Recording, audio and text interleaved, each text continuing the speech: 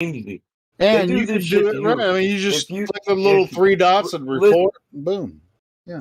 yeah, if we get out there like that, they will report a flat earther every time. Give them what they give. Report their asses. Get rid of their account. Moderate their ass without even being moderated.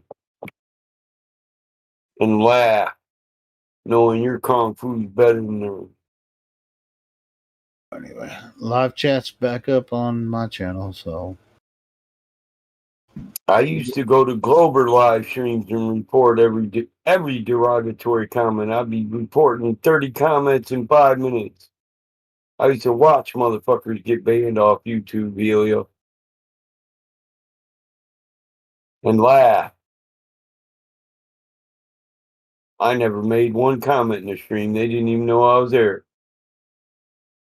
I got people banned off the ISS stream and banned from YouTube because they said, you fucking people should just fucking kill your fucking selves. I reported them. Like eight people said it, and then you no longer see them Yeah, 5 minutes you later. don't have to have a wrench to report someone that's being offensive. Yeah.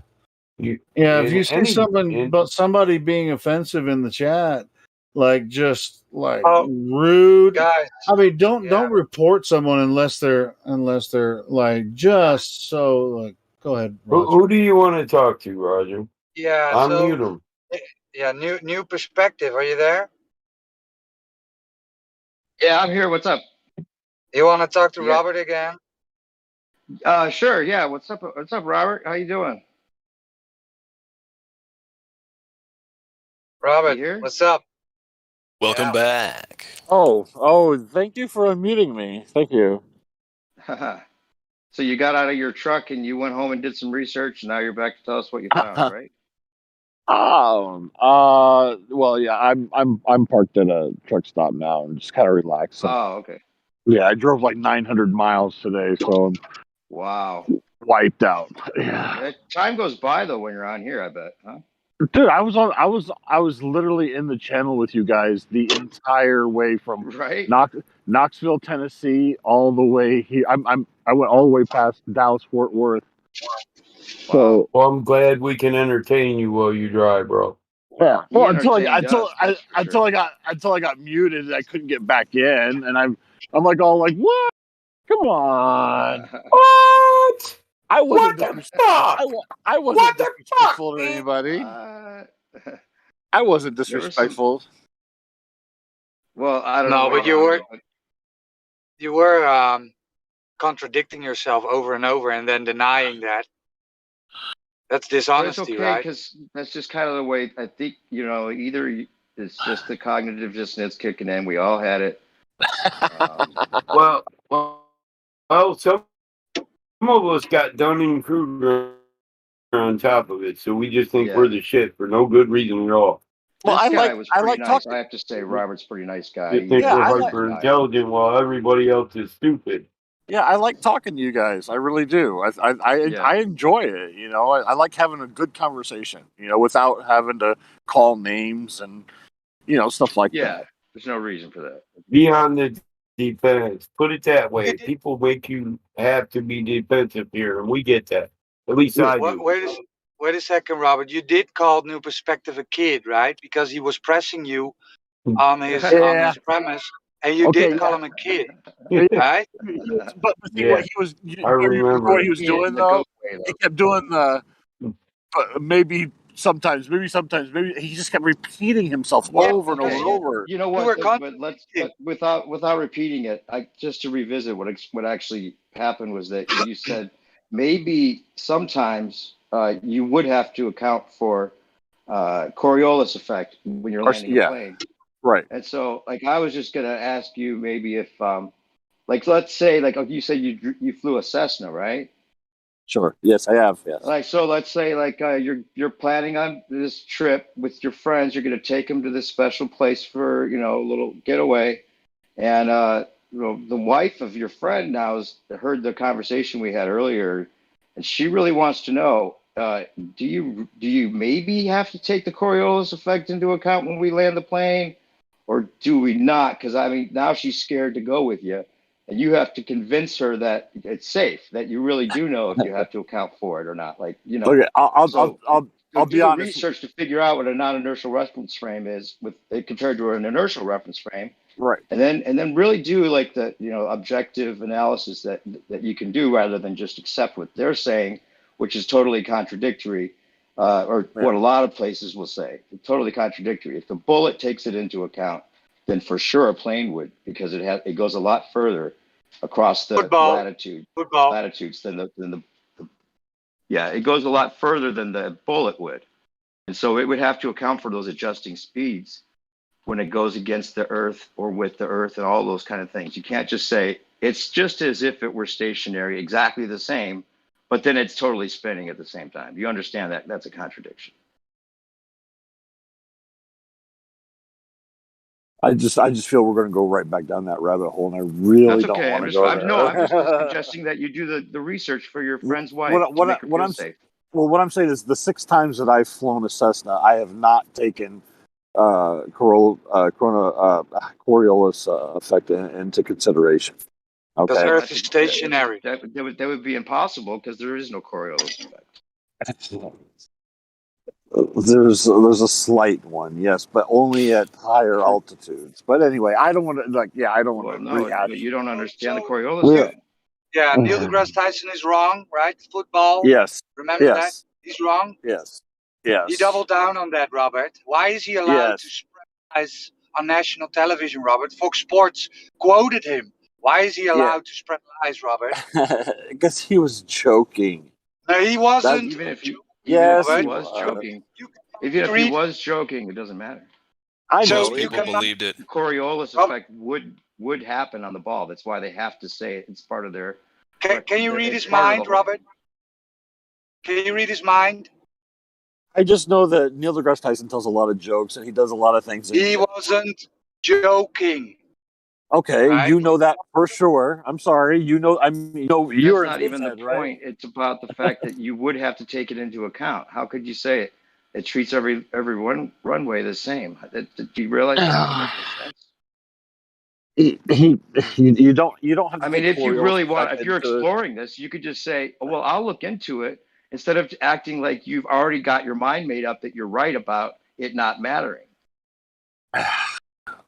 It's something you should look into. You said earlier, well, I might have to take it into account, or maybe they slightly do, or and that's what I was repeating to you. To say slightly when you're talking about landing a plane, it has to be precise.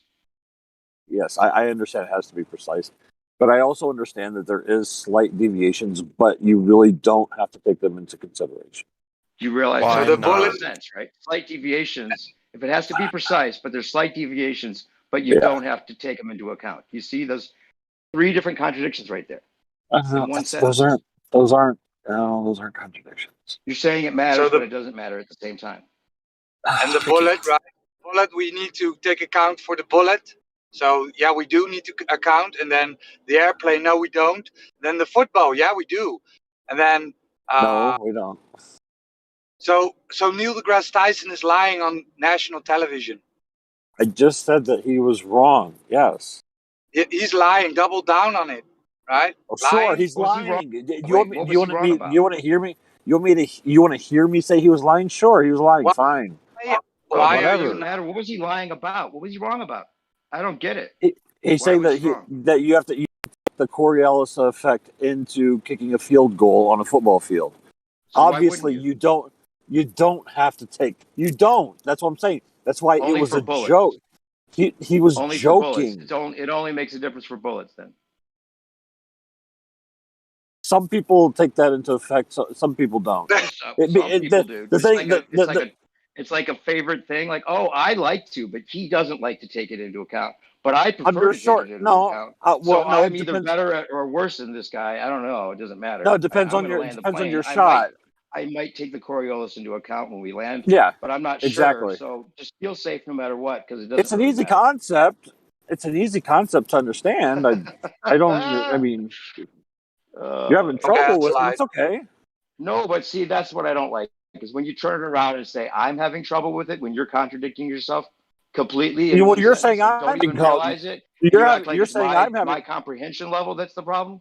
but you're saying it's my comprehension level that's the problem. No, I'm saying it's your denial level that's the problem. No, you're saying I'm having your trouble. Contradiction level is the problem.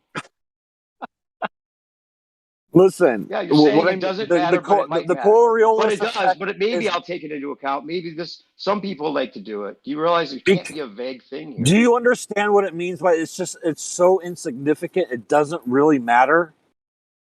I don't. That's what I'm trying to say. Because it would matter. Actually, it would matter a lot. Actually, it would. Slightest bit. Even the slightest bit of Coriolis when you're landing a plane would matter. Yeah, that's what I'm saying.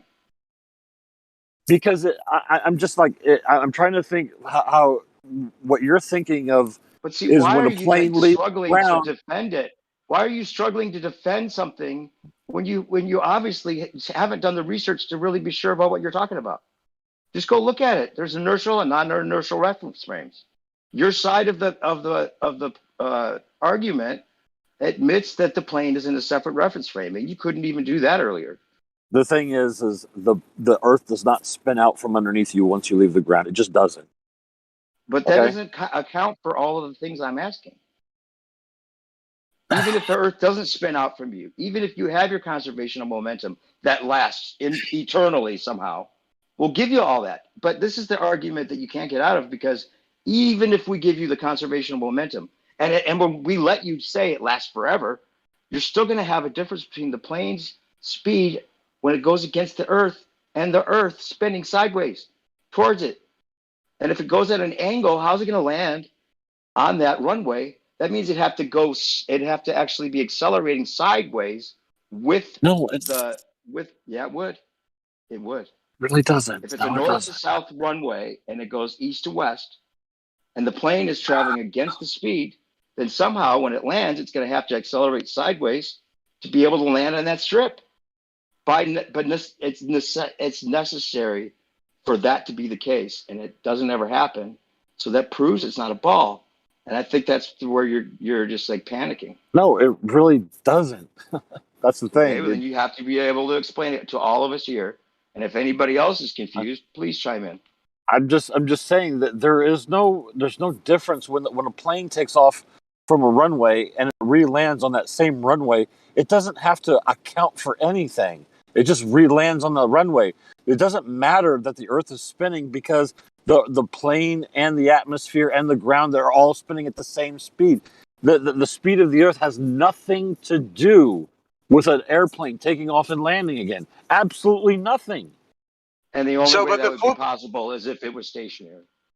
Right, and the football we treat it as if it was stationary, yes. But the football didn't, right? The only way that makes sense is the football. What about the football? I've already said he was joking about the football thing. Yeah. Why would he lie? You're throwing your own. I'm not lying about anything. Yeah, you're throwing your own heliocentric. Why is he allowed to go on national television and tell people that the Earth turned underneath a football? Why is he allowed to do that? You are going against own. Why don't you ask him? Ask him. Okay. So, I have no idea. I want to know why you're allowed to say it matters, but it doesn't matter, and then act like that we're supposed to accept that. What matters, but it doesn't matter? You're saying there's a slight deviation between the spin of the Earth when the plane's flying against it and the way very slight. Okay. Yeah, very slight. The slightest bit you also admitted would matter when you're talking about precision landings. A little bit, but I mean, so then you're saying a little bit, but then it doesn't matter at all at the same time. Big jumbo jets pretty much land themselves; they're automatic, so they take in all the calculations themselves. Even if it did, it wouldn't be able to fly sideways with the runway that's faced north to south. Why would it fly sideways? Because it's going north to south. Wait. Let me. The runway would be perpendicular, moving eastward. I know this argument is about to accelerate. Let's get back to standards. Earth, if it's a globe spinning, and the atmosphere is spinning with Earth, and you wouldn't notice the difference because the Earth is spinning with the atmosphere. Is this what you're getting at? Yes, correct. Okay. Cool. So you wouldn't notice a difference. So there would be no Coriolis effect. I admit that there is a slight. I give for there is a slight Coriolis effect, but that's in a higher. Where would you experience that? Hold on. In higher altitude. Hold on. Don't get excited. Where would you experience that? I'm answering in higher altitude, not closer to the. How high?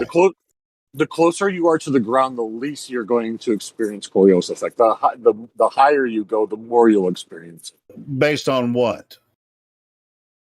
Okay, so if you look at it like what things are, okay, so the Earth is spinning, and you've got air around it. Okay, there is going to be a slight the atmosphere. Hold on. Let's go to standards. Let's go to standards, not making shit up, right? Okay, let's go to standards, right? So, where do you have the atmosphere spinning with the Earth at the same rate, so that we can actually, establish a standard? You know what I'm saying? Okay, if you're asking for specifics, definitely asking for specifics. Yeah, well, I can't give. I'm not a scientist. So you're just making scientists. I'm not making shit. I'm not making shit up. I'm just. You are making shit up, basically, because you can't even give us specifics about it. So there's a difference between giving specifics about something and explaining what you understand about it. Explanations aren't science. Okay. I'm not claiming to be a science, and I'm not claiming this is science. Okay, so you're not a scientist. This is what you believe. So this is what you believe. This is how I understand it to be. Okay, and it's just my opinion. Okay, I'm not trying to make. Okay, explain it to us how you believe it to be, and then we'll analyze that. Go ahead. Okay, what I'm trying to say is, yes, everything is moving with the Earth, okay? So everything's anything close to the Earth is moving at the exact same speed. I'm sorry, did I interrupt you? No, my bad. I interrupted you. Go ahead. I'm sorry. So everything is traveling with the Earth at the same speed as the Earth. The higher you go, the more you're going to experience. The Coriolis effect is going to increase the higher in altitude that you go. So there'll be more. Well, where's the basis from this? This is what I was. I guess this is what I was taught when I was in school. We didn't really spend a whole lot of time on it. This is just, this is not anything like I'm not an expert in this field or anything like that. It's just what I understand this to be. I was asked this question.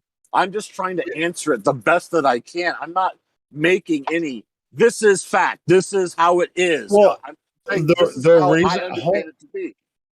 before anyone else asks you any more questions about this, yes, of course, you're not the only one that was taught this. And it's not like we're trying to move you into any kind of influence. The original idea, does this make sense? Does this make sense to you? It makes sense. Yeah, we went over this. So who's an expert, Robert? You know who's an expert? Neil deGrasse Tyson telling you that the Earth turned underneath the football. He's an football, right? He's an expert. You're right. No, you're absolutely right. Yeah. So, I just want to look. Can I just say something just really quick, guys?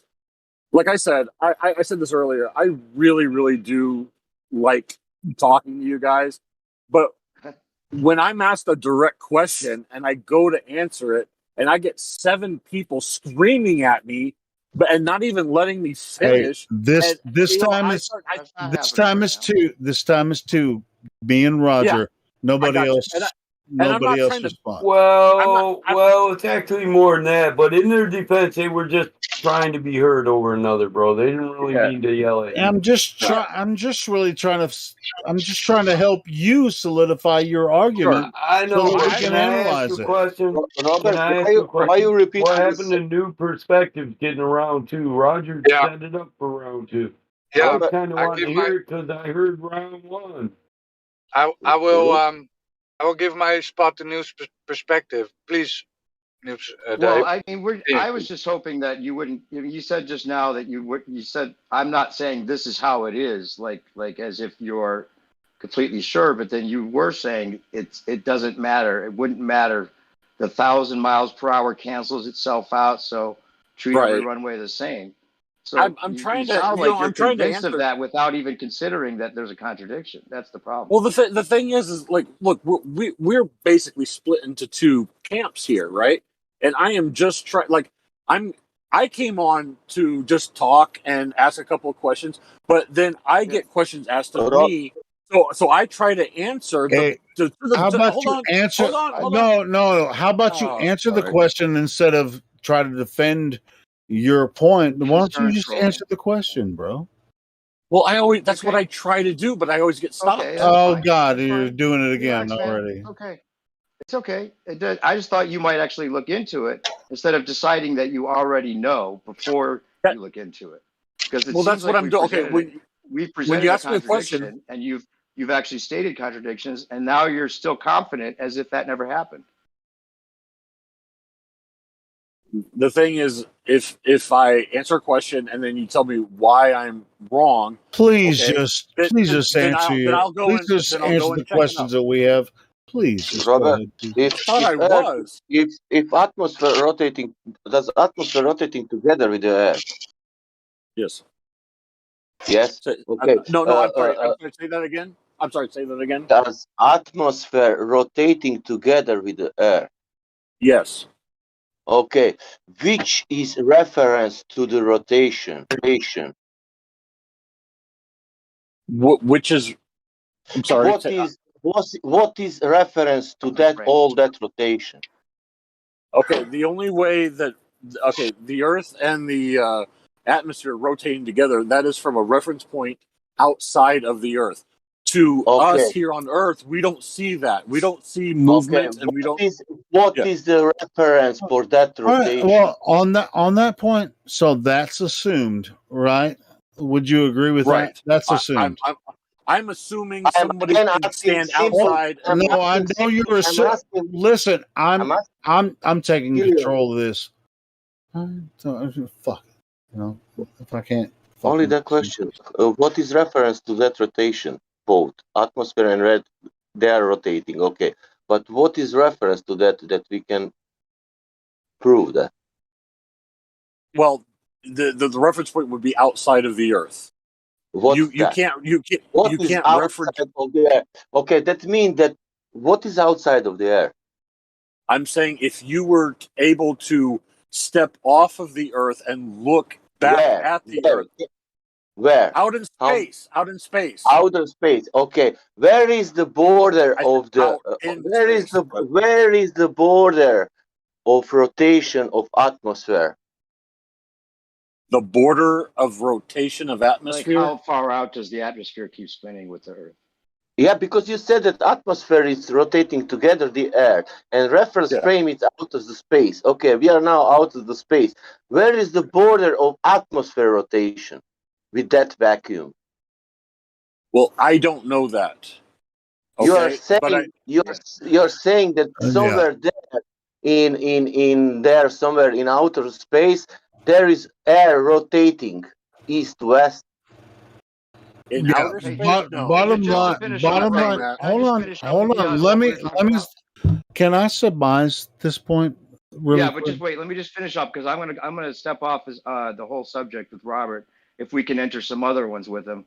But I just want to say, like, okay, just ask Robert, if you were to find out after doing further research that the plane is actually in a separate reference frame and that it would have to account for Coriolis once you work it out and you see that going with the spin or against the spin would make a difference.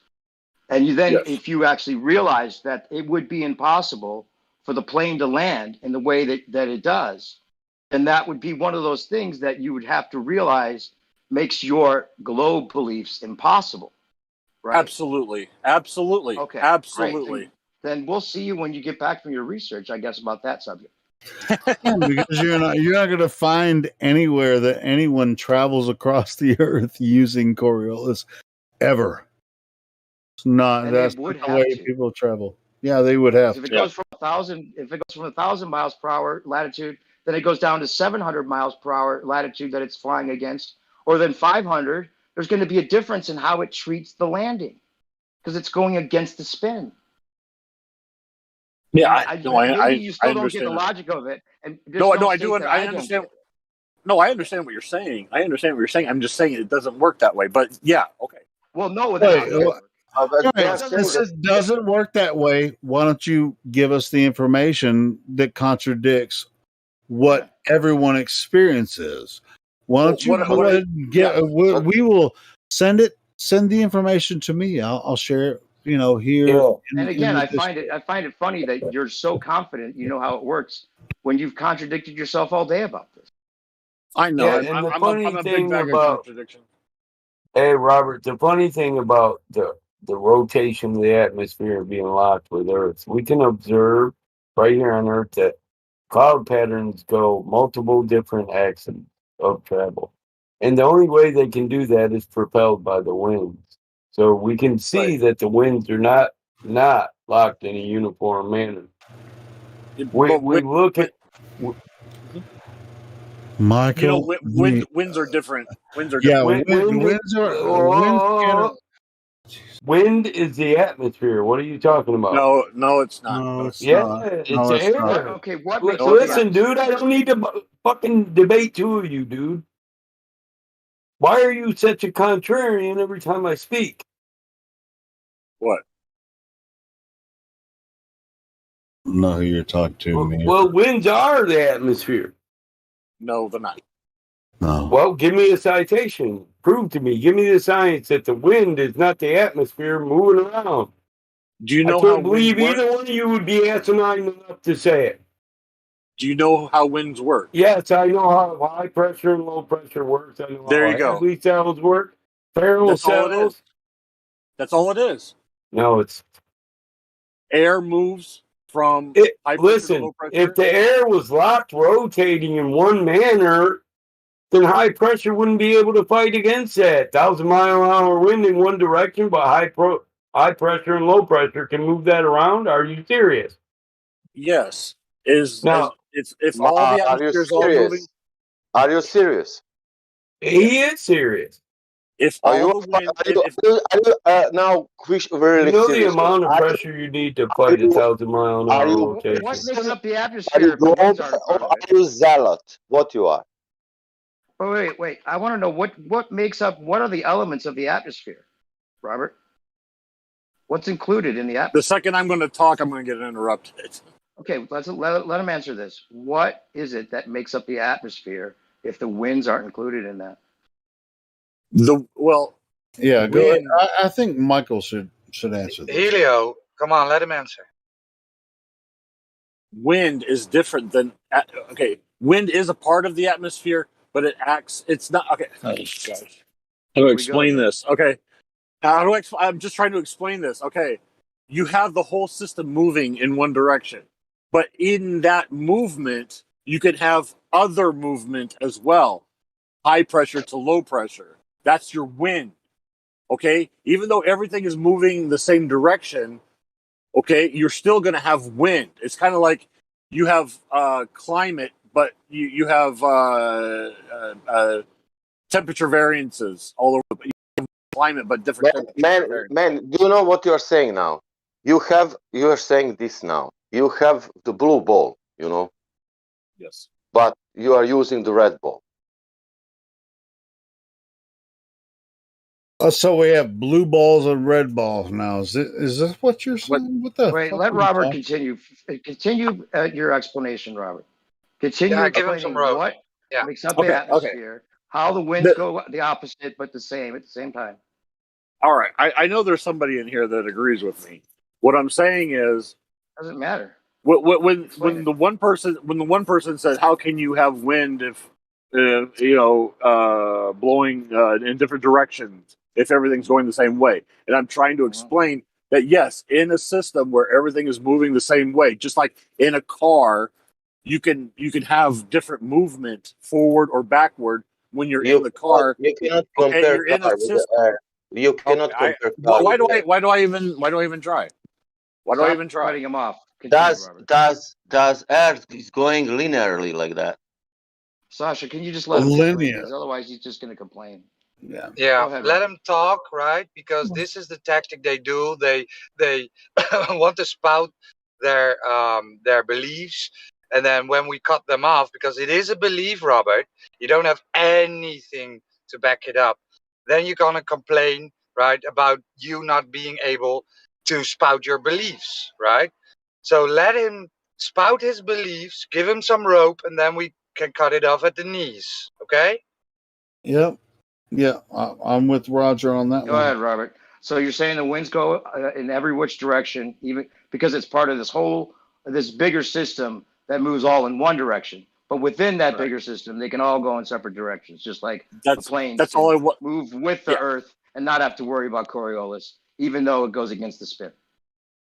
Yeah, just like if you have two planes that take off and go two opposite directions, one is flying with the direction of the spinning Earth, the other one is flying against the spinning Earth. It does not matter because they're both traveling at the same speed, not affected by the spinning of the Earth. Now, the higher they go, there is a slight slippage, but it's really negligible. It's really not even a factor, but there. I mean, it can be. You know, You've studied, like you've really looked into this, but then you're wrong at the same time. It's crazy. I mean, I don't think that you're right. I mean, I did read up. No, I did read up on this while I was on mute. I did. I took a look at some. I did take a look at non-inertial and inertial reference frames. I did look it up. I'm sorry that I didn't really I didn't get in too deep into it. I did glance over it. You didn't understand, and that's kind of I mean, I'll be honest. I don't understand everything. Can I explain but then you're acting you know better than anybody here. You're acting like you know how the winds can go in every which direction, and you're so sure of it, even though the contradiction's been pointed out to you. But instead of saying, okay, well, that does seem like it would be a contradiction, and let me make sure that what I'm saying isn't a contradiction, and trying to just affirm it with this, like saying, yeah, it matters, but it doesn't matter. Same thing. You don't realize you're doing it, or you're doing it intentionally. I don't know which. I think he's ignorant. To be, can I explain it to him? Sounds like he's not stupid then. I don't think he's stupid. I just think he's ignorant about some of it. Can you guys hear me? Yeah, go ahead, Hank. Hank. Go ahead, Kruger. Go ahead, brother. Yeah, go ahead. I feel the same. But go ahead, Hank. Okay, so bro, imagine you got two merry-go-rounds floating in space, and they're both like facing each other upside down, right? So if you're on one merry-go-round, you look up, you can see another guy on the merry-go-round, and he's looking up, and you're both looking at each other, and you're like 5 feet away from each other, right? So they're 10 feet apart. Like you're a 5-foot man, okay? And then all of a sudden, there's relative motion. Now you can't tell which one is spinning, right? So let's just say it's the bottom one, right? Let's put you on the bottom, right? Well, you're the non-inertial reference frame. So now you're spinning, but the other guy's not. And once every few seconds, you pass each other, and you're right lined up with each other, and you're like eye to eye, right? So the non-inertial reference frame, that's the one that's spinning, but the other one's not spinning. But because you're in space, you can't really tell which one is spinning, right? Now let's say you add stationary lights. Let's pretend that the stars in your model, they don't move, right? Right. So now let's add stars in the background. Now you can tell for sure that you're the body in motion and the other guy's not moving at all. Well, that's what they say the atmosphere is like. They say that there's a non-inertial spinning, rotating Earth reference frame. The reference frame is the ground that's spinning. And then there's the inertial reference frame, which is the atmosphere, which is not spinning. Does that make sense to you? To be honest, it kind of. I mean, I was getting the merry-go-rounds, and then I don't know. Right. Then you switched the over merry-go-round to on the bottom represents the Earth that's spinning. It's a reference frame of reference. Okay. Right. So imagine I said, "Hey, I'm going to meet you at the football field I'll be south of the southern field goal. That's a reference frame to tell you where I'm going to be, right? Yeah. It's a frame of reference for you to meet me. I'll be the tall guy in the yellow shirt, right?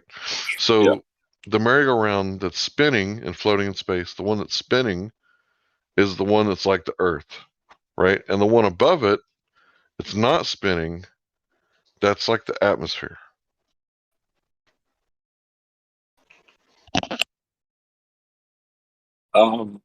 But on Earth, the atmosphere is moving with the Earth. Not according to the Coriolis effect. There's a certain point. The higher you go, the less the atmosphere is spinning until you get to a point where it's not it's not spinning with the Earth anymore. That's whatever barrier that is. That's the opposite. It would actually have to be going faster to keep up with a greater circumference.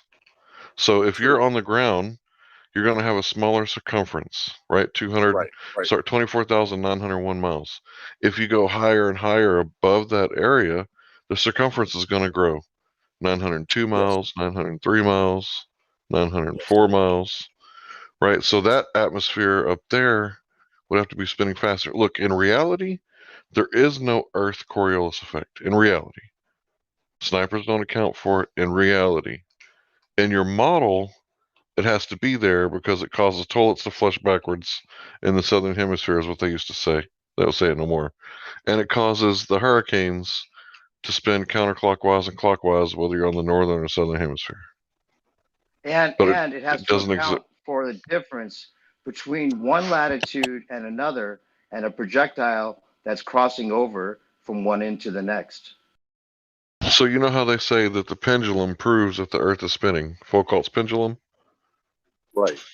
That means that the Earth is spinning under the pendulum, right? Yes. So wouldn't the Earth spin under everything else? Not just, oh, the Earth likes pendulums, so it spins under pendulums, but not under hot air balloons. Wouldn't it spin under everything? It does under a football, Hank. Footballs. Yeah, according and you know the Neil deGrasse Tyson. Right, the anti-flat earthers reject Neil deGrasse Tyson, even though he's a specialist, and they say that he's wrong. So if you want to be an anti-flat earther, you have to go against the mainstream, and you have to create your own special reality that's completely different than the mainstream reality, which is no different than a flat earther leaving the mainstream. It's the same, actually. It's just like a flat earther. We're not making shit up to replace old shit. Well, I get that, but from his point of view, being an anti-flat earther is no different than a flat earther because neither one are mainstream. Yeah, well, it's not no different. It's just that they're neither are mainstream. But listen, as far as the Coriolis effect goes, if Neil deGrasse Tyson's wrong about it, and you kind of laugh it off like, oh, he's wrong about the football. Well, okay, so then how wrong is he? Are you saying there is no Coriolis effect at all? What I'm saying about that quote about the football is that he was joking about that. Right, okay, either way, I'm saying, is there a Coriolis effect? I've said yes. There would have to be, but according to your model, right? Yes, but like I said, it's very slight, and nobody takes it like. Are you sure? I agree. Snipers don't take Coriolis effect. Why are you so sure that it's pilots? Slight? What if the Coriolis effect would be drastic? If it were drastic, yeah. If it were drastic, then when a helicopter takes when a helicopter takes off of a landing pad, the landing pad would spin out from underneath it. Well, okay, if it were true, if it were true, that would happen. Yes, that would happen. Yeah, it would because you're not getting that there's an inertial and a non-inertial reference frame. You don't get it. What I get is that everything on the Earth and everything within the atmosphere is spinning at the same speed as the Earth. So when a helicopter takes off a landing pad, it's actually traveling at 1,000 miles per hour, whatever. Okay, well that's not the Coriolis effect. See, the Coriolis effect is two reference frames. So a boy and a girl on a merry-go-round, they're facing each other. The merry-go-round is spinning. Okay. Right. The boy throws the ball to the little girl and he misses because he's 5 and he doesn't know that he has to lead her because he's never been to Vietnam and he's never shot a rifle out of a helicopter. Okay. So you give the ball back to the boy and you say, look. Even though they wouldn't have to do that out of a helicopter. Go ahead. Sorry. I'm just saying because you have to lead them because they're running, right? Right. Anyway, sorry. It only works in these made-up scenarios, not in the Earth scenario. But go ahead. Right, not in the Earth-based, right? So what I'm saying is that you tell the little boy, look, you don't throw it to where she is, you throw it to where she's gonna be. So if I spin the merry-go-round really fast, you're gonna have to throw it to her left about 3 feet. But if I'm moving it slow, then you only have to throw it to her left 1 foot. Right? This apparent deviation because he's throwing the ball straight. If you had a camera looking down on the merry-go-round, the ball's flying perfectly straight, but she's moving as the ball is coming towards her. This apparent, and it's apparent, it's not a real deflection. This apparent deflection is the Coriolis effect. Notice you have 2 reference frames. The ball, once it leaves the boy's hand, is in a separate reference frame as it is flying over a rotating merry-go-round, and it remains in a separate reference frame until she catches it. Then it starts spinning again. Now, are you talking about one person is on the merry-go-round and one person is not on the merry-go-round? No, 2 people are on the merry-go-round throwing the ball to each other at the same time. Robert, back and forth. Are you looking in the live stream voice text? Please. No, I can't. I'm just on my telephone. Remember, I'm a truck driver. Yeah, but you're standing still, and you can just. I tagged you in the live stream voice text. Okay, right. Hold on. Let me take a look. Are you Roger? Yeah, Coriolis. Yeah. Okay, this is what Hank is talking about. Okay. Yeah. Exactly this. Go ahead, Hank. So you have to have this if the Earth is spinning, because the atmosphere is not Velcro to the Earth. There's no bonds in gas, right? Right. So imagine I take a vacuum, a container, right? And I put gas in it, and I put a sphere in it, and I spin the sphere at 1,000 miles an hour. Is the gas ever going to be lockstep with the sphere? Or is there always going to be friction because of the lack of bonds?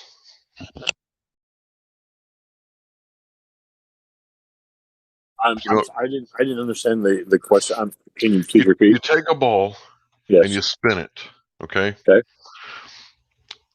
No matter how fast you spin it, or how many times you spin it, the atmosphere around the ball is never going to stick to the ball like paint. No, it's not. It's always going to float around the outside of the ball, and Correct. It's never going to stick to the same spot on the ball. Correct. This is the Coriolis effect. I have a simpler explanation. Right. So if you are sitting opposite from someone on a merry-go-round, right? Mm-hmm. And you're holding a ball, and you both are spinning, and you throw that ball to the other person that's on the opposite side while the merry-go-round is spinning. No, I know that. I know that. I just want to make sure. Yeah, and I haven't, an addendum to that. When you throw that ball straight, of course the other person is not going to be able to catch the ball, because when you throw it straight, it's going to divert. Right? Yes. All right. So now you have someone that's standing on the outside of the merry-go-round. They will observe the ball going straight. Mm-hmm. In a straight line. Yeah. So the person that's supposed to catch the ball, when you moving throw out of the way. Yeah, they're moving out of the way. So that's 2 different reference frames, right? Yes, I understand that. Okay. Yes. All right, there you go. They're going to see that the other person didn't catch the ball, because even though the guy that threw the ball threw it in a straight line, the guy that was moving on the other side of the merry-go-round couldn't catch it because the ball was going straight because he's still moving. Sure. But I get that. Yeah, I get that 100%. The observer on the outside saw the ball going straight. Right. All right. There you go. So the most picture common the ball in that scenario. Let's say the ball is the plane, right? Okay. And the girl is the runway. Okay. Get it? It's Put not going the to runway. Hey, Robert. as if the merry-go-round isn't spinning. Hang on, just a sec. The ball wouldn't treat the Wait, girl no, as this if is she's a stationary. standard. This is a standard thing. I mean, this is a solid thing. You have two people on opposite sides of the merry-go-round. One person throws the ball straight. Robert, Robert, look at the voice text.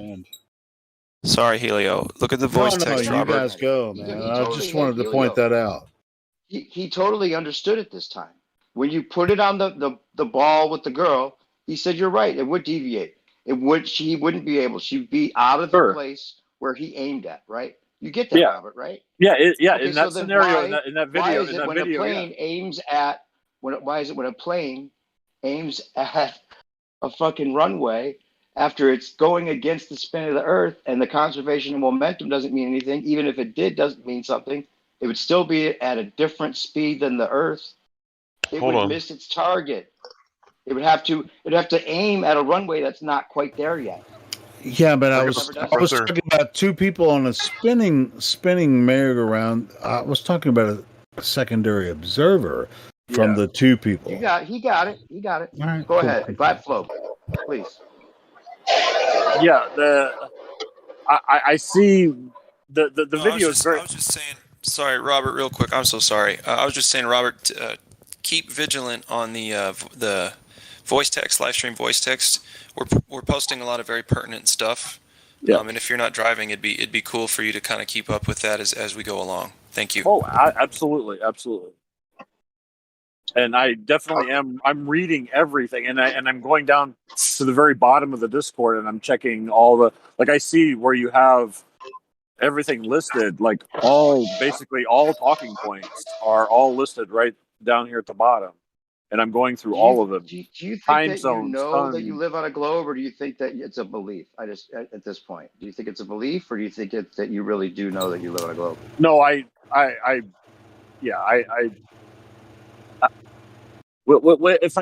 could say I believe that I live on a globe, but it's more than that. It's more than just a belief. Okay, how so? How is it more than that? Well, it's anecdotal, so it doesn't mean anything. Right, and that's important, Robert, to understand that, and that's our point. Right. What I know more than that. What do you mean by more than that? Well, what I know is, it's what I'm trying to say is my reason for believing that I'm on a ball Earth is anecdotal, and I know that doesn't mean anything. What I mean by that is my grandfather was at one time he's a German scientist, probably a Nazi, but who knows?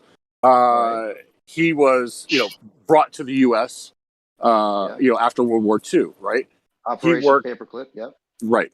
He worked on a lot of programs out of Alamogordo, New Mexico. Okay. And one of the big things that he was really big into robotics engineering, but he also worked in rocketry and sending. He was key. I don't know how key he was. He told me he was pretty key in the early Apollo missions. Okay.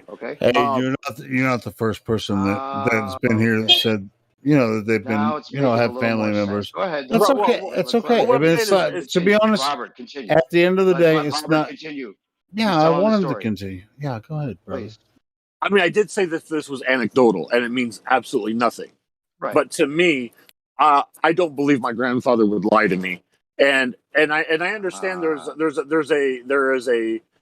a retort to that where maybe he didn't know all the facts and he was just doing what he was told to do, that kind of a thing. I understand that point of view, but I mean, being okay, so then there is no early... Robert. One second. then there is no but. So every time you say, I understand, but, then everything you said before becomes moot. It doesn't exist anymore. Okay, so you do understand that your grandfather, right, worked at a certain location and he did his job, right, and he believed like you did, right? So the argument that he just believed still stands, right? There is no but. Hey, He Robert, wasn't yeah. lying, right? Thanks Go ahead. for sharing that personal I piece of absolutely information with us. admitted that it was anecdotal and it meant absolutely nothing. Yeah. It just means something to me.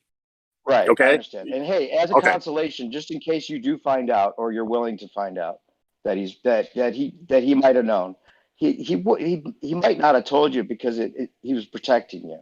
He knows that, or he might not have known. Living in this society that know the truth, that aren't a part of his organization, it doesn't do him any good. At least, especially growing up in Well, it's like a lot of people have families that work, with the radar telescopes in different parts of the world. It's like, we know the Earth is a globe because we have kilometers wide radar telescopes.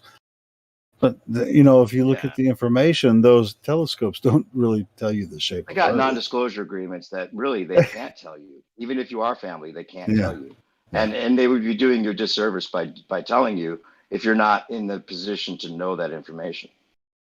And I've signed NDAs, right, just working for a sandwich shop, and there is no way that I would break that NDA. Now imagine being a Nazi guy coming over here, getting invited in to, have a fresh start, right? But if you break your NDA, like, you're not just breaking a sandwich shop NDA where you're liable to lawsuit. Like, we're talking about the government, right?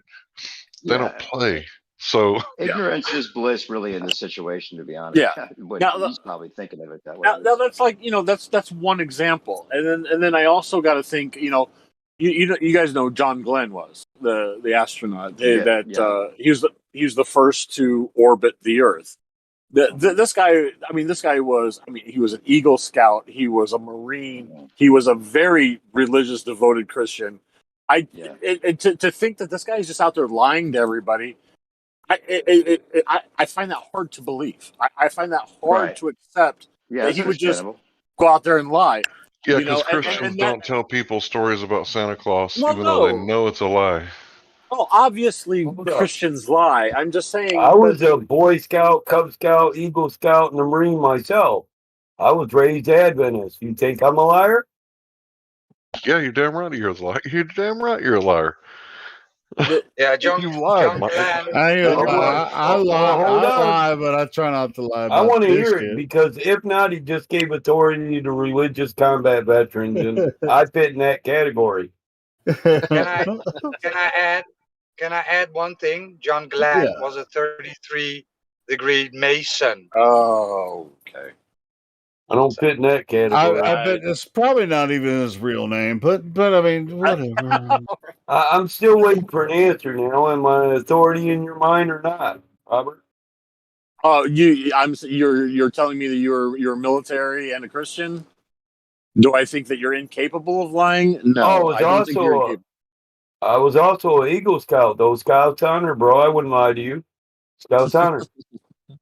All right. Well, that is my point. Robert, we all have our attachments. We're all kind of broken-hearted. Here's my point. Even a Christian can lie to you. Even a Boy Scout can lie to you. And everybody in that category can also be wrong. They can also be wrong. I grant and naive. Everybody can lie. But there's differences between lying and like seriously destroying your integrity. Well, there is.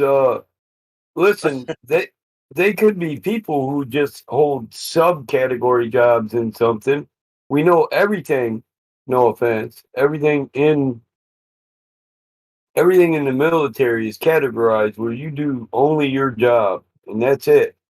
You work on a need-to-know basis.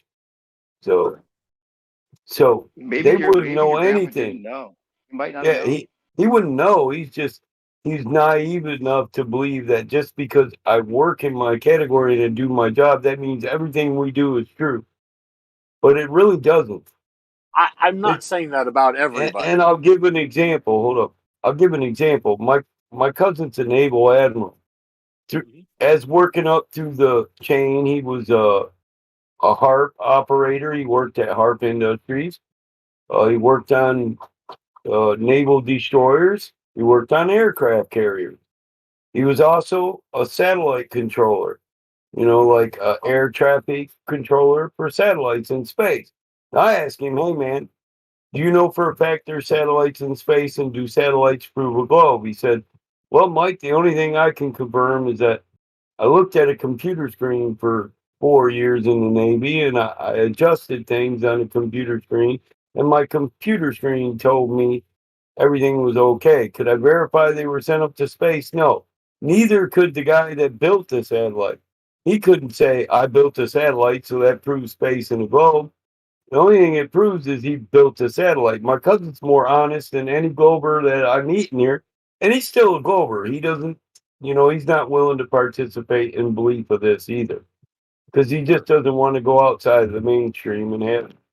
He's a naval admiral. He don't want people calling him a fucking retard and refusing to hear what he says based on their cognitive dissonance. I understand what you're saying. Just because he built a satellite doesn't mean it's actually up there in space right now. I understand that. And it doesn't have to. These satellites don't have to be orbiting Earth. Well, yeah, and he's information. And that's a man of integrity there. A military man with honor who will not attribute something as a proof that he knows absolutely through common sense is not. Sure. He's able to take for himself. But if he was at the control panel and received a signal, he knows that satellite was where it was said to be. But he don't know if it went up by rocket or balloon. He wouldn't say that. He knows. Be circling around it too. He doesn't know any of that. He doesn't know rocket, balloon, where it is. He knows what the computer. He knows what the computer screen says, and that's the most honest answer. That's what I was saying. 90% of the fucking people in NASA, they don't know it's true. They stare at a computer screen. I don't care what images they get on it. They can't verify or validate those fucking images. They don't know they're coming from where they say they're coming from. Yeah. But you wouldn't get an honest response from them from it. Because they can't be honest because they don't have enough information, right, Michael? Well, yeah, and they'll give you information based on what they honestly believe and what they think this honestly confirms, but they'd never consider the fact that they really don't know the source of the video. They couldn't triangulate it and tell you where it comes from. They wouldn't even have tried.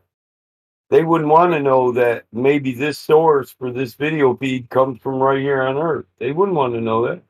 Right. They're at the source end, and they transfer the information. No, they're at the receiver end, and they don't know where the fuck the information's coming from. Yeah, I want to say Robert Massano did a video where he called NASA. Robert Massano called NASA Planete Veritas YouTube channel, and he got a hold of one of the head guys of the Hubble telescope.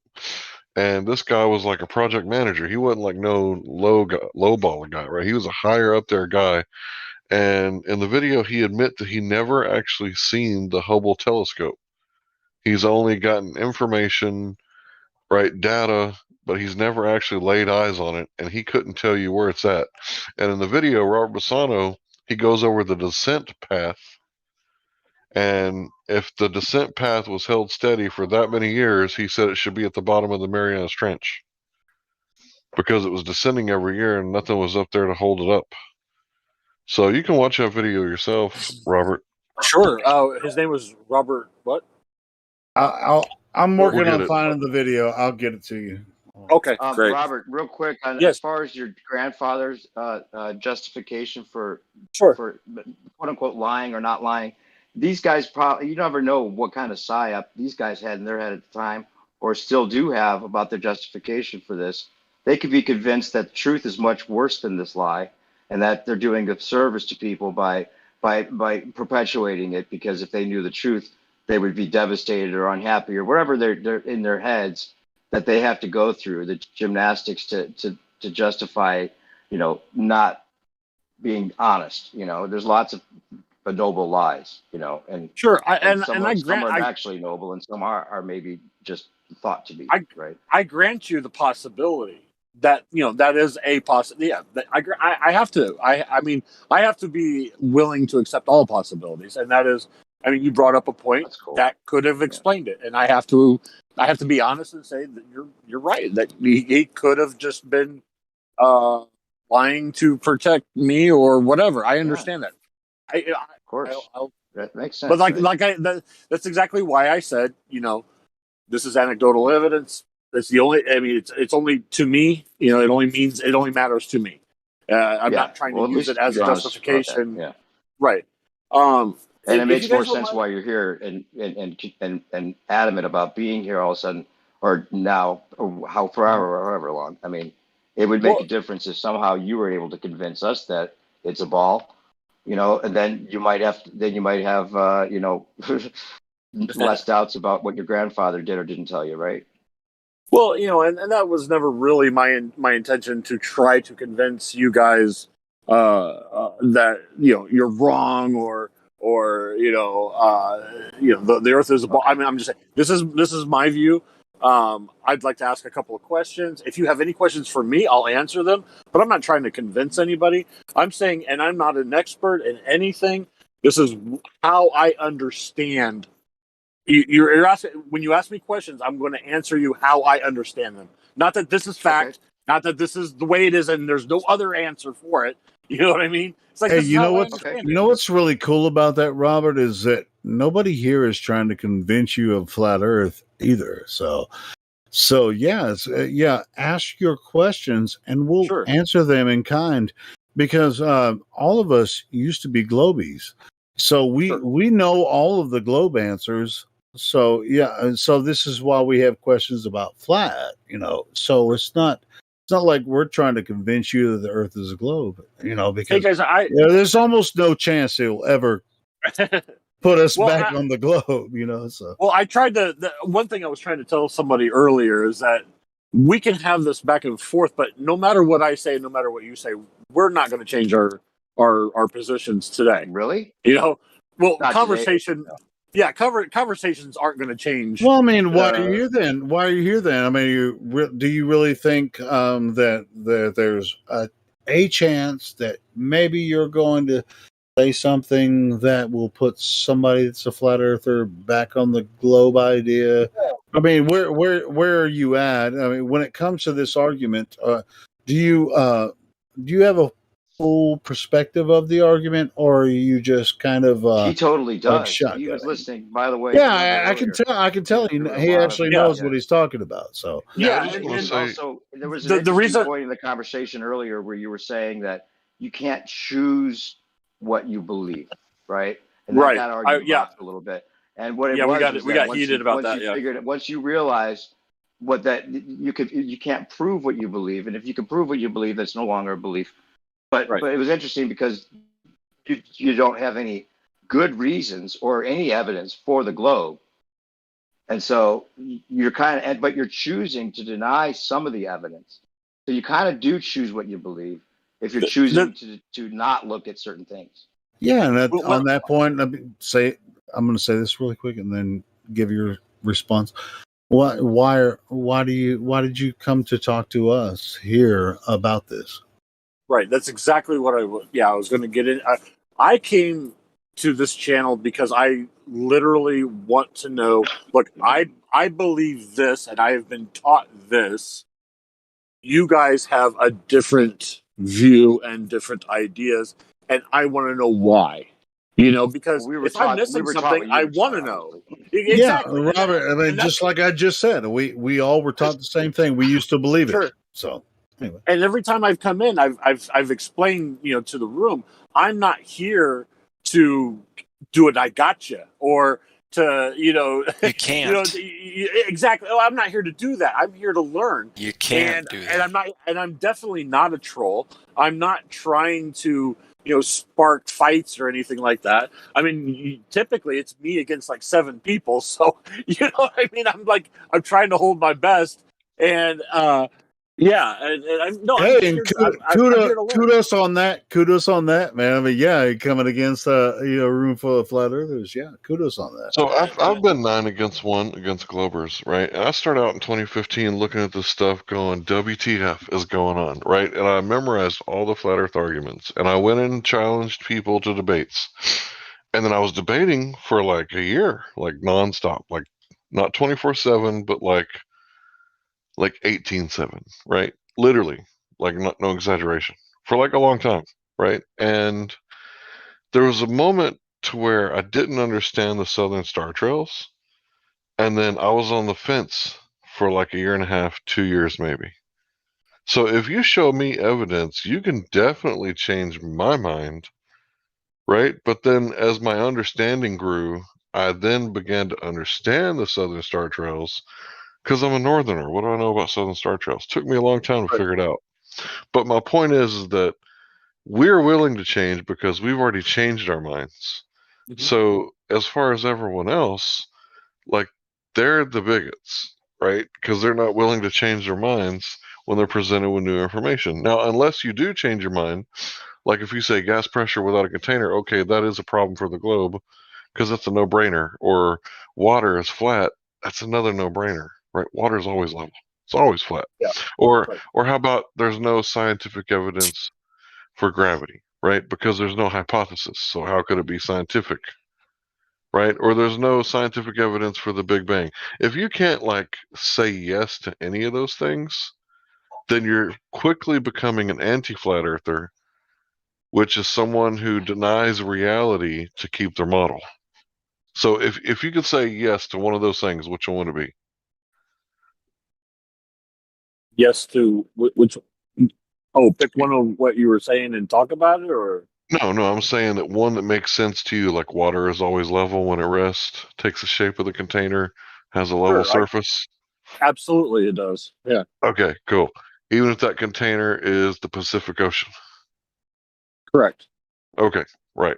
That makes sense to me. See, that keeps you out of the category of being an anti-flat earther. If you can change your mind to new information and flow, because that's what science is all about.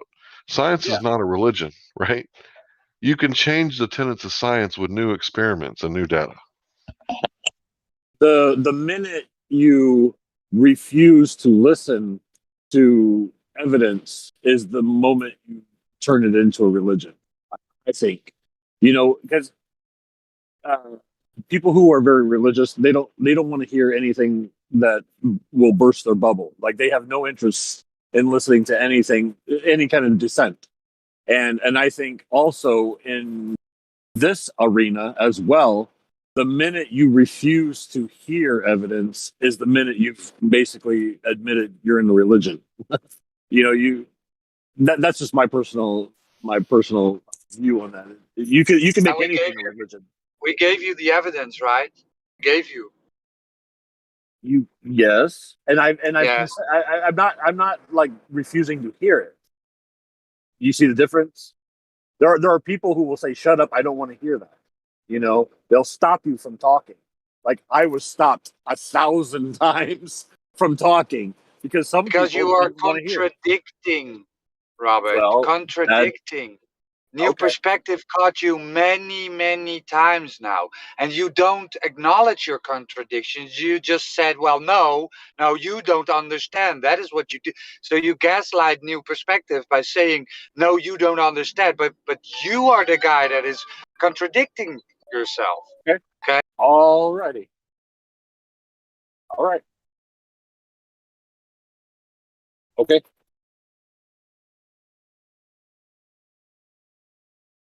Now, would you guys mind if I asked a question? I want you to ask a really good question. Here's a really good best one, Robert. Give us a good one. How many of those videos, photos, or whatever from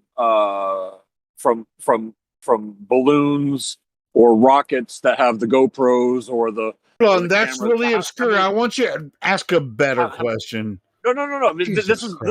This is leading to a really good question. All right. Well, how long is it going to lead? No, how many of these videos do you guys think you have? Like, would we say 50, 100? Hey, wait. How many videos do we have? What do you mean by we? Or that you have access to, that you've seen.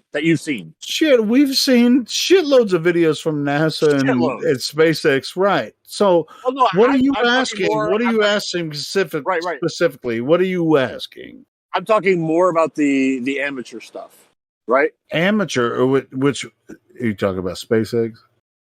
No, amateur, as in people launching up their own weather balloons and taking, trying to get the curvature of the Earth. Okay, so like you've seen a lot. You've seen a lot. See, now he's backtracking. He's backing off because he was about to. Right. Anyway, see, Robert, man, come on. What am I backing up off? He was about to go to space. What do you think I was about to say? I already know what you're about to say, bro. I've been doing this for several years now. What was I about to say? You're about to start going to SpaceX and. But anyway, all right. So you want to know about amateur balloon footage and what we might or might not think about what they see from cameras. How about you share? Hold on. Okay. How about instead of vocally saying, "What do you think about high altitude balloon footage?" Why don't you share your favorite one with us that we can analyze that? I was just going to make an observation. Observation that what I'm saying is the observation that I've made in all these videos is that you see the Earth there, you see sometimes in these videos you see the sun, and it's usually over to the right hand side, sometimes straight up, but it's off to the side. Oh, have you ever noticed this? What's really interesting? A lot of people that have taken a look at some of these high altitude balloon footage. Mm-hmm. I can tell that you've actually looked at quite a few of these, just by what you said, right? Just out of curiosity. I really didn't go looking for the curvature of the Earth because I know you can't see the curvature of the Earth from that altitude. No, I'm not even worried about that because there is no such thing. But anyway, go ahead. Tell him. So. Now Neil deGrasse Tyson is correct again. Shut the fuck up about Neil deGrasse Tyson. No. Yeah. Hold on. Don't tell Roger to shut the fuck up. But I think he was actually about to talk about what the sun looks like from these high altitude balloon footages. And I'm really curious about what he wanted to say about it. Oh, I'm sorry, Roger. I'm not discounting. I know. You shouldn't This is why he got muted last time. I know. So tell me what you think. All right. So moderate his ass. Well, I'm just saying he was about to say, I saw the sun this or this right from a high altitude balloon. Tell me what you saw and what you think it means. Right. What I'm saying is I always see the sun off to the side or whatever. Okay. What I don't ever see is nighttime. Have you ever seen nighttime in any of the? And this is not an I got you. Okay, I swear to God, it's illegal to fly a balloon at night. It's very rare footage if you do find it, because when people post it, they're snitching on themselves. Because if you put a balloon up at night, how is a plane going to keep from hitting it? And if you kill those people, it's going to be bad. Yeah, it's illegal. That's why people put balloons up in the daytime. And hold on. You're right, Hank. Hold on. I want to hear his fucking answer. God damn. Where's this noise coming from? Who's vacuuming? This shit started early, man. Anyway, I'm sorry, Hank and Roger and Michael, but I want to hear his bullshit answer. I want to hear it. All right. So you've seen the high altitude balloon footage, and you've seen the sun this way or that way. More than likely, you're not going to give me any direct information about some video that you saw and which direction, even though a lot of these high altitude balloon footage videos have all of the information there. You're just going to be like, well, why didn't you see this over there and that over there? Come on, show it. What are you talking about? After, like I said, I was just making an observation that when I see all these videos and these photos, what I don't ever see nighttime is what I'm trying to say. Hey, I have some really good some good high altitude videos that I can show you.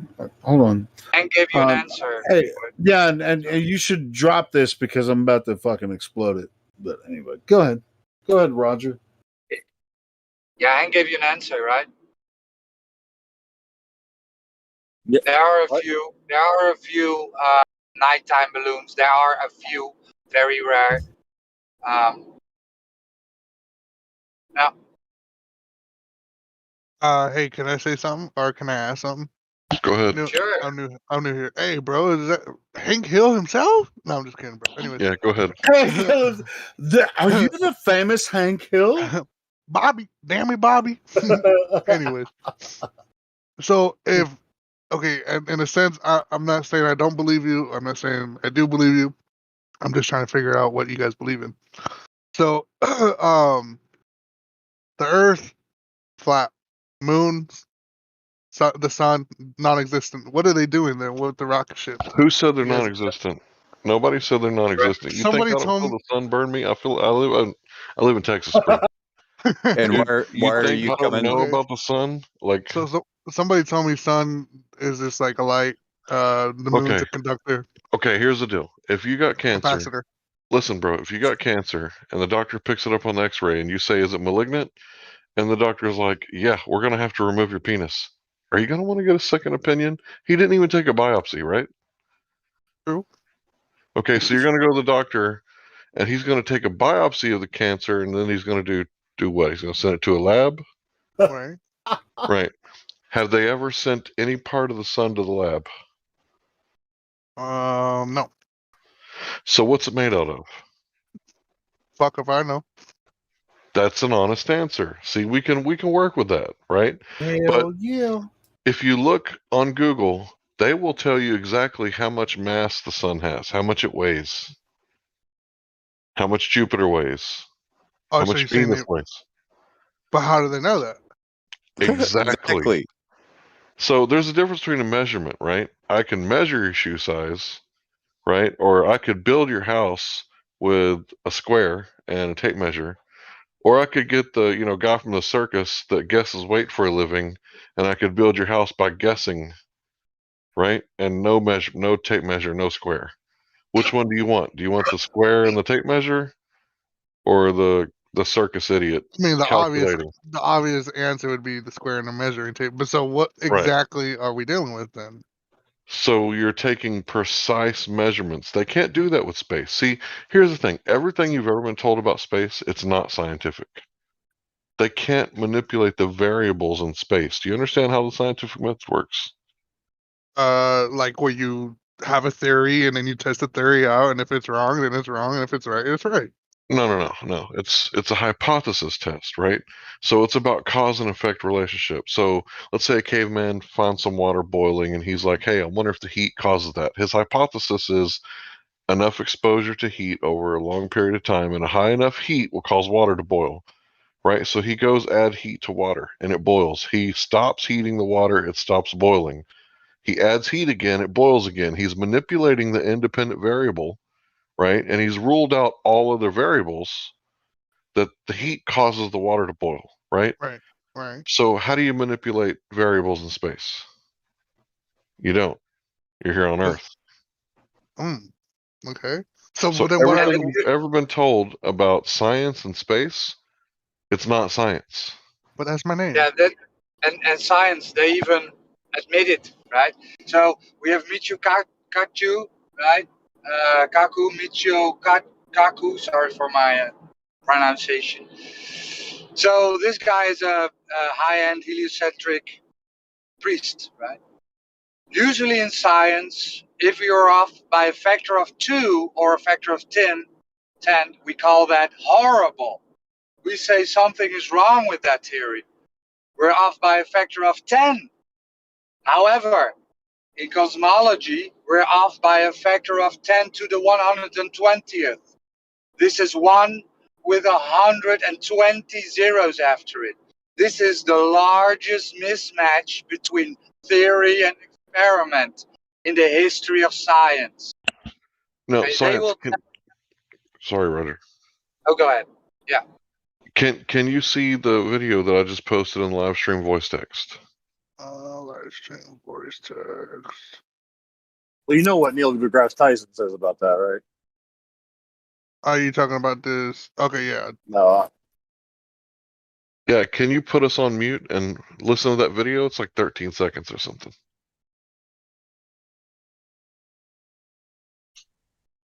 Science, we always say that you make observations, you have a theory, you can go make more observations, and it's a very, very tedious process.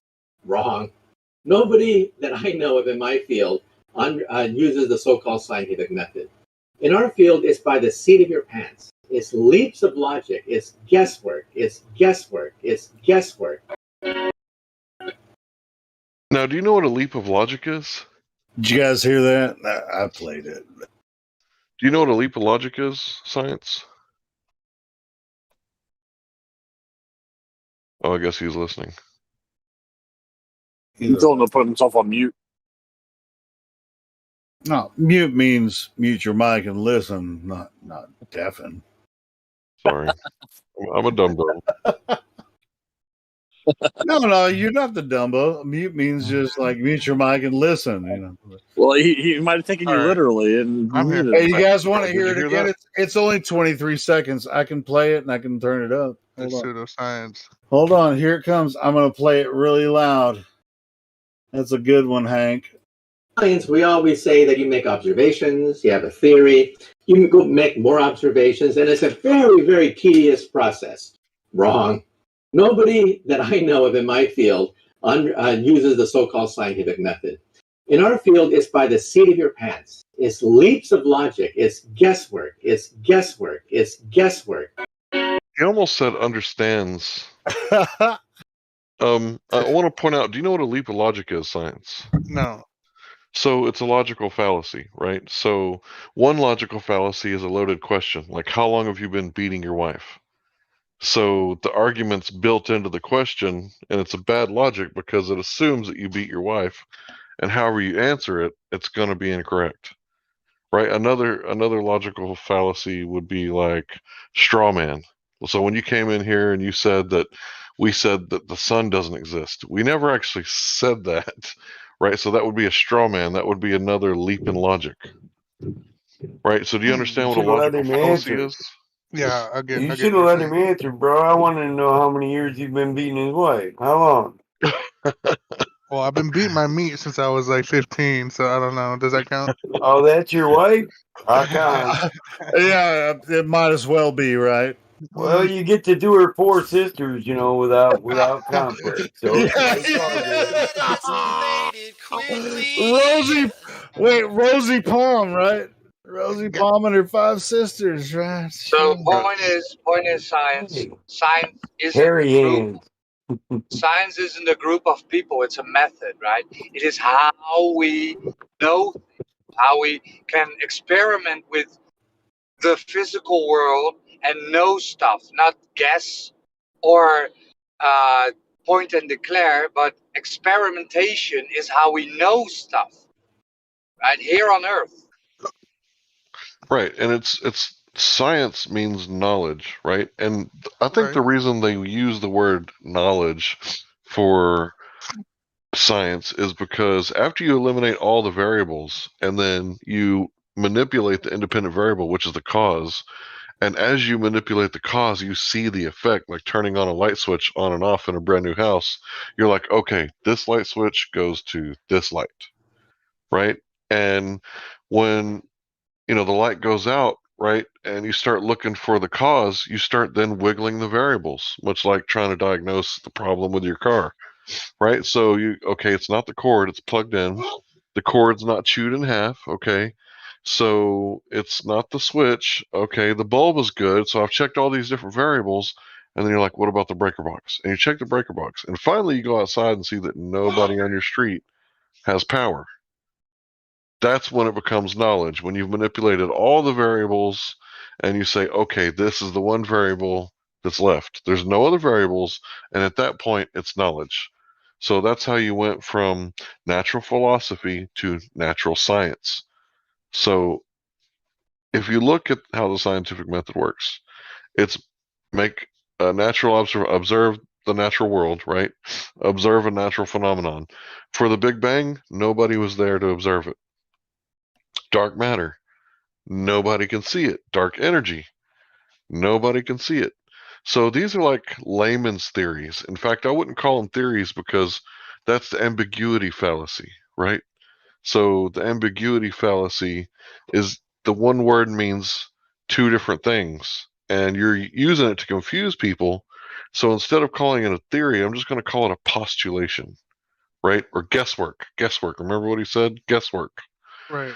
Right. So this dark matter and dark energy supposedly makes up 96% of the universe, but we can't observe it. But they teach it in science class.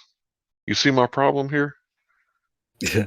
But the only standard that we have to go off of is Earth. Yeah. And the only thing I can add to everything, I've been listening to everything you just said, is that they do teach that in school, but they also do say this is not fact. This is the best explanation that we have right now. Okay.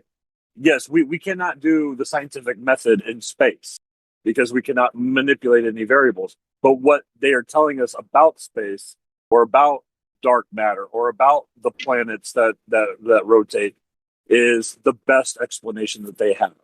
Yes, and then yes, it's a lot of become pseudoscience, Robert. Pseudoscience, not actual science. Okay. Right? So you can explain everything out of Narnia. If Narnia isn't real, then Narnia isn't real. Okay. Okay. So is the base of this idea, is it come from Earth, or the idea that Earth is the third rock from the sun and the sun is the base for it? And this is our solar system, and then we're we have all these ideas about the way the sun exists and the universe and all this kind of stuff. The only thing that we have a base value on is where we are right here on Earth.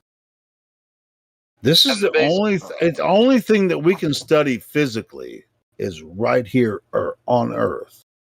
Sure. And the base is there is no measurable curvature. None.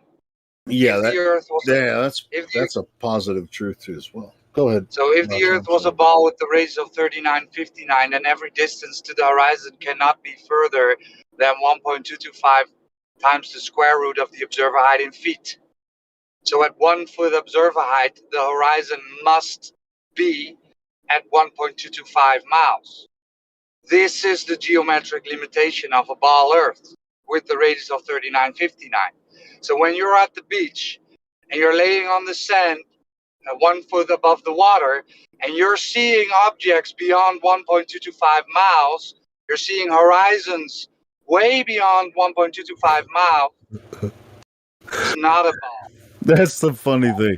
Horizons, right? It was like a lot of people will say, well, the horizon is the curvature of the Earth. That's why I often, you've heard me do it many times. It's like, all right, when I introduce new people, all right, so the horizon, when you're seeing the horizon, do you think that's the curvature of the Earth? That's a pigeonhole for me because then I'm going to lead them right back to what you just said, Roger. Because I want to make sure that they think that horizon is the curvature of the Earth, and then we just lead them right back on in. And refraction can never help them in that situation. So anyway, long distance observations, right? 274 miles away. Infrared observations from airplanes, 1,000 miles. The Canigou observation, infrared. No curvature can ever be measured. We have laser tests, 10 miles, 15 miles, 20 miles, 24 miles. I just heard Whitsitt say he saw one at 31 miles. 31 miles laser test. Okay? I have to check that one out. I haven't seen it, but the FE core laser test is 20 miles. So 24 miles of straight water, flat level water. The laser shot over the water, hit the other side, the target. There is no curvature, my friend. So science, you remember a few minutes ago when I talked about the scientific method, right? Yeah. So say you got an apple in a pail, right? And you fill the pail full of water. What's going to happen? It's just going to more than likely rise to the top and just stay Right. there. Right. If it's a fresh apple, it certainly will, right? And then you drain the water out, what happens? It just same thing. It sinks. I'll go right. Yeah, right. It goes back to the Right. to the bottom of the pail. Now, search the terms in your favorite browser, specific gravity. So I have a theory that the relative density of an object, because of its medium changes, will cause an object to sink or rise.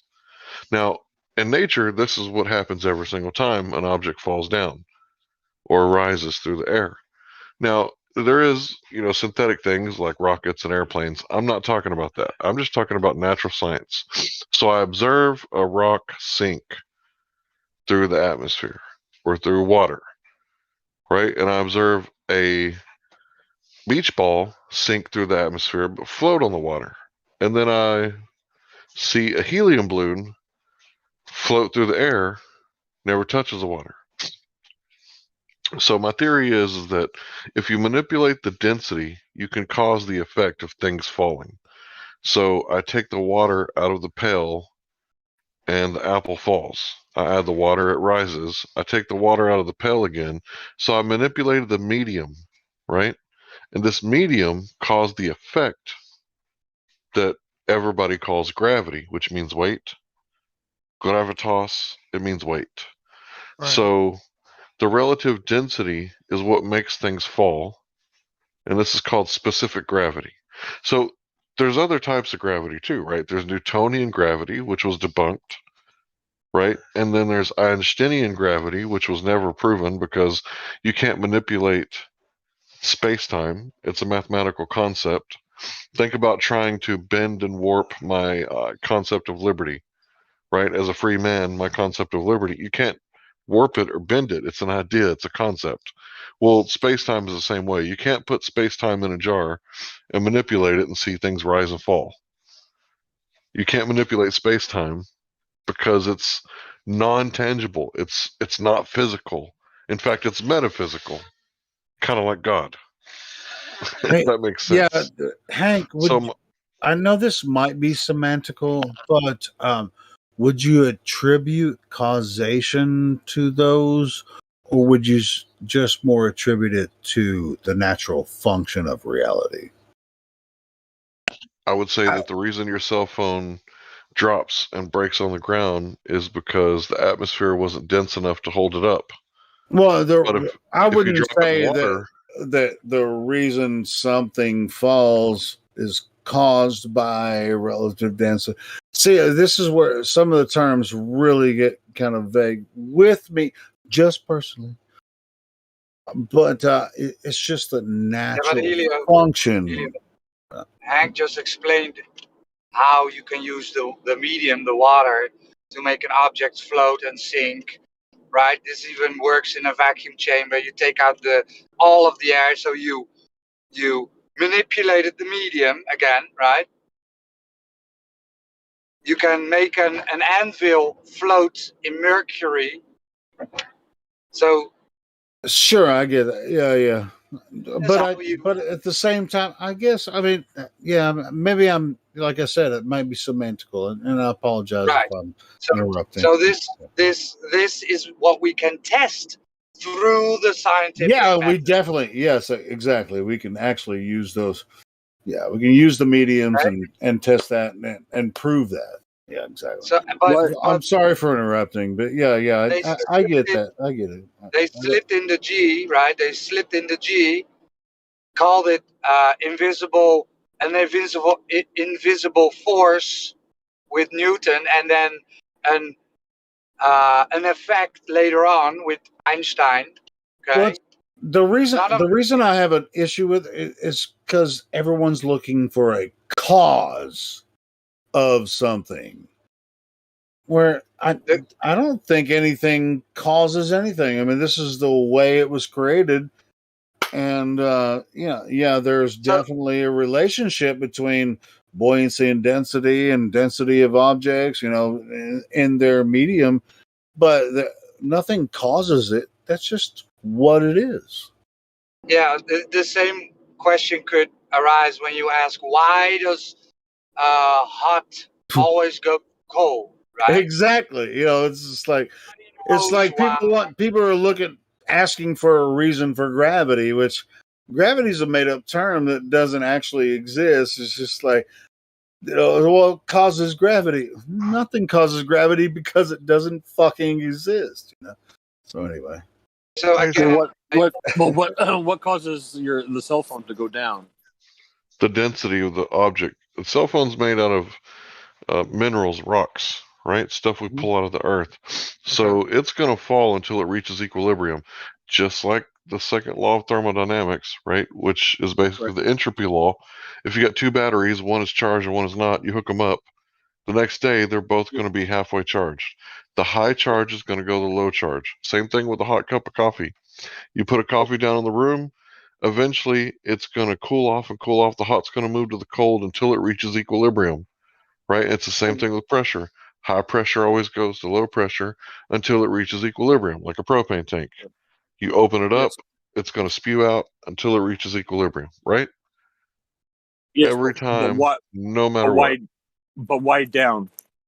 Why does hot always go to cold? I just explained. I just explained to you because it's because of density.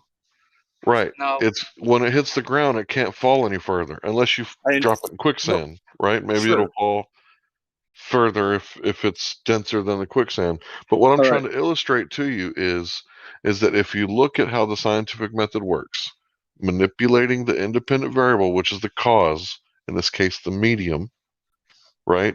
It will make an object rise or sink, up or down. Now, this is actual science. This is the scientific method showing you what causes things to fall. Now, this is how it works. If you got a better scientific method, or you can use this hypothesis test, and get a different result, let me know, right? I want to be proven wrong, because if this... Sorry, go ahead. Go ahead. Yeah, I'm just asking why down? Why straight down? Like, would you expect your phone to fall up? No, it's dense, right? Yeah, but why down? Like, okay, the air is the same. Hold on. Okay, go ahead. The air is the same density. Up, down, left, right. No, I'm just saying, like, right in front of you. Without my new changes, but what I'm saying is, right in front of you, the Earth is the same density, left, right, up, down. Why does the cell phone fall down instead of left or right? Okay, do you know what a pressure gradient is? Yes. Right, so there's helium and hydrogen up top, right? Right. And then there's really dense stuff down below us, like dirt, rocks. Yeah. Right. So if entropy, the laws of entropy, if they always work the same way, right, and hot goes to hot, what if I just added dense goes towards equilibrium, or a dense object goes towards dense objects until it reaches equilibrium? Because if you launch a hot air balloon, it's only going to go up so high till it reaches equilibrium. Or if you launch a helium balloon, It's only going to go up so high until it reaches equilibrium. Then it's going to stop going up, right? Right.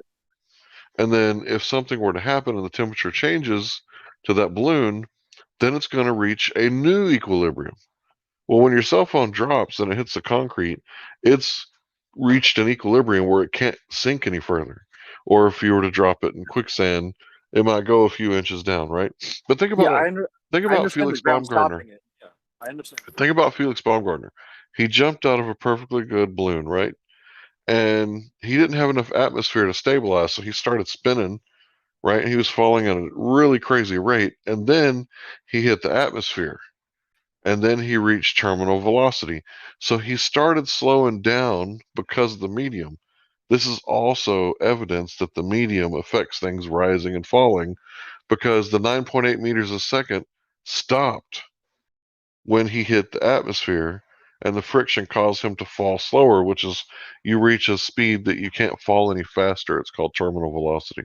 And you can change that by doing the dive position like the skydivers do. You can go faster, or you can spread out your arms and legs and fall slower, right? But either way, you reach a terminal velocity, and then you stop falling when you hit the ground because you're 70% water, right? So that's the densest thing that you're going to hit is the ground.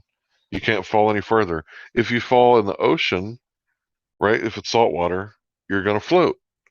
Yeah. You're not going to fall all the way down to the ground, sea, bottom of the sea, right? Sure. So if you think about what I'm saying and you postpone your ideas about gravity and mass attracting mass, because the gas inside of the propane tank, it's mass, right? And it's certainly not attracting mass when you open the nozzle. It's spewing out. It's doing the opposite of mass attracting mass. And if mass is defined as resistance to inertia, then to say it out loud, resistance to inertia attracts resistance to inertia. That doesn't make any sense, right? And to go Newtonian, the bending and warping of space-time, this is a concept. It's not scientific, so it's like a story. It's a cool story, but it's not a theory. It's a postulation. Because it hasn't met the requirements of rigorous scientific testing to become a validated scientific hypothesis. In other words, a scientific theory. Okay. So the gravity I'm talking about has been validated and is not a theory. It's called specific gravity. You can look it up. It's well known. Now, does that play in a part of where you go to, like, you know how they have those machines where you can skydive or like lose gravity within like an incubator type of thing where they have them around? That's a 0G plane, right? When they go up and then parabolic they flight. they go up and down, and it's basically just falling with a tin can around you. So you're actually just falling. It's not 0G. It's just zero weight. Is a better way to put it. Yeah. It's falling. You have zero weight. Still have weight. You're just falling. Okay. So it just makes you feel that way. Yeah. It's to simulate what happens in space. Yeah. So what is your theory on what they're doing with the rockets? And I know you brought up SpaceX earlier and stuff like that. Like what is the deal with that? So when you see the rockets, they go up and then they arc back down. You never actually see the rocket enter the Kármán line and outer space. Right. Like all that stuff is CGI when you see it on TV. So you have to realize the difference between real life, what you see outside, and what you see on TV. If you've done any research over, that thing that's been going on these past couple of years that's caused all this weird face coverings, there's a difference between what's outside and what's on TV, right? Oh, you talking about the Rona? Yeah. Okay, so you understand that the TV isn't reality. Right. Okay, so when you see stuff that NASA's like, everything's nominal. Nominal means existing in name only. So when they tell you that everything's nominal, they're telling you it's existing in name only. Funny how that works, right? Funny. But what would be what's the explanation of them doing it again? I mean, like, they did it before, and then they stopped for many years to come, or maybe they were doing it. Why would they lie? Is that what you're asking? No, well, I'm not saying exactly why would they lie, but I'm asking why would they continue to try to leave, like in a fucking spaceship? For what reason? Yeah. Like So why what would is they lie? what is the purpose? No, not why would they lie. I mean, like, of course, I'm sure we've never been to the moon. I mean, it's obvious, right? I mean, but what's the purpose of them trying to do it like all over again? What's the purpose of people trying to have their own businesses, like Jeff Bezos or fucking Elon Musk having their own fucking company just to do something like that? Like, what's the purpose of that? What is your theory behind that? I mean, NASA's around, but NASA's not around. Like, there's a bunch of different theories, but I'll give you a quick one. Okay, why do men normally lie? Right? Why do people gaslight one another? It's to have power over people, right? So let's imagine that Congress wants money to fund these Nazis with Operation Paperclip, right? And we just got out of the Korean War in the 50s, and we're like, hey, we really want to fund these Nazis so we could bomb the shit out of like innocent women and children, right? We really want to have like perpetual war all the way up until like the 21st century. Like, we want like war and a lot of war. And we need the American people. We need you guys to give us the money for war. Like, seriously, after the Great War, we were told that we'll never have to fight another war after this one. This is the war to end all wars. Then we did World War II again. And then we did the Korean War. Right? And it's like, we want to fund the Nazi rocket program. Why would we need to raise them? Why would we need to raise the money? We just print it whenever we want it. No, bro. Back in those days, you had to get. Well, see, here's what people don't understand. You have to get permission from the people to do things. It's our money, right? When they sign those dotted lines, they're taking a loan out in our name, giving the money to their friends, and then giving us a little chump change and going, here you go, buddy.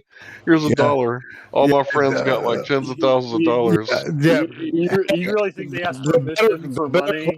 Hold on. The better question is, when did they start lying, and how much have they benefited from it since then? Yeah, and I can give you in the 20th century, I can give you the straight answer to that.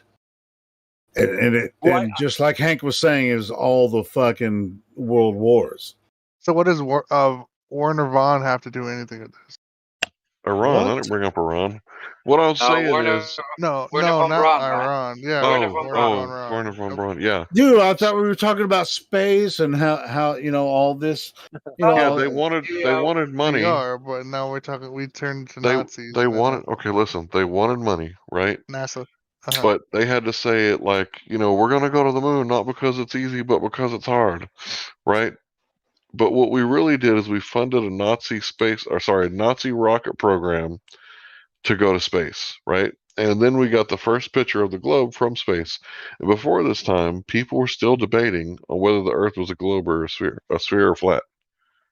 They were still debating cosmology before 1969. And just like Mars attacks, they believed it because they heard it on the radio. A lot of people didn't have TVs in 69. They heard it on the radio, so they believed it. Just like when the Martians attacked. The Martians! Oh my God, the Martians are attacking! I heard it on the radio. Oh my God, I better. Wasn't that George Orwell? Didn't he put a radio? War of the Worlds radio show. So in other words, you guys don't believe in aliens, or I mean, I don't want to say aliens specifically, but that's check this out.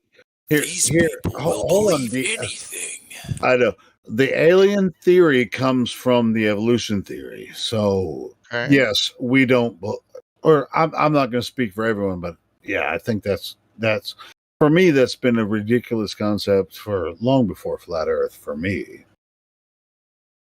Because I've been a creationist my whole life, So then, how do they come up with 8 planets? I don't know, or 9 specifically. I guess it's 8 now. It's science fiction.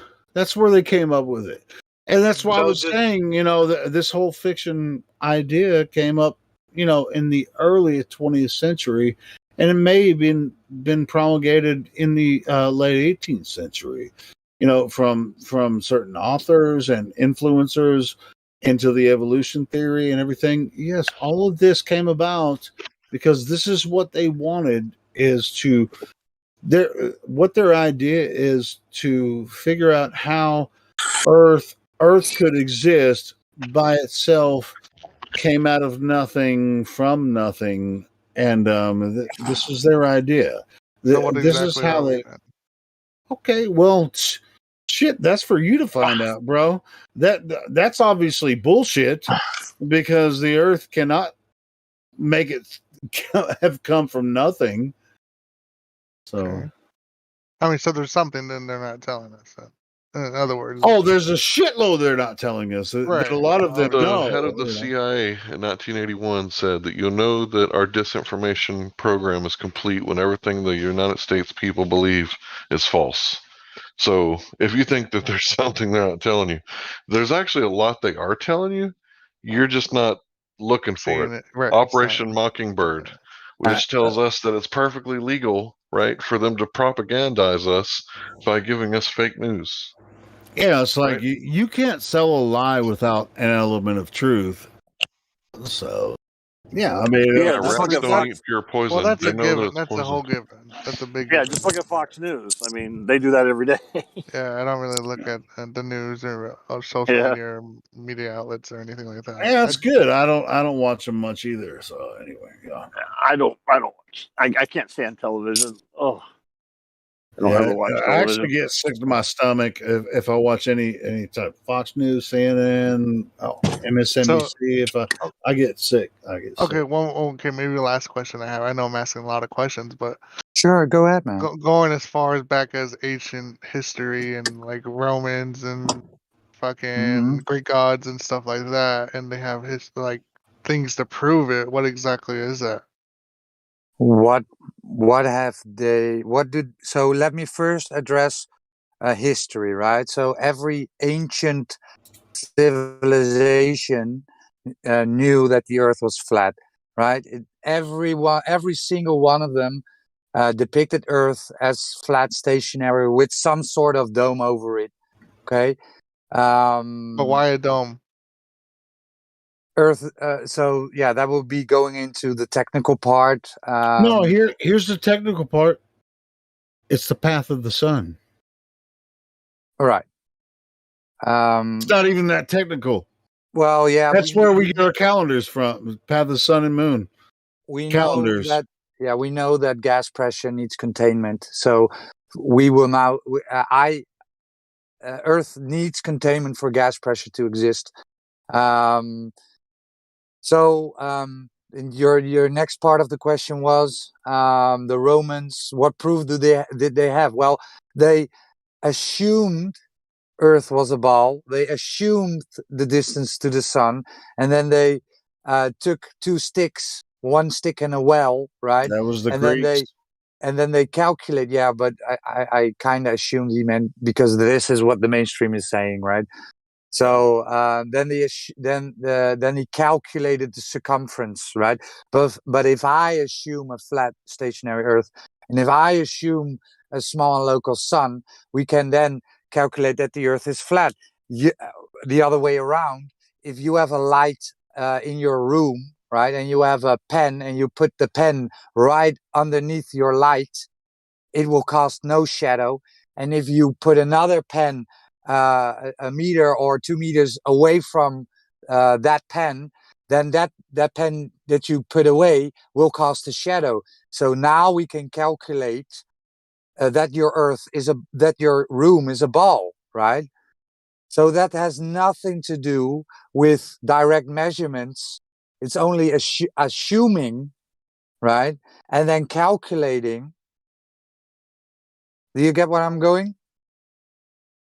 Science? Yes and no. Okay. Yeah, I mean, look at what I just posted. Can you see what I just posted? Yeah. Livestream voice text.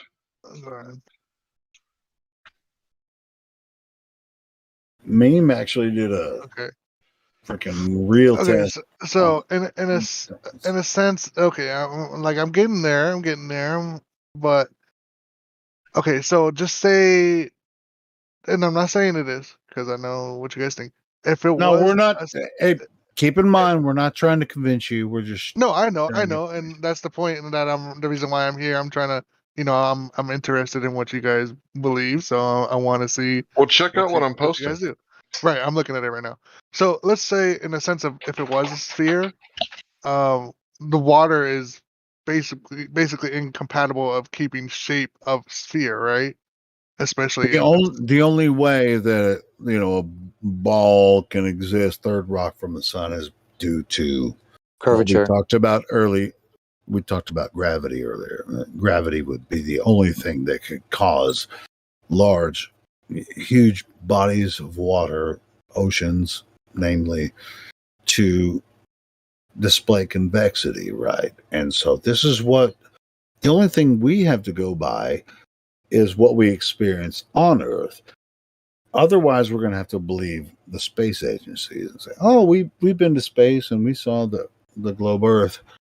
You're going to have to believe them. But what do you experience with your own eyes when you travel across Earth, whether on a ship, standing at the ocean, whether you're on an airplane, you're traveling across the ocean?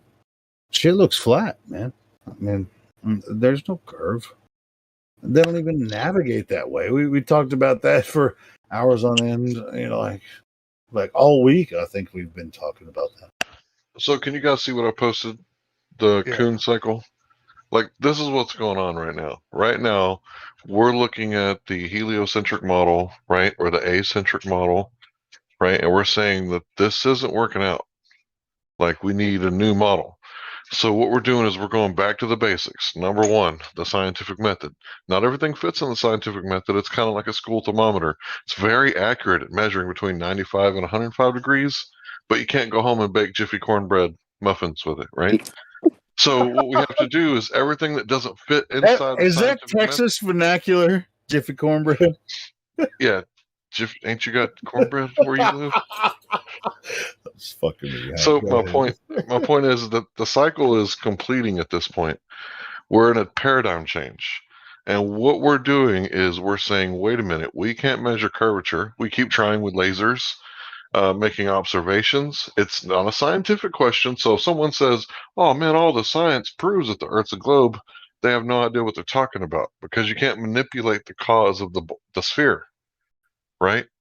You can't manipulate gravity to prove that it's a sphere by watching globes form when you manipulate gravity. That doesn't work. So it's a geometric issue. Well, also on that point, I mean, has anyone seen gravity cause any matter form into globes ever? No, it's never been witnessed. We never watched stars be born. We've never seen stars or planets form ever. Wait, what did you just ask? I'm sorry. Go ahead. What did you just ask about? No, has anyone ever observed any form of matter form into globes due to gravity? Oh, okay. No. So where does the sun go? Yeah, the answer is no. Okay, so right, no.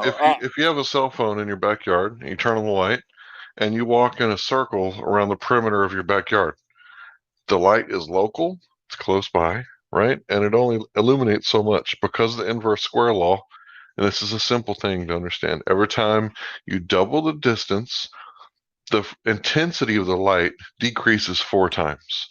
So if the sun is not 93 million miles away, which there's no way you could prove that, and it's not several hundred times the size of Earth, which there's no way you could prove that, what if we just look at it like when it's close by, it heats up the place, and when it's further away, things start cooling down, right? So when the sun is over Australia, Texas is dark, and vice versa, because the proximity of the light is what causes the effects that we see from it. Which actually proves that the moon and the sun are local light sources, not freaking. Then what the fuck is it then? So you're saying that in the sense of, since it's like rotating, it's something that's locally the sun part is of going. the sun. It's part of what we are.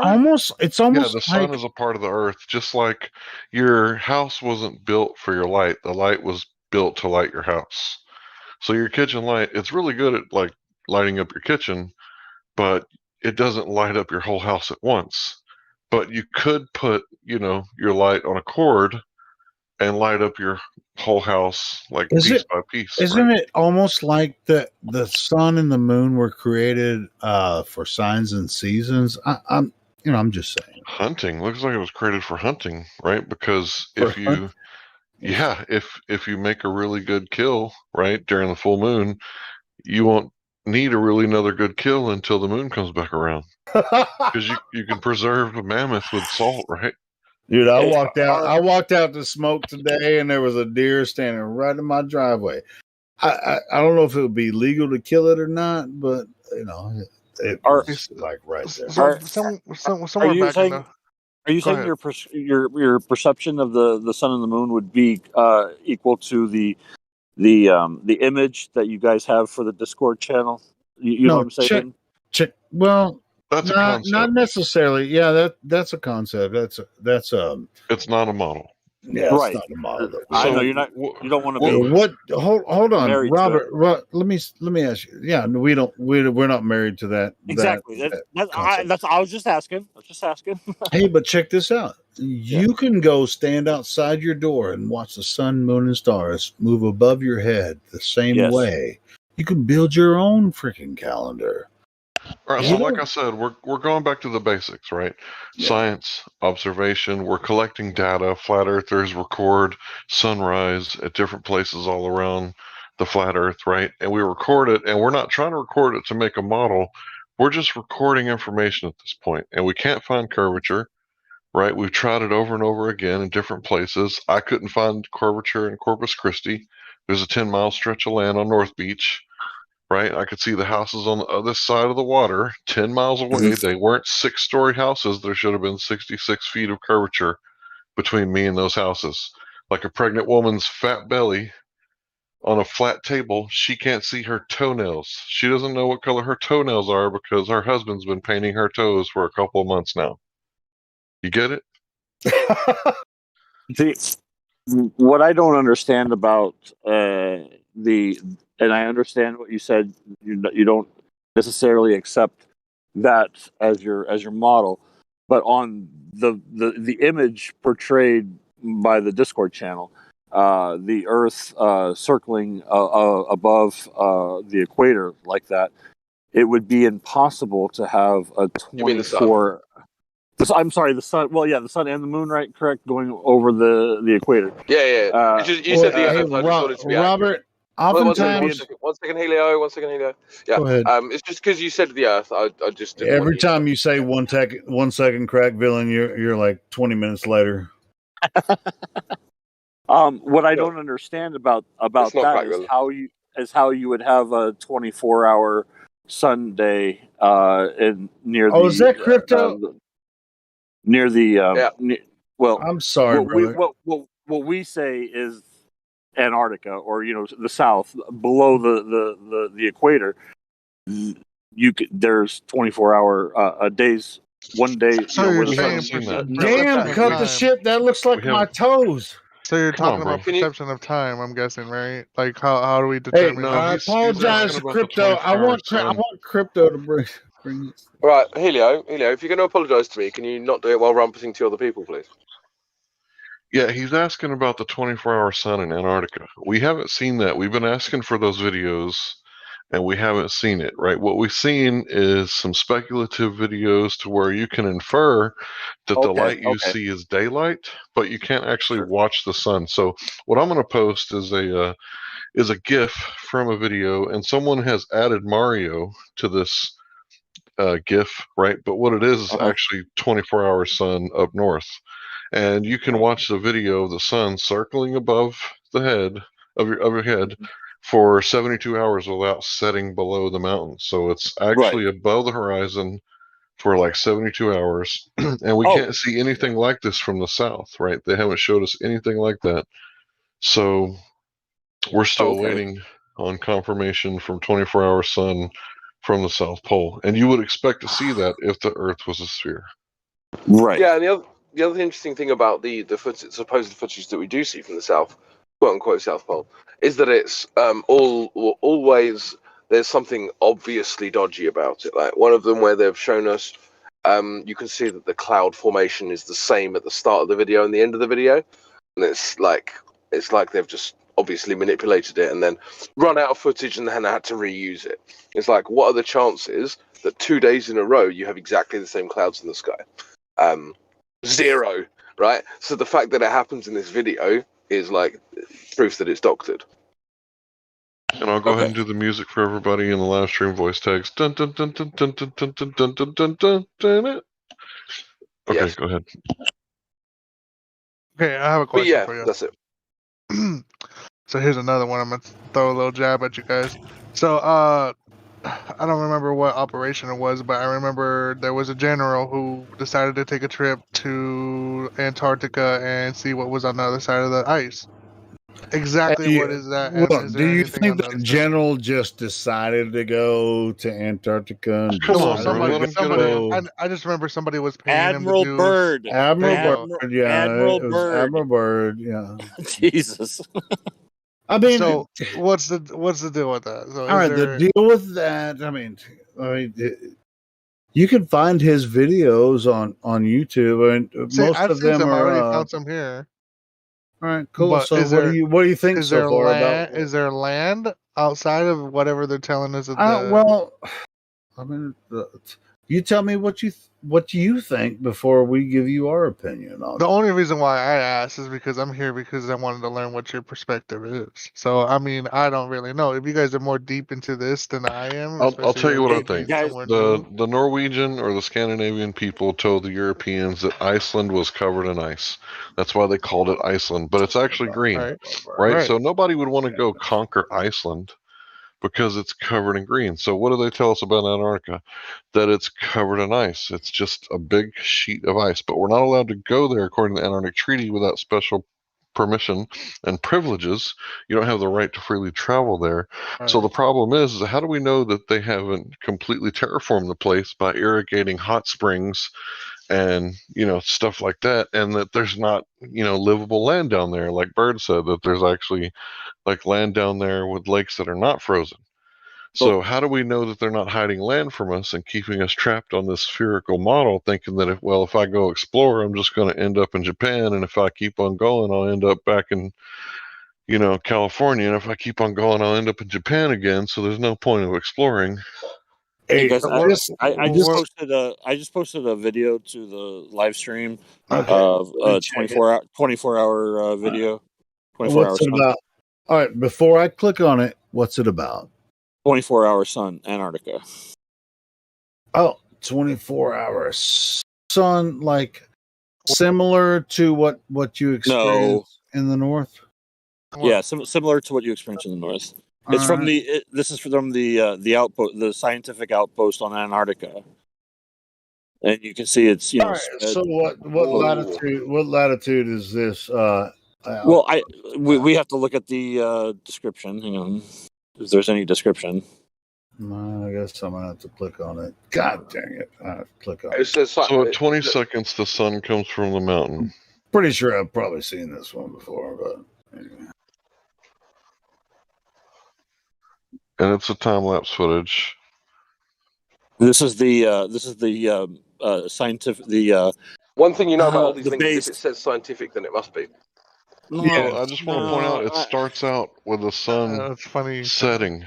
The sun has already set. It's behind the mountain, and that's how it starts. So unlike the Mario time lapse footage, the sun never actually set. Yeah, we can find out like 1,000 Arctic videos, but we can't find a fucking single one except for this guy's one, which really doesn't show 20. I guess this base right here, this installation here is there in supposedly in Antarctica. At 1:19, it goes behind the mountain. They're not even in a position to show the 24-hour sun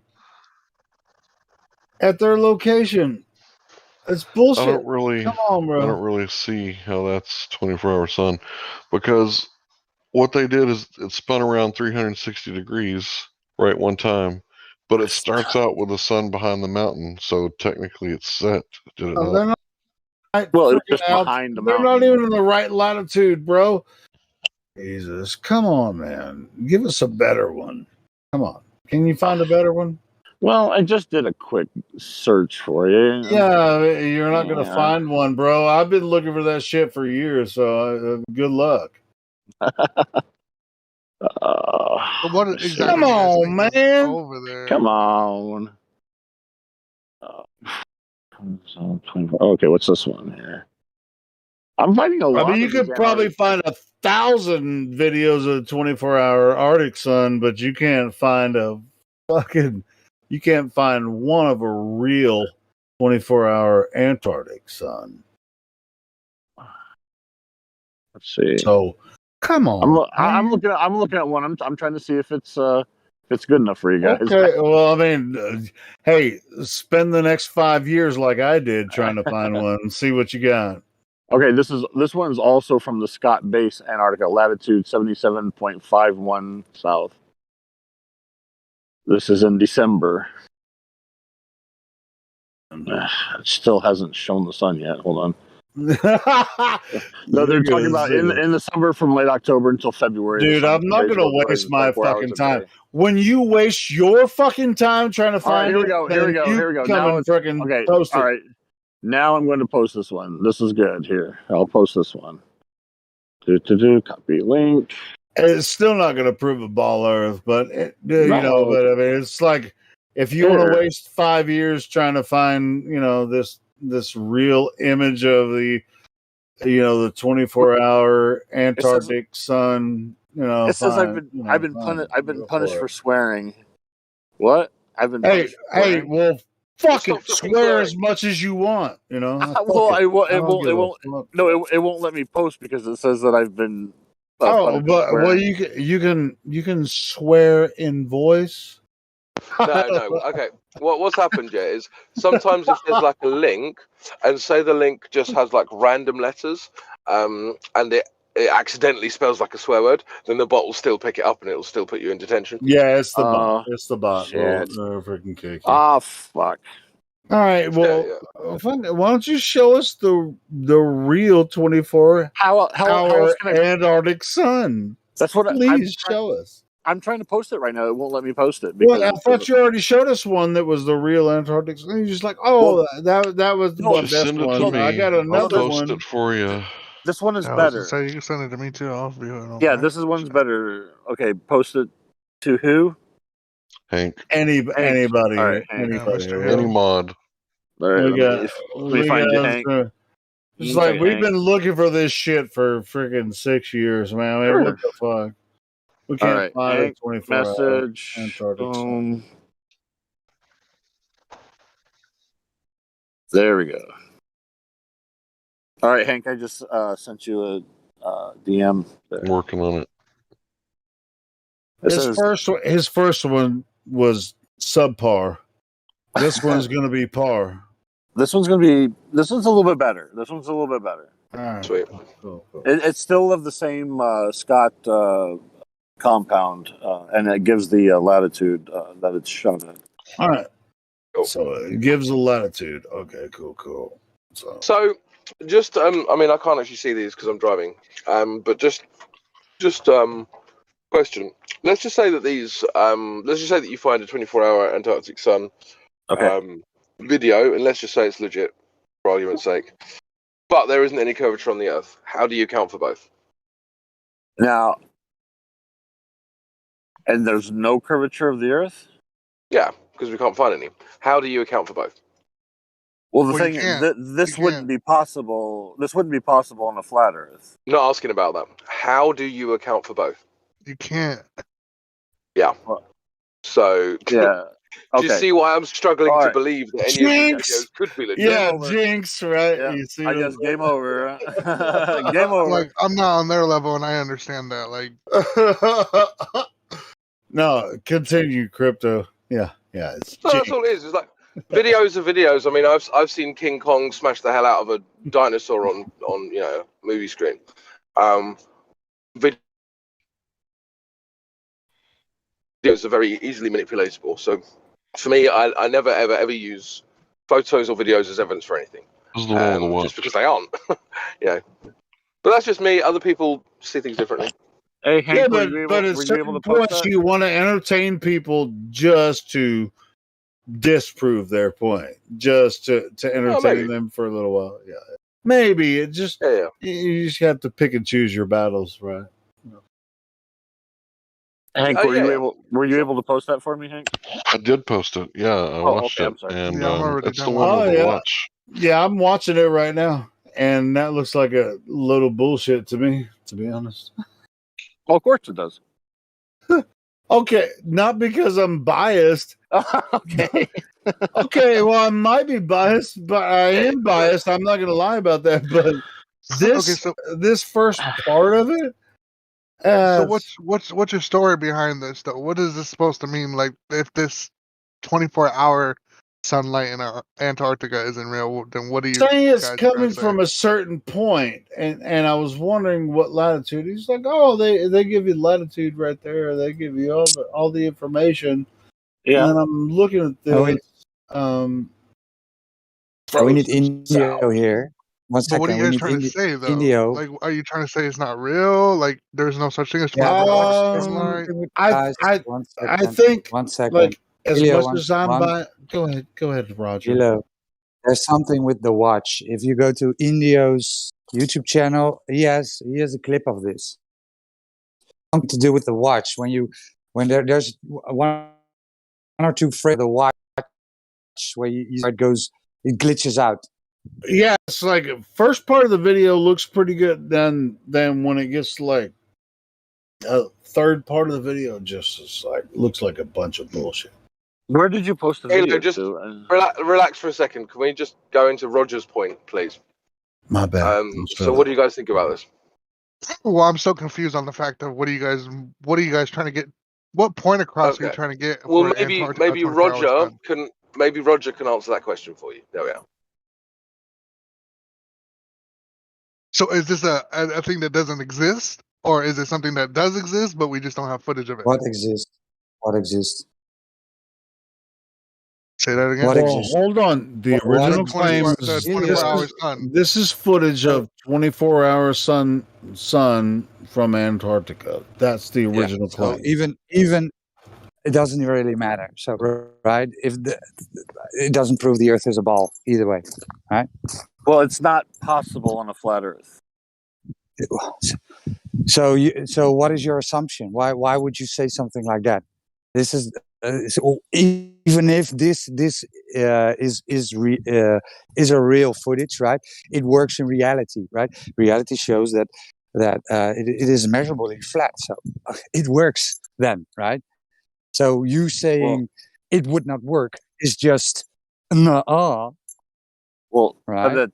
But I'm looking at the but one second. You see if the sun is traveling around the equator on a flat Earth, there's no way that it could go a 24-hour sun on the South Pole.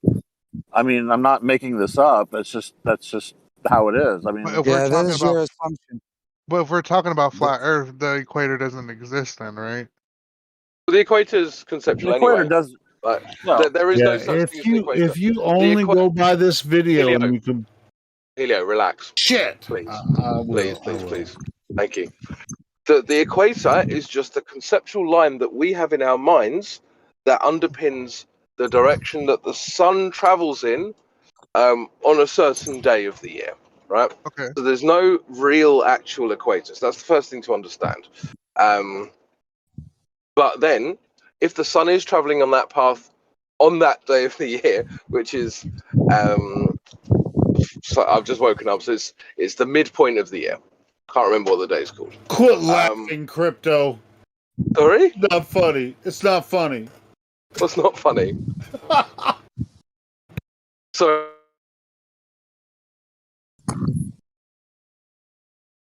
So your mic just cut off. I'm just kidding, Crypto. Laugh as much as you want. Mid-spring, I guess. that day. So that's the path which the sun takes. It's the path under the sun on the Earth that the sun takes on that day, right? So that would be the same whether it's flat, whether it's a globe, whether it's a dinosaur, whether the Earth is banana shaped, whatever. So once you understand that, you then realize that actually all of this is based on the concept of the equator in the first place, which is fundamentally arbitrary. That make sense? No, not at all. Okay. You're saying it just chooses on that day to make a path around that Antarctica? Yeah, and kind of break No. it down. Absolutely not what I said. 100% Kind of not break what I it said. down. Kind of break it down to like stupid people terms, because I'm kind of getting confused when you're. Okay. Yeah. Okay, cool. I told him not to laugh, because it's just like, you don't see it, fucking A. The thing is that we have a 24-hour sun in the Arctic because the Earth is tilted at that time towards the sun, and you don't know that. Yeah. Well, okay. I'm saying. I mean, he's got a point. You don't. You're absolutely right. I don't know. If it was, it wouldn't look like that. I'm saying the way I understand it to be. I understand it to be the reason we have a 24-hour sun in the Arctic is because the North Pole is tilted towards the sun at that particular moment. That's why in Alaska you have 18 hours of sun and only 4 hours of darkness if you live in Alaska, and vice versa in the summertime. Okay. Yeah. Okay. Now that's fine, and that can be explained on a flat Earth because the Earth the sun would be traveling around the North Pole in a circle, right? Well, it's impossible on a flat Earth because flat Earth has no actual South Pole. Okay, only a globe Earth has a South Pole. So for Antarctica to have a 24-hour sun, that would mean that the South Pole would have been tilted towards the sun at that moment, and the sun was visible all day long around the South Pole. Okay, but like I said, on a flat Earth, completely agree with you. Okay. I agree with your point, but there's a few issues that I have with it. So first of all, we don't know where this footage actually was taken. We don't know if it was legitimate, and I've already kind of said my point on this anyway. I don't like footage as evidence for anything because there could always be subtle things that are missed out conveniently for political reasons, and I'm not even saying that it's you doing it, right? So it might be that someone else is like, I don't know, a government agent. This is just a random scenario. It's complete bollocks, but just go with me, right? Government scenario goes right. We've got to crush these flat earthers. We're going to put a budget together, 20 grand to prove that there's midnight sun in Antarctica, right? Okay, cool. Then a guy comes up and he goes, I've got midnight sun in Antarctica. Produces the video. Wham bam, thank you, ma'am. Now it's on Scientific American. Everything's dealt with. Problem is, of course, is that no one's verified the video to check if it's actually in the South Pole. That is one of many different scenarios as to how footage like this could be created illegitimately with cause. Does that make sense? Okay. Absolutely. Okay, whatever. I'm not saying that happened. I'm just saying that's one of many possibilities. Now, my issue with it is that we've looked for curvature on the Earth. Okay, and so where there is not an Earth that doesn't curve, you cannot have midnight sun in Antarctica. So I guess I'm coming at it from the opposite path that you are. The model, it doesn't make sense to have an Earth with no curvature and a midnight sun. So for me, the midnight sun footage versus the actual physical measurement of Earth, I'm always going to go with physical measurement. Okay, now that's the second thing.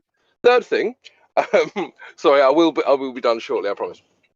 Third thing is that the idea of an equator, as I said, it's fundamentally arbitrary. The Tropic of Capricorn is where again, it's the path of the sun during the southern summer, and the Tropic of Cancer is the path of the sun during the northern summer. Okay, so you guys account for that by Earth tilting and wobbling and orbiting around the sun. Okay, cool. But you don't know that that's actually happening. It's just how your model accounts for that in order to be self-consistent. Okay. Yes, that's the best way we have to explain it. Yes. Yeah. I can't prove it. I mean, I can't. I didn't physically see it. I grant you all of that. I've been saying the whole time that you can observe this when you walk outside and observe this through the sky and look at your calendar. You can actually observe this. So go ahead. Only from the Earth point of view. I'm an asshole. God damn it, everybody! quit telling me to shut up. Go ahead. Go ahead, Crypto. Yo, shut up telling me to shut up. All right. Go ahead, So, Crypto. but have you guys ever just sat there and maybe I was high? I don't know, dude. But you ever just sat there and just kind of just feel like that you're moving? No. Like Never you just ever felt like concentrate that. so hard. You just Crazy concentrate stuff. to the. But also, to the T. why would you have to be high? That's the question. Why would Well, you see, have to I be don't high? remember if I was or not. I don't know. Like, Okay. but there's times where I remember where I'll What? just be like, Why are just you concentrating reverting? so Why are hard. you reverting? I mean, we're talking about something specific. Let's continue the conversation. Crypto is really making a great point. I want him I'm to not saying he's continue. not. I'm not saying he's not. But I'm just asking questions that maybe things that I've experienced. Maybe you guys have too or have not. I'm just trying to relate to the situation that you guys are relating to, but at my own level. Okay, I fine. feel- Can you let him finish his point and follow the conversation? Can you do that? I think I made my point. I think maybe just I'm not sure what his. I'm not. I feel the spinning every time I drink. I don't. That's that was. Come on, that was a little humor. Come on, that was a little humor. I get that too, but I mean, I drink every night, but I don't ever feel the earth moving. I'm not saying the Earth is Maybe moving, a but I'm little bit. saying like your physical being, like you can feel stuff moving around you. All right, but I don't. Body. All right, I don't. When I observe the moon, sun, moon, and stars from Earth, the sun, moon, and stars are moving. Earth is not. How about that? What do you got there? I mean, I mean, valid point. I mean, I can't judge you for that because if we're moving, wouldn't you think a fucking house would tip over, especially if we're moving in a circle?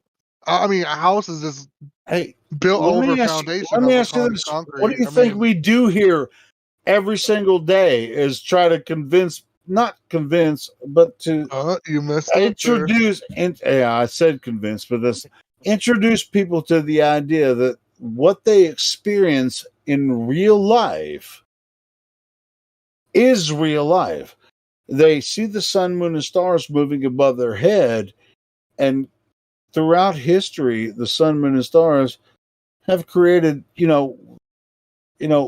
calendars. Well, not much of stars anymore these days. You don't really see it anymore. Well, I mean, with city lights, yeah. I mean, it depends on whether you're in the country or not. Yeah, you can see more stars in the country. Go ahead. Have you ever been wrong about something you've observed? That's a good question. Wrong. Like okay, you observe something, you think it's one thing, but it turns out to be something else. Yes, all the time. Are you talking about like Saturn? Yeah, I thought that was Saturn, but it's really Jupiter. Is that? The answer is yes. Come on, Helio. The answer is yes. What's the point? The point is, you look up at the stars and the sun and the moon, and you see them moving. So you assume they are the ones that are moving, when it's actually you that's moving. Yeah, how you can don't know you that. fucking determine that? Yeah, again, you don't know that. There's two possibilities. No, I don't. I'm saying. Yeah, it's okay, cool. possible. So our point is that it could be either. Yeah, it could be either. So therefore, let's look for other things that can only happen on one or the other, right? So that's a good idea. That's a good idea, Crypto. I want to remember. Let's go with that one. Let's go with that, Robert.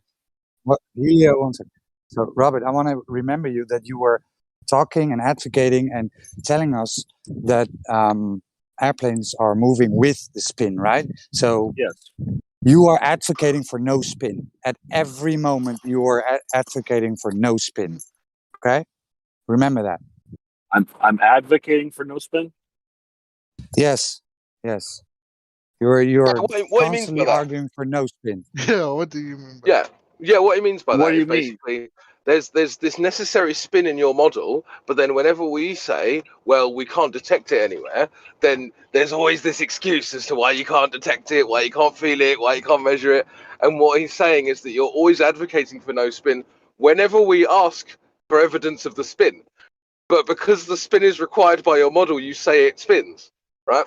So that there's an interesting kind of fracture between the model, the assertion of the model, and the evidence for that model.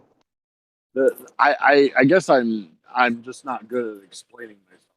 No, it's not that. Right. So let me give an example. When I say at one hand, the spin doesn't matter. It's anything here on Earth. The spin doesn't matter to anything here on Earth.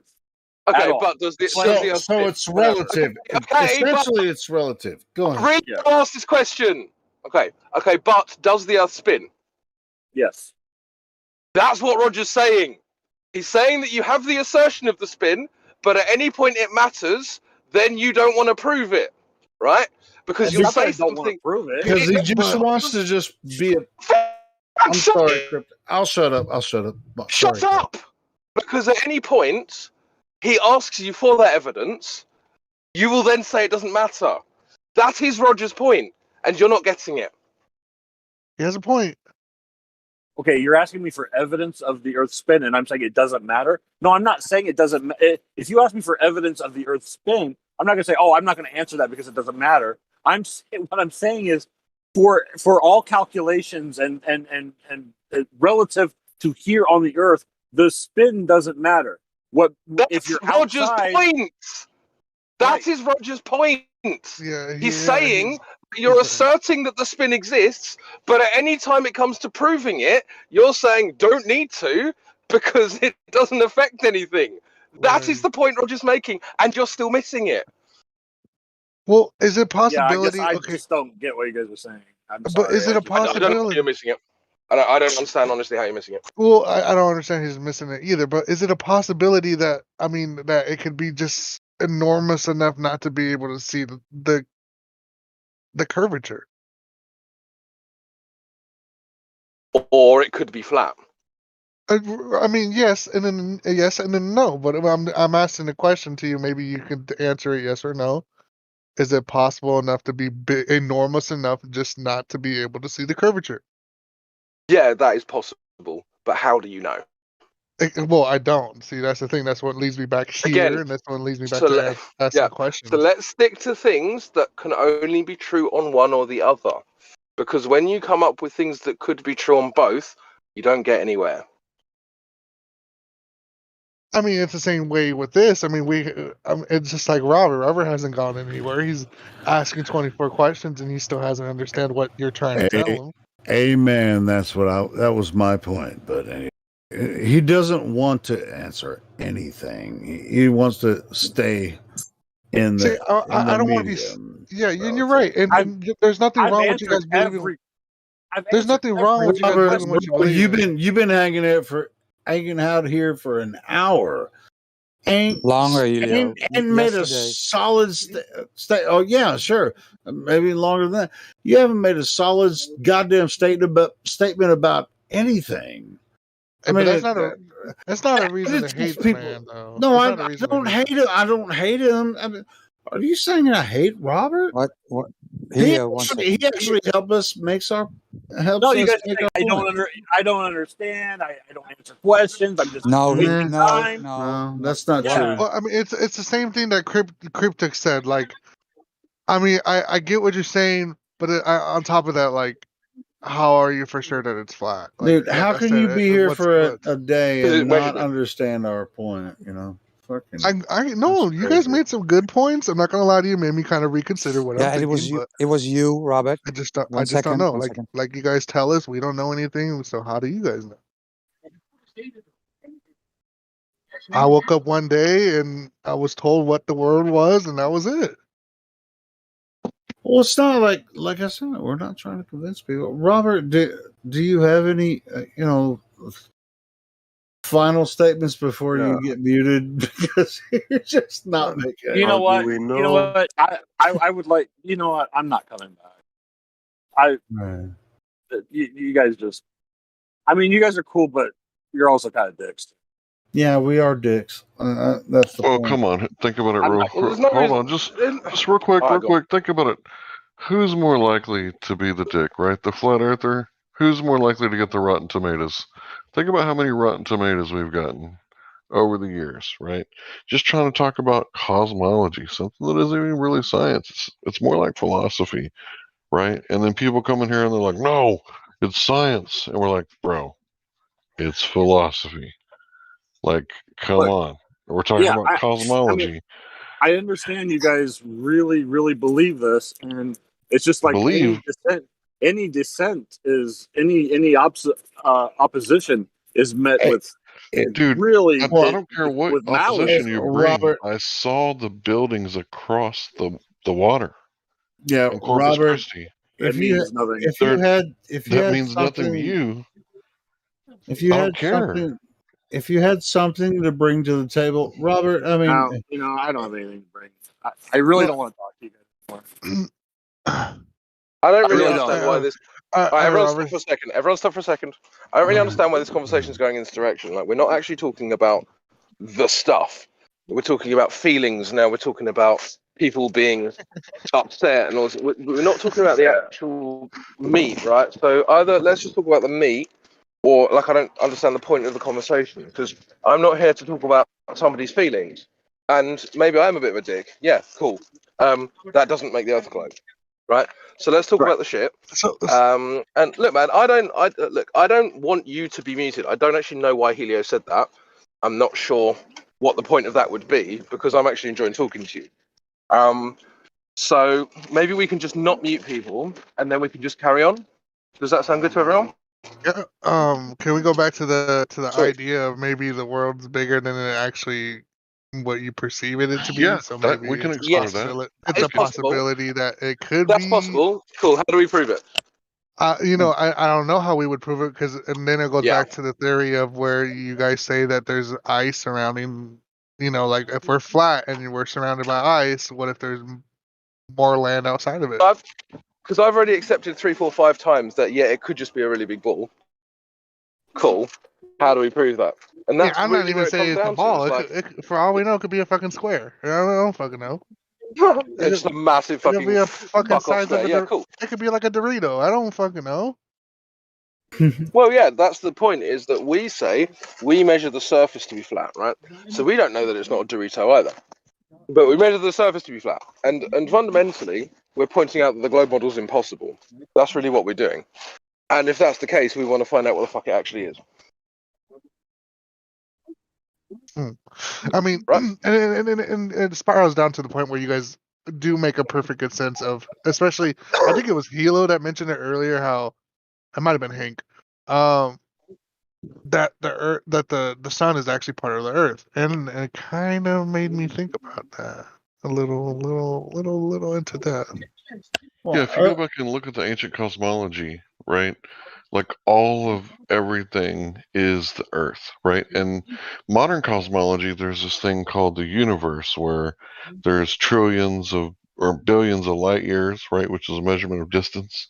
And there's no real way to confirm that, right? But in order for light to travel at extremely long distances, it has to be extremely powerful. I asked you to look up the inverse square law, right? I mentioned it earlier. Every time you double the distance, the signal strength drops by 4 times, right? Right. So if you're looking at starlight from 13.8 billion light years away and ago in their model, you would think, okay, well, you go from 1 foot to 2 foot and the signal strength drops 4 times. And then from 2 foot to 4 foot, again 4 times, and then 8 foot 4 times, right? And each time you double the distance.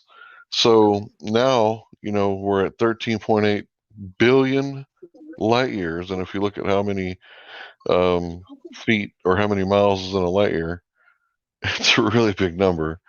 And do you actually think you could see with your eye, a human eye, you don't have special eyes, you think you could detect with your eye light from that far away? That's a ridiculous thing. Because I've always wondered, like I've seen pictures where supposedly you can see fucking Saturn from on a specific day on Earth, that you can see Saturn just it's half the size of the fucking moon. So no, I don't really think so, honestly. Right. So there's no way for us to verify the distances they're telling us. All we know is we see lights in the sky. We don't know what they're made out of. Is the moon made out of cheese? Is there green grass on the dark side of the moon? We can't answer none of that stuff. All we can do is take someone's word for it, right? That they've been there, less than 500 people, and all the Earth's existence, or about 500 people, say that they've been to space, right?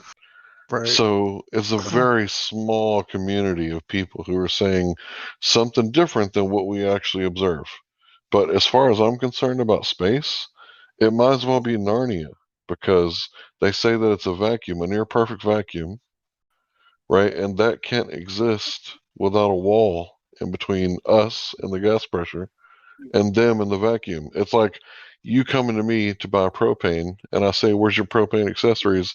And you say, "I don't have any." I say, "Okay, well, they're over here on this wall." And you say, "I don't need any." And I look at you like you're crazy. So you want to buy propane, but you don't need the tank? Put in a Ziploc. Your Yeah, pockets. right. I mean, that's cray cray. I might call like the sheriff and be like, "Hey, I think this guy might need to go to the loony bin. He just said that he wants to buy us. He's on drugs or something, officer. You know, it's none of my business, but he said that he's gonna get 250 psi without a propane tank."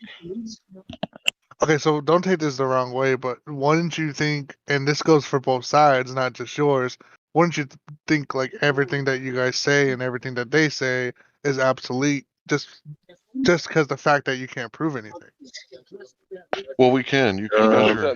You can measure I the mean, you Earth's could prove. surface, Yeah, I'm saying like you could prove certain things, but and I like can prove there's that you it need a doesn't, container for gas pressure.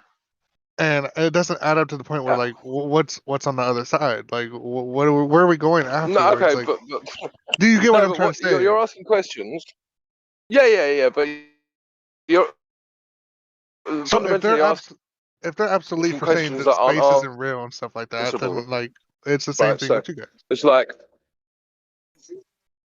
okay, cool. So if we've got a creator, like how was? No, it's not. It's not. That's actually a false equivalence. So what Hank is saying is that we know by studying nature that gas requires containment. Right.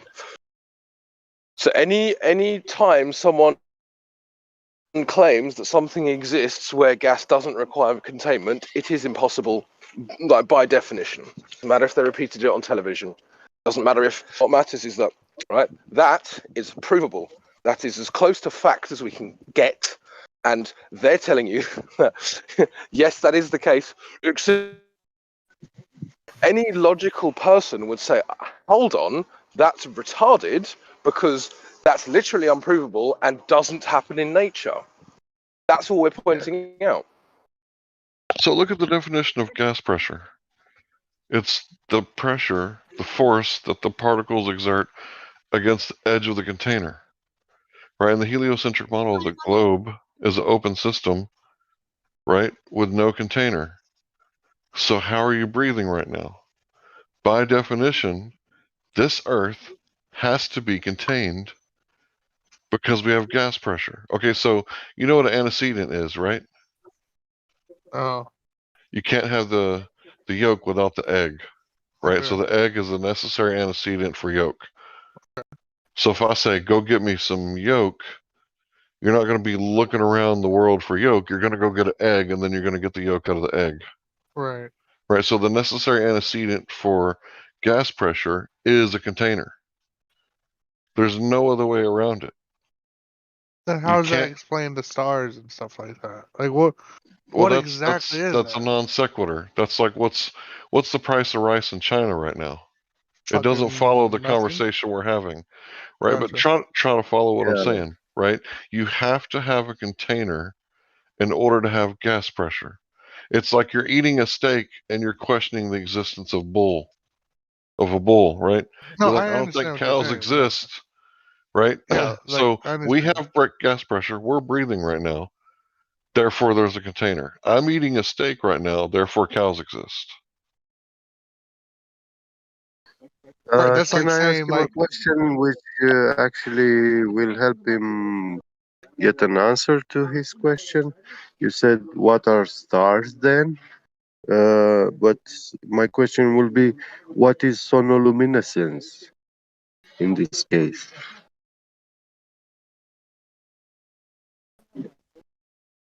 Yeah, he doesn't. Have you heard that of again? sonoluminescence? I don't know what that is. He's talking about a star in a Uh, jar. yeah, it's a air bubble in a water tank.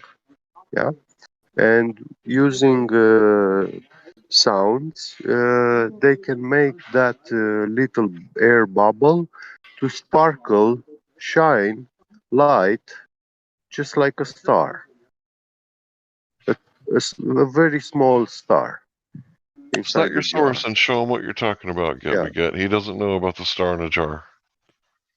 yeah. And that's fine. You know, we can show you stuff that you don't know about, stuff that you haven't heard. So if you hear something you don't know what we're talking about, just say, hey, show me what you're talking about. Cite your source, give me a link, that sort of thing. Yeah. So you get them a link, Get Me Get.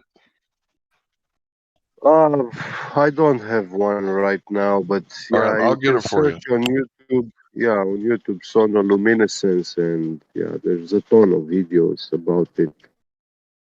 Yeah. Thank you, Hank. My pleasure, bro. I'm sure you've done the same for me in the past. Yeah.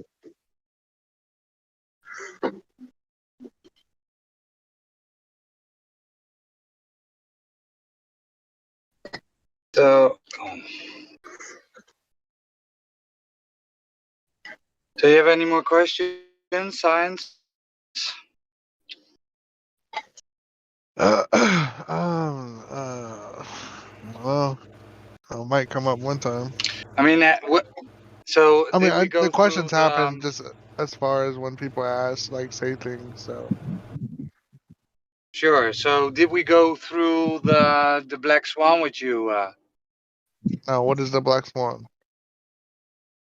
So are you in the?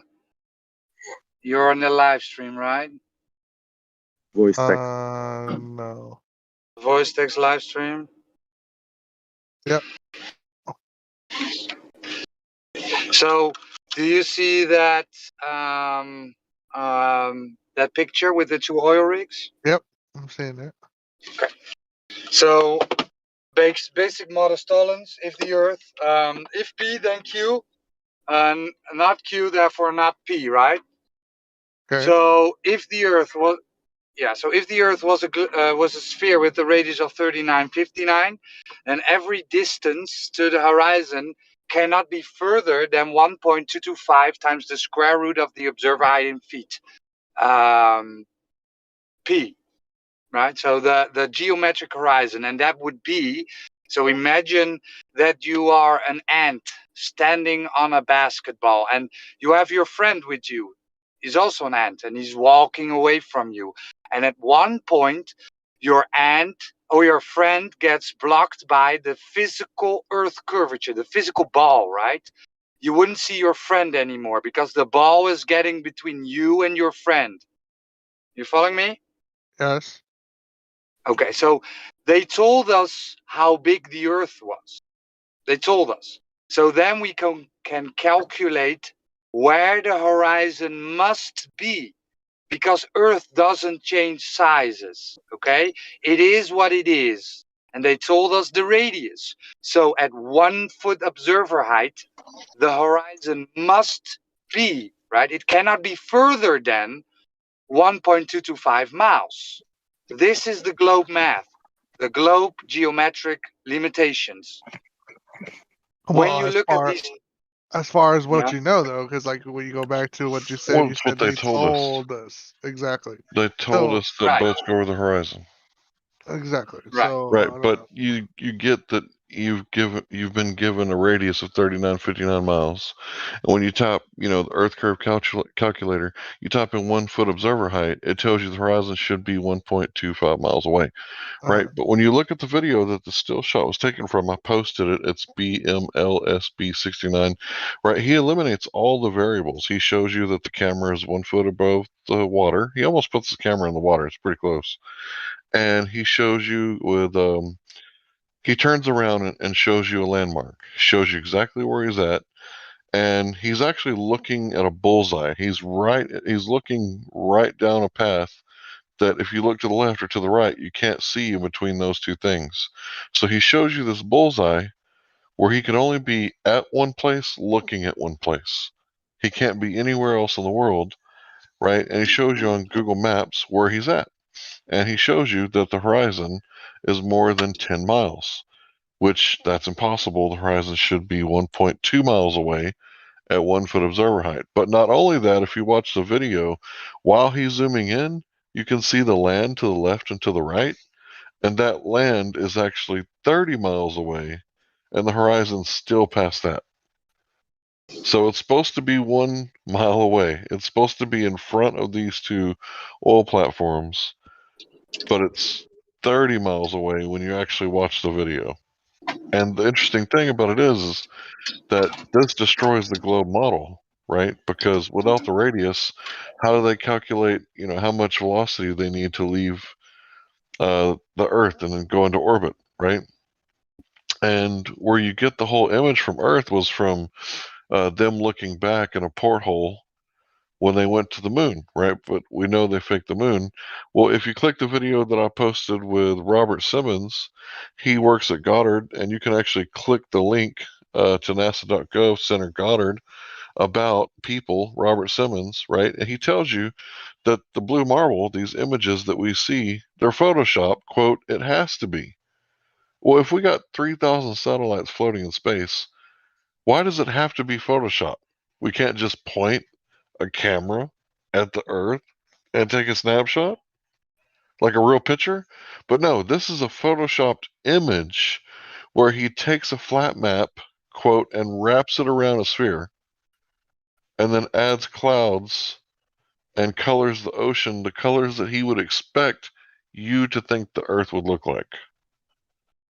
So anytime you've ever seen the Earth, it's either on TV, a picture that's not a picture, it's an image, it's a cartoon, it's something you've seen in a magazine, or it's something you've seen in your mind's eye.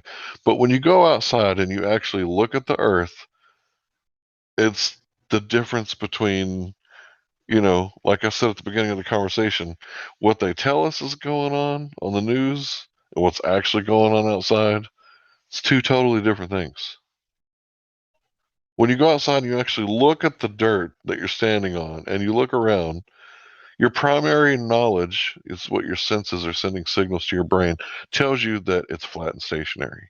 We all empirically observe the same flat and stationary Earth. What secondary information has convinced you that you live on a spinning water ball flying through space at multiple different vectors, multiple different velocities, flying around in like orbits, right? With all these, velocities adding up to like thousands of tens of thousands of miles an hour to, us spinning around like a sphere.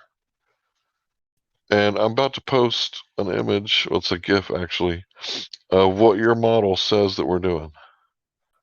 Let's see if I can find it. This is the one where it just keeps spinning and spinning and it goes all the way out to the space, supposedly what space is. Mm-hmm. I think you posted it earlier. Yeah, I did. The Earth's actual rotation one? Yeah. Yeah.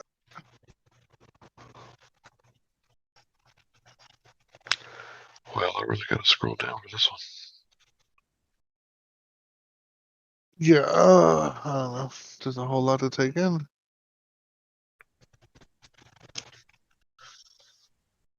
Okay, I'll give you another one. Specular highlights. So you might have heard this if you're a PC gamer, but the way that light reflects off the water. So the last picture that I posted there, I think it should be the last one. Yeah, it's the Bolivian salt flats. So these Bolivian salt flats, it's the largest salt flat in the world. It's 9,000 square kilometer with less than 1 foot of vertical relief, which means less than 1 meter, 1 meter of drop. 9,000 square kilometer with less than 1 meter drop. So this is the salt flats There's many of them all across the world. There's also Great Plains. Kansas is flatter than a pancake. Have you ever heard that? Yeah, I've heard of that saying. Well, it's not actually a saying. It's a study done by a scientist. I'll go ahead and cite that for you.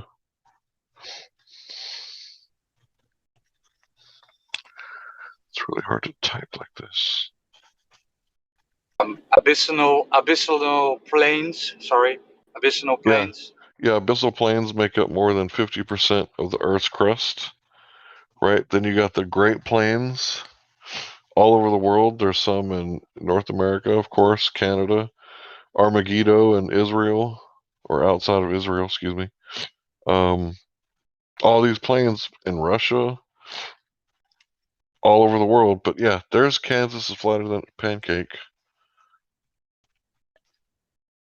And if you read that, at the very end of it, it says, we go to the end. Conclusion, simply put, our results show that Kansas is considerably flatter than a pancake. Right? If you look right above that, the degree of flatness might be described mathematically as damn flat. You know why they said damn flat? Oh. Because in 1995, if they would have said fucking flat, it would have been rude. Oh.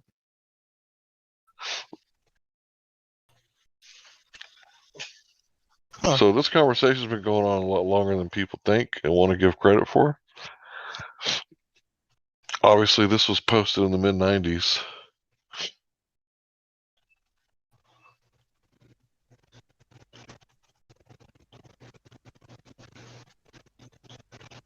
Yeah, that's pretty wild. Yeah, Kansas flatter than a pancake. What about the specular highlight? When you look at the reflection, it's almost a perfect flatness. And when you look at the sun, or the moon as it's setting, the reflection goes all the way to your feet. Like that's literally impossible over a curve. Over a curve, that line of flat reflection, it would be broken at the tangent line. You know what a tangent is, right? Yeah. Yeah, at the spot where it's like halfway. Like it would be broken right there because you can't have a shadow like that on a curved surface.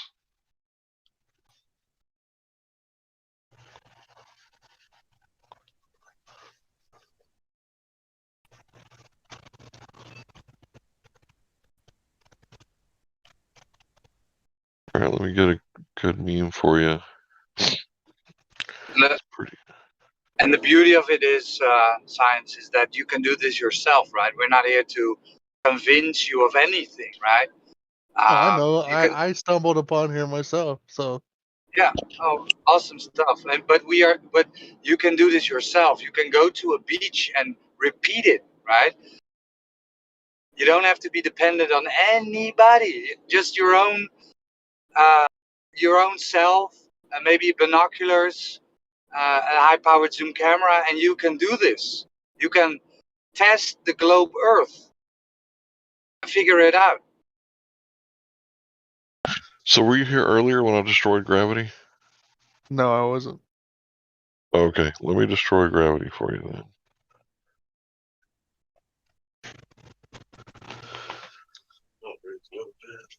All right, give me a second. Let's see, where is it?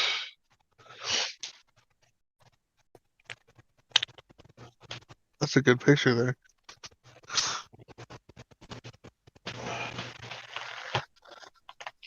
Hang on a second.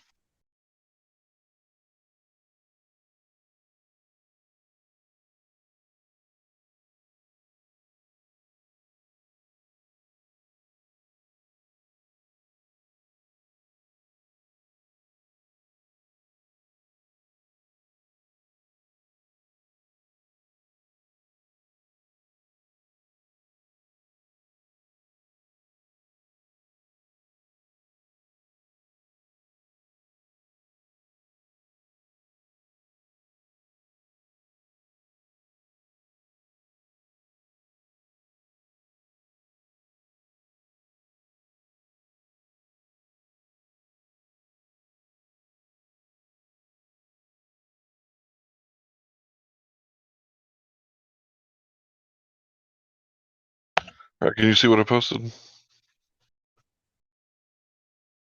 Yeah. All right, so I cited my sources. Actually, this is someone else's sources, but you can see what it's talking about here. It's talking about the double slit experiment, Newtonian particle. We close the slit and fire a bevy of electrons, and we get 10 hits on point A. We close the slit and open another slit and fire a bevy of electrons. We get 8 hits at point A. The Newtonian prediction would be that if we fired the same bevy of electrons and both slits were open, we must get 18 hits at point A. Well, we get a big fat 0. And what does this mean? Well, that's the end of Newtonian physics. Now, you know what Newtonian physics is, right? No, I do not. You're talking about like Newton's theory? Yeah, Newton's laws of motion, his theory of gravity, or his law. Yeah, laws of gravity. Mass and all that, right? yeah. So this is professor of physics at Yale, right? Professor Shankar. So the next one is,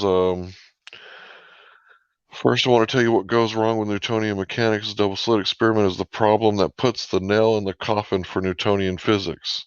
Same guy, right? And today we're going to shoot down Newtonian mechanics and Maxwell's theory. We're like the press. We build somebody up only to destroy them.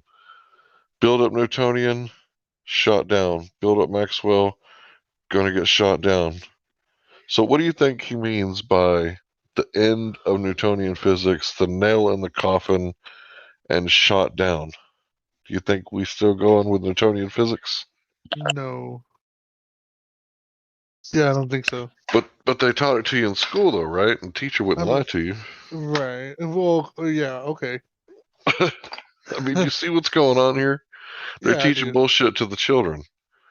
This isn't old. The double slit experiment's been around for like almost 100 years. They've known this for a very long time. But yet they still teach Newtonian physics to children.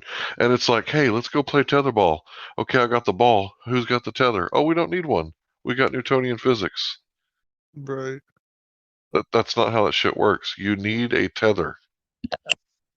So what do you think the reason for all this is for? Why do you think that? Yeah, if you chase your tail for 100 years with E equals MC squared, what's going to happen is the real science is going to progress and technology will progress underground. And then you'll have this great, huge knowledge differential. Everybody thinks that E equals MC squared and time travel is possible. And what if you could go back and kill your grandpa? If you could go back and kill your grandpa, then you'd never be born. If you were never born, how could you kill your grandpa? And then everybody's going to argue, what is time and what is space? Right? What is time? Oh, time's so convoluted that it could be anything. Right? And meanwhile, they're progressing and progressing and learning and progressing. And they took Tesla Tech. John Trump with MIT, Donald Trump's uncle, took all of Tesla's stuff when he died because they said that he was a foreign enemy and put it under some foreign enemy act, right? And confiscated all of his work. And he had that shit for a year, right? It was all his for a year. And then he gave it back to the government, right? And meanwhile, they're learning and learning and progressing, and we're still chasing our tails with gravity and the bending and warping of space-time, right? So what we have now is a huge power differential because there's a huge knowledge differential because we don't understand the basics of electromagnetism because all that stuff is hidden in all the devices we have. Everything that you're using is Tesla tech, but it wasn't Tesla that was put on the front of the magazines, was it? It was Einstein. He was the one that was promoted. And Tesla was the first bad guy in the animated Superman series. Tesla was the name of the evil scientist, the mad scientist, right? Right. So all this Tesla tech that we're using, it's on a pay-based system. We're paying for it, right? We're paying out the ass for electricity, right? And we're burning coal when we should just be, hooking up like towers, like Tesla was trying to do. But as soon as they found out, J.P. Morgan pulled the funding, right? Trying to give people free electricity. He was plugging a light bulb into the ground, right? Not directly screwing it into the ground. That would be silly. Of course, he had two different metals, which makes a battery, and then you pour liquid into the ground and it holds a charge, and you can make a battery, ground battery or ground generator, whatever you want to call it, but 2 volts, it'll create 2 volts, and you can hook it up in a series. Although it does have diminishing returns, that's enough to make light out of the ground just by having 2 different metals. When you have 2 different metals, that's what all batteries have, right? So one would be lead and one would be iron, or one would be copper and one would be iron, right? And because there's a different electron flow rate, this creates a charge. So all this technology has been hidden from us, and this power differential is turning us into slaves. Because know the truth and it shall set you free. See, back in the Roman times, it was illegal. You could get killed for teaching your slaves the trivium, which is grammar, logic, and rhetoric. If you taught your slaves how to read and write in the Roman days, they'd kill your ass. You know, the Romans had the fasci, right? That bundle of sticks. That's where you get the word fascist from. Right. And in the middle of the bundle of sticks was the axe head. You've seen it in our military stuff and our government stuff, right? And if you got caught doing something fucked up, well, they would just beat your ass with those sticks or they'd cut your head off. Right? So you're not allowed to educate the slaves. Why do you think that, it's mandatory to go to public school? Just smart enough to pull the levers and fill out the paperwork, not smart enough to ask any real questions, right? Don't you find that a lot of people just seem like cattle? Yeah, the majority of people. I wouldn't say a lot. I would say majority.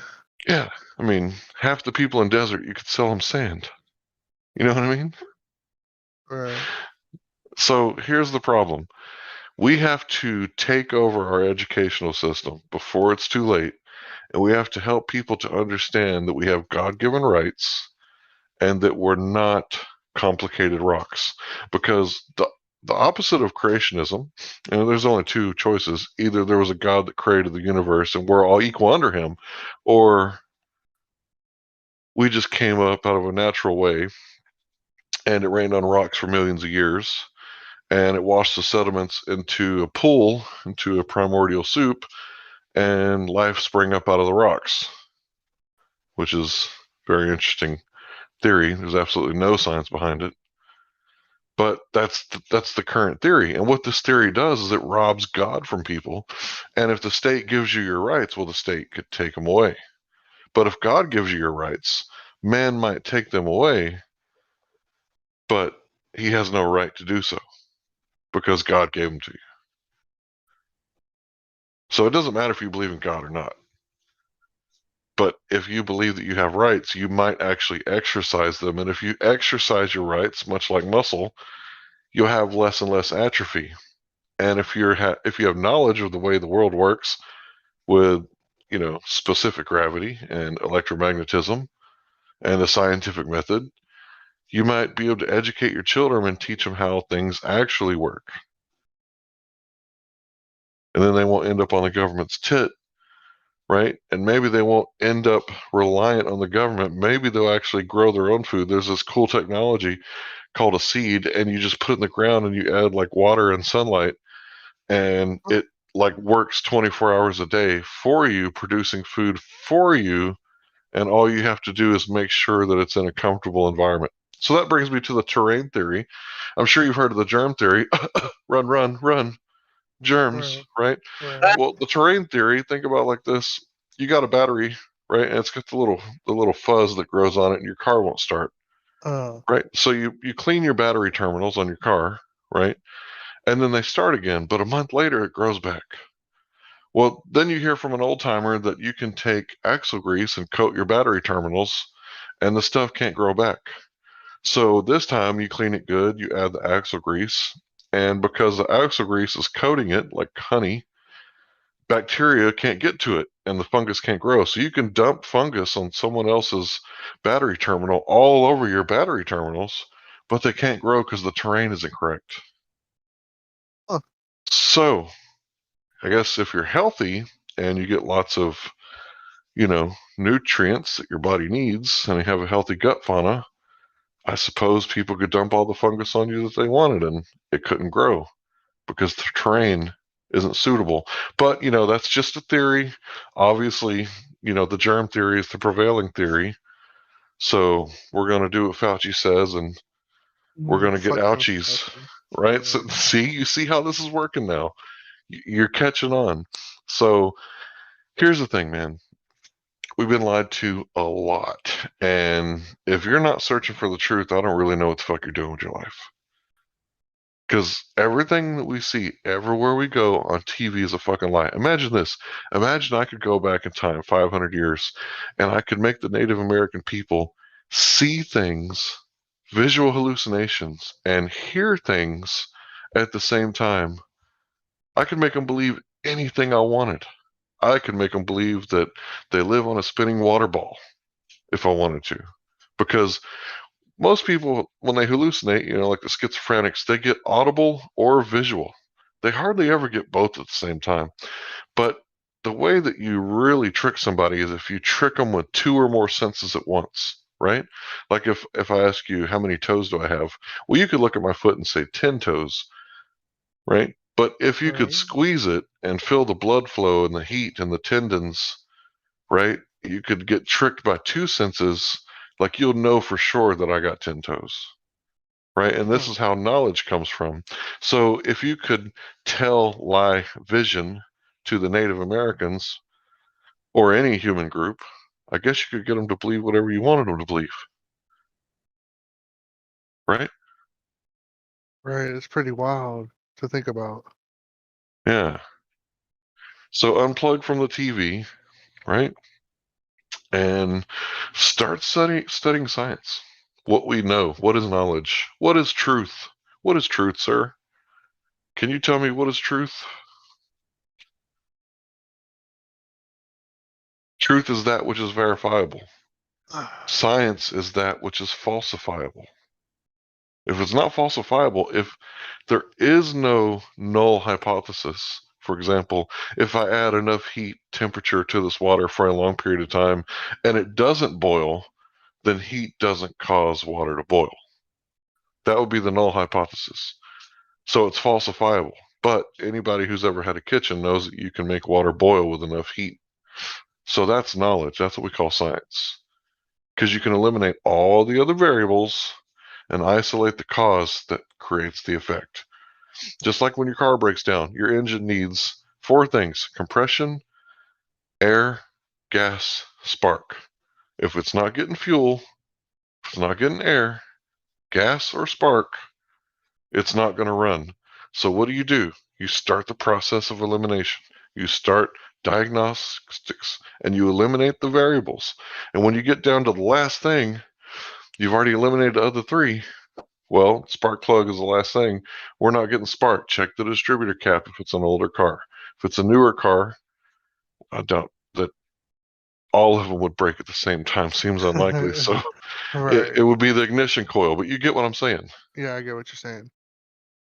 So this is how we got to do it from now on. Now, I wish that you would join me and go to the other server and talk to the anti-flat earthers about the scientific method, because they're going to say the most bizarre things. They're going to say that you can make up your own scientific method, and anybody has their own scientific method, and it starts with ask a question. So we say observe a natural phenomenon because this is natural science. They say ask a question. So I'm going to ask a question. Why are boobs good? Is that science? Are we doing science? What's that other server called? Let me look. But yeah, go in there and pretend that you're a flat earther, right? Let's see. What is it? Is this it? Hold on. I guess it's Flat Earth Debate or Brandon's Flat Earth. No, you think about Gamma Panda, or is that too much? Yeah. Gamma Panda. Let's send them in the trenches. Oh boy. What is the name of that server? Yeah, it's Debate Flat Earth and More. Yeah. Or you could go to Quantum Eraser's channel and you could listen to the stupid shit they say, because he has numpty clips, and the stuff that they say is ridiculous. Like straight lines are curved. That's one of the things that they say. Straight line is curved. Yeah, let me find that Quantum Eraser channel for you, bro. Because a lot of stuff I was quoting was his work. So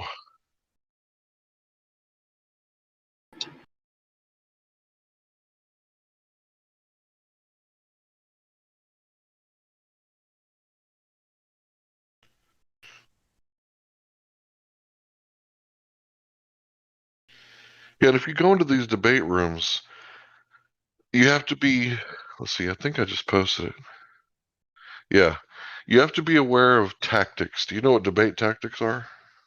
Kind of. Yes. No.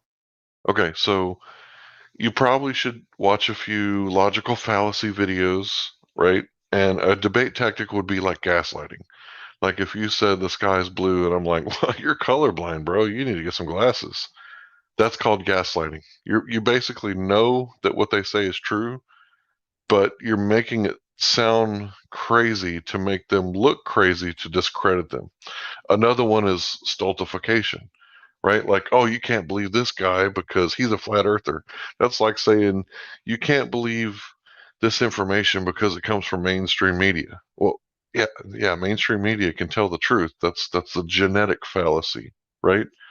Right. So when you understand all these genetic fallacies, all these fallacies, right? And you see what they're doing over there, and you know all these tactics that they use, like you're going to be like, oh my God, these people are like stooping so low to defend the globe. And you're going to wonder why. Why are they stooping so low to defend the globe? It should be easy in the year 2021. It should be so easy to defeat a flat earther in a debate. It should be like first round knockout, highlight reel. But this debate's been going on for 6 years. And if you actually listen to the debates, they're not as cut and dry as you thought. Like before you came in here, you were like, "Oh man, this is going to be easy. We're going to destroy these flat earthers." No, it ain't like that. I'm telling you, it is not like that at all. Yeah, and I hope because we understand, right, that the first thing you get, what they teach you is that you're living on a spinning water ball hurling through space. And then the second thing they will teach you is flat earthers are dumb, batshit crazy science deniers, right? They think they're on a space disc flying upwards. They deny science. They're stupid. They dropped out of school.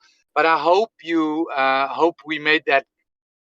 I hope Hank, right? Hank is a good example. He's not stupid. He's good. He's articulate, right? He explains it very well. We're not stupid, right? Sorry, right? We've all been Globers at one point, and then somebody or something made us doubt and wonder, right? And then we looked into it. It's not that we deny science, that we looked into the science. What has science to offer to prove that you're on a ball? Because everything else, everything in your life shows you're not on a ball, right? It's only your screen. It's only your screen that tells you you're on a ball.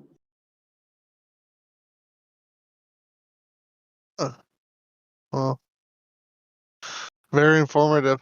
Thanks, guys. Appreciate it. Yeah, no problem, man. Come back anytime. You're most welcome. I'm gonna join the server and then call it a night. Roger, Okay. great help. Appreciate it. Thank you, Hill. Thank you, Hank. Yep. Yeah, you earned a seem sincere role, bro. Well, thank you. I'm just curious. That's all. That's the way to go, man. All right, we'll see you guys around. Sure. Thanks. Yeah, take it easy.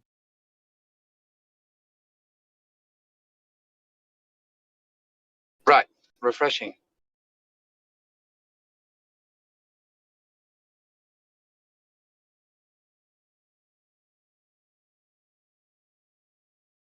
I think it's really important to show people that they've only seen it on TV.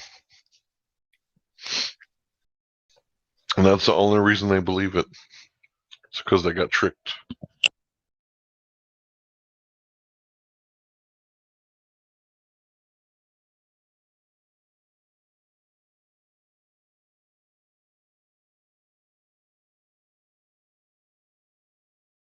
It was a good session, man. Awesome stuff.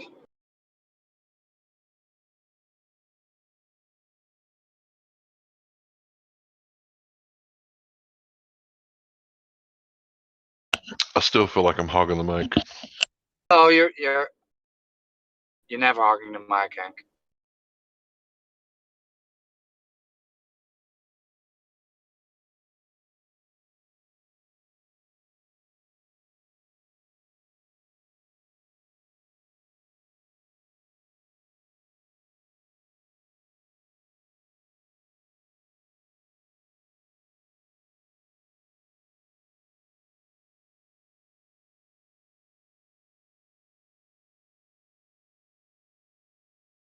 Yeah. I mean, that's funny. You point them to the anti-flat earthers. Oh boy.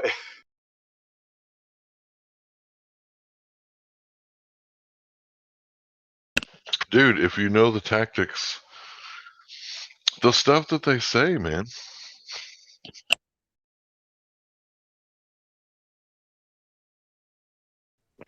Yeah. Earth is spinning, but it doesn't matter. It doesn't matter. It spins.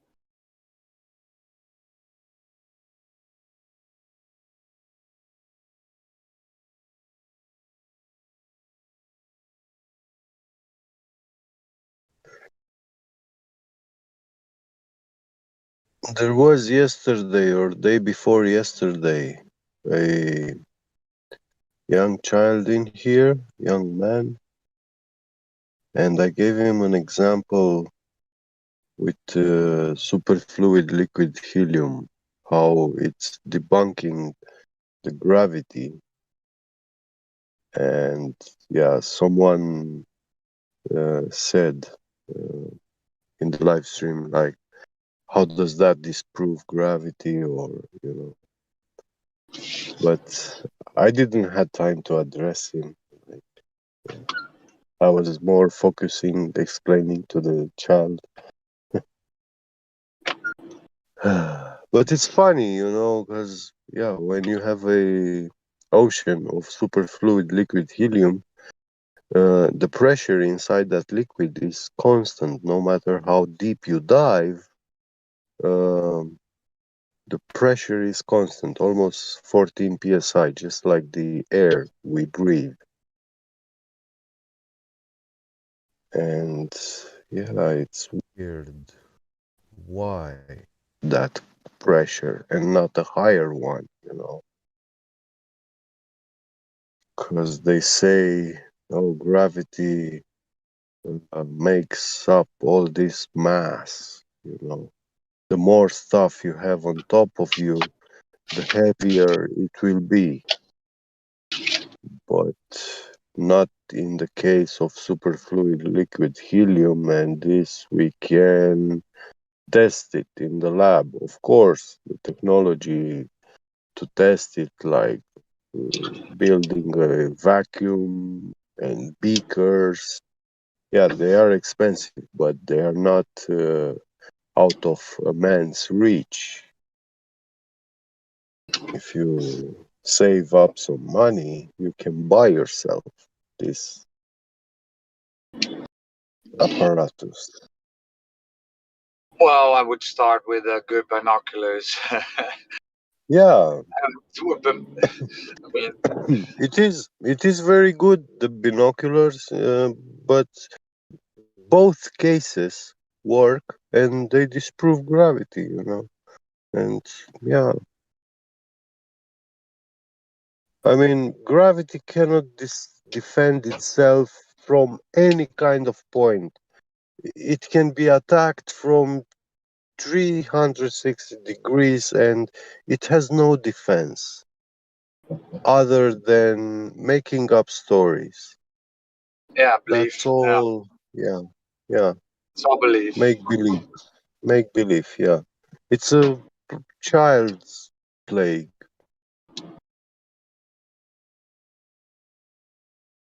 But when the man is no longer a child, he's an adult. That's not make believe anymore. That's uh, psychological illness. Psychosis. Yeah, psychosis.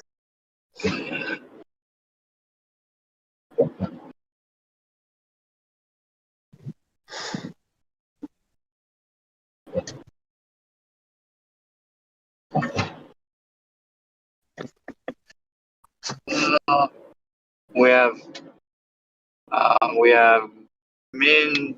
1 second. We have Min's hand just joining us. Min's hand, I'm gonna unmute you. Min's hand, welcome.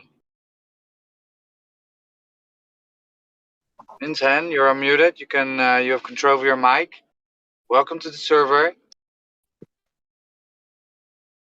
Do you have oh, and he's gone. Okay.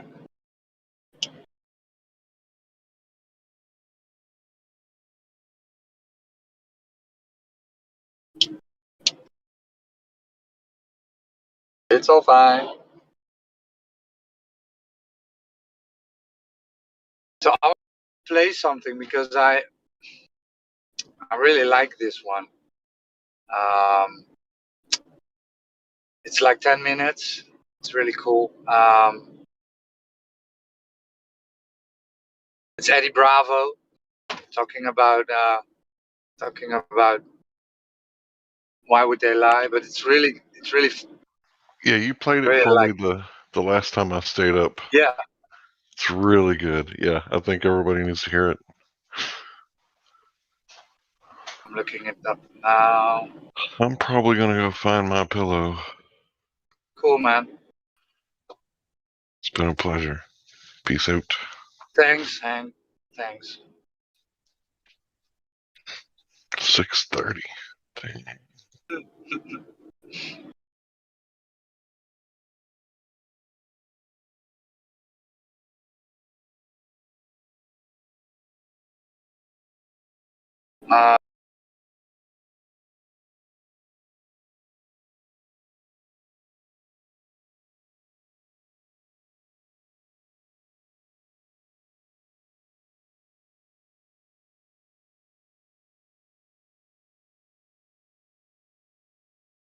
There it goes.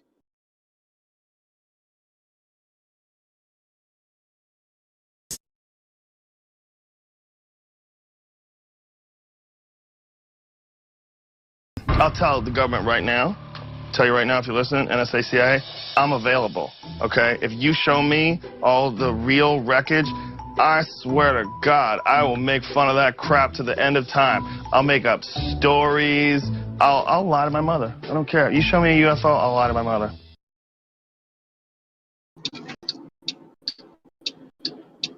You guys are gonna hate me for this. What? You know what I want? I want one example, Eddie, of why we should believe the Earth is flat. That's what I want. Are you kidding me? You son of a bitch! I want it so bad, and I am high and drunk. I don't. We can And talk you about guys want flat it Earth too. as long as it's a joke and it's funny. I'm Because if cool. it gets angry, Dude, then it's not fun. I'm not married to that. It's round. If it's jokey, I'm not married to it. And I want you to- jokey. listen- Convince me that it's flat. There's no way I could do that, man. God, really? There's not one example? It takes about a year and a half of like one. Year and a half? That's too much. Very hard. The All right. indoctrination's so strong. You look at your son's cartoons, it's all space. I look at all my shit, all the shit my son likes. His everything is there taking space. I'm doing research on this currently. Space. I want to direct everyone to hashtag space is fake. 'Cause I've been doing research on check space that being out. fake. Check Is that that real? out. That's a real site? Yeah, hashtag space is fake is something I'm investigating for my next hour. I swear to God, I will make fun of that crap to the end of time. Hashtag space is fake is something I'm investigating for my next hour. I'll lie to my mother. I don't care. Yeah. Yeah, I'm for legitimately looking deep into Dude, people flat that Earth, there's flat so much earthers material mock there. them. There's Flat so- Earth is like, what? Space is fake. What? No. You dumb You motherfucker. flat earthers like flat bro, earthers walk chill. away No, from it's the same thing. Oh, okay. You got it all wrong.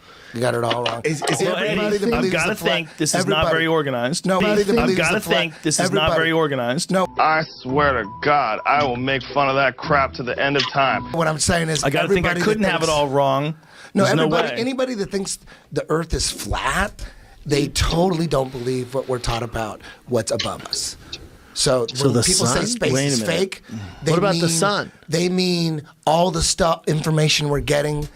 You're lying about that shit. that it's not that it doesn't exist. Of course it exists. We see it. Right, of course. But space is fake sounds ridiculous. Like There's we're something up looking there. at it and it's fake. That's ridiculous. That's just not what it the means. It Truman means Show. that all the information we got about all We're those off. lights in the sky. Yeah, something else. They're lying NASA's to lying? us. They're lying to us. Why would NASA lie? And there's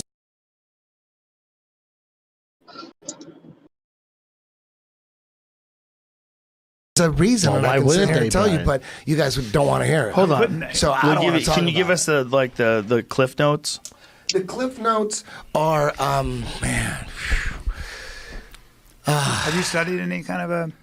He doesn't need to, From- B. Let's hear just a few of it. The goal has always been for the most powerful emperors is a one world government. They always wanted a one world government. All the Roman emperors, they try to figure out, they try to do different combinations. How about and they would fall, and a new emperor would come and go, you know what? I'm going to fucking rule World the world domination, in other words. Aztecs. I'm not going to let my soldiers get married. That way we'll have a stronger army. They have different philosophies. Everyone believed different shit.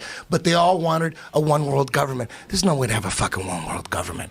Nobody's into that shit. Right. Not even other rulers from small countries are like, one world government? That's going to put me out of a job. Fuck your one world government. People that don't know shit about politics don't want a one world government. There's no way you're going to sell a one world government. It's impossible. The only way to make a one world government work is to have the people embrace it. They have to want it because nobody wants it. So the trick is to make people want it, to embrace it. There's only one way. I gotta pee. There's only Hold one on, way. Joe. This is very You're gonna important. miss I've out heard on this. I know this. I know this. Okay. Go I on. don't know The that. only way, and they've known this forever. The Vatican knew this. The Vatican, the Pope wanted to rule the world. They all knew it, but they couldn't do it. They all knew it, but they knew one way, but there's no way how they're going to What's pull the it one off. way, man? The only way is if there was some extraterrestrial threat from up above us. That would be the only way to have everyone embrace the one world government. They all knew that for years. But it didn't work That's so far. the plan. They could never It's a make shitty it plan, work. though. They didn't have the technology 500 years ago. The Vatican knew about it. They wanted it. And you go to the Vatican, you see paintings of like Have you been there? UFOs with aliens in them. And back when I used to believe in UFOs, but before I figured out that UFOs they want us to believe in UFOs. They're preparing us for a fake alien invasion. That's always been the plan. A one world government. The only way to do it is to get us to embrace it. And the only way to embrace it is from an alien attack. Ronald Reagan talked about it many times at the UN, CFR. He talked about it because wouldn't it make, he looked at all the leaders of the nation, of the world, and said, wouldn't it make our lives easier if we just had some kind of extraterrestrial threat? Perhaps we need some outside universal threat to make us recognize this common bound. I occasionally think how quickly our differences worldwide would vanish if we were facing an alien threat from outside this world. And yet, I ask you, is not an alien force already among us? He said that shit. He said that in front of the UN. Like he's trying to get everybody into I don't think he ever said that, believing. but- No, he said that many times. It's on video many times. Ronald Reagan? Ronald Ever Reagan. heard of him, and Brian? while- Ever heard of while him? listened to George a lot of Bush speeches.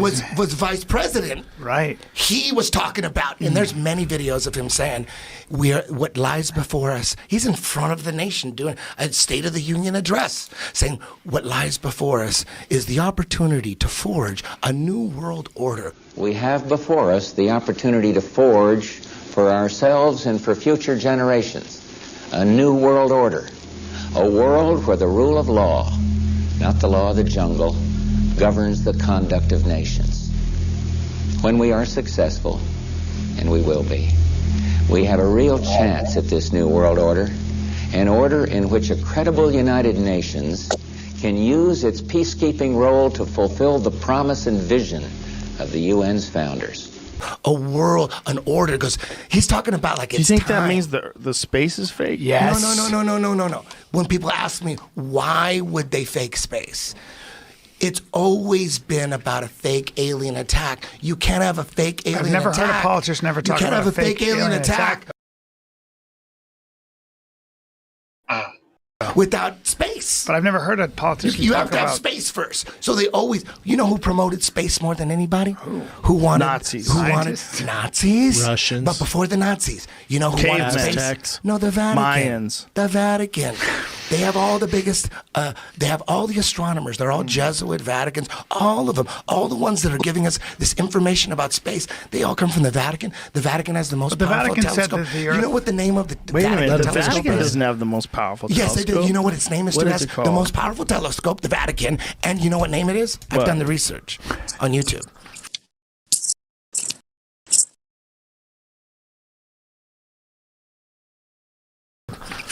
on I have the YouTube. links. But you know what the name of this? Do you know Isn't what the the biggest name one in of Chile? this? The most powerful telescope in the world. It's in the Vatican. What Do is you know it? the Lucifer? Lucifer's What? dick balls. Lucifer? Lucifer's dick and balls. I've never seen this fucking telescope. Yeah, it's legit, dude. I think the biggest one's in Chile. I think they have to be in high It's in altitude. the Vatican. Yeah, I don't think it's in the Vatican. You guys didn't. So when people ask me, why would they fake all this shit? Well, I don't think that's the biggest telescope, This Eddie. is just a crazy theory. It certainly is. We're No, talking I've a never theory. heard- Here's the It's funny. thing: these It's a funny theory. But Eddie, these new Chile Very Large Array telescopes that they're creating are fucking gigantic, and they These take guys over know. enormous Hey, pieces listen, of land. Listen, I F- was with you. Google I the was with Very you. Large Listen, I was with Array. you. It's called the Very Large Telescope. I watched the documentary with you at your house. It was like 2001, and Yeah, I it said think- in 5 years Yeah. there's a documentary about them putting together the Very Large Telescope in Chile, and they're talking about by the year 2005 we're gonna have 3 telescopes linked with a computer to make us. We're gonna see further into space than ever before. None of that shit came. What are you talking about? None I of think that shit came. Is that They up? said- Is the Very Large Array up yet? Nope, It's a very not up. large telescope. It's But I all- know they all have images- they have them in Hawaii. What's Isn't that? it weird? Isn't it weird that every space documentary, all the series, I had them all, Joe had them all, we watch them all the time. I tried to remember all the shit about a neutron star and a super hypernova. I was balls deep. Me and Joe Hypernova. were balls deep into space. And then So every high. now and then we'd watch this documentary after documentary. Morgan Freeman got the universe. We had Yeah, that all shit that was shit. good. I DVR'd all that shit. Anything that said space. Will Smith I was has a new fucking one. ball. I thought I was better than people and shit because I knew so much about space. And every now and then I'd watch all that shit and wonder what. This is all cartoons. Eddie, why not? This is all hold on a cartoons. second. And then I go, okay, whatever. And then I keep watching. All DVDs on space are all CGI. There's nothing real. And everyone watches that. They believe it. The narration is all programming. What's above us and what we're on, we're being lied to. Once you go flat, you never go back. Listen, This is a campaign. Listen, they're Who lying to is- us about everything, Yes. dude. Who is it's they, not about. though? It's not about. Who are it's not they, about Eddie? belief. Eddie, who's Here's the one they? thing. There's the one thing I want to say. Okay. It's like it's not that we believe something ridiculous and you don't believe it. We're gullible. We're gullible. We believe some weird shit about the flat earth. We believe some weird shit. You don't believe it, you're smart.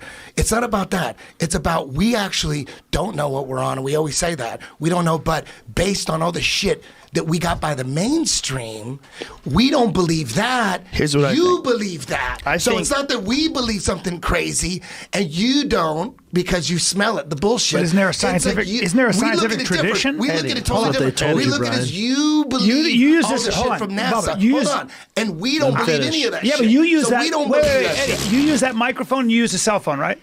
It's science. Hold on. I believe in it. That's science. I believe in it. Okay, why do I you believe in it. that? And because why don't you I don't believe? need a study. I don't need to read something to verify. But you It's benefit not from scientism because science. I experience You it. benefit from I know science it. every day. I know. I love listen, science. So why wouldn't you I believe wanna- that I those- think we I gotta love cut science. this off. It's 10 o'clock. Man, love we gotta get science. out of here. It's I 10 love o'clock. science. Come see me in Vancouver at the Vogue Theater and in Salt Lake City at Wise Guys, March 1 and 2.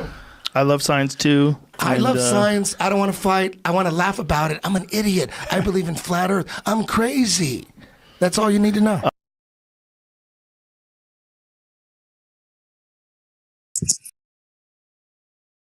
Thank you, Eddie Bravo. Thank you.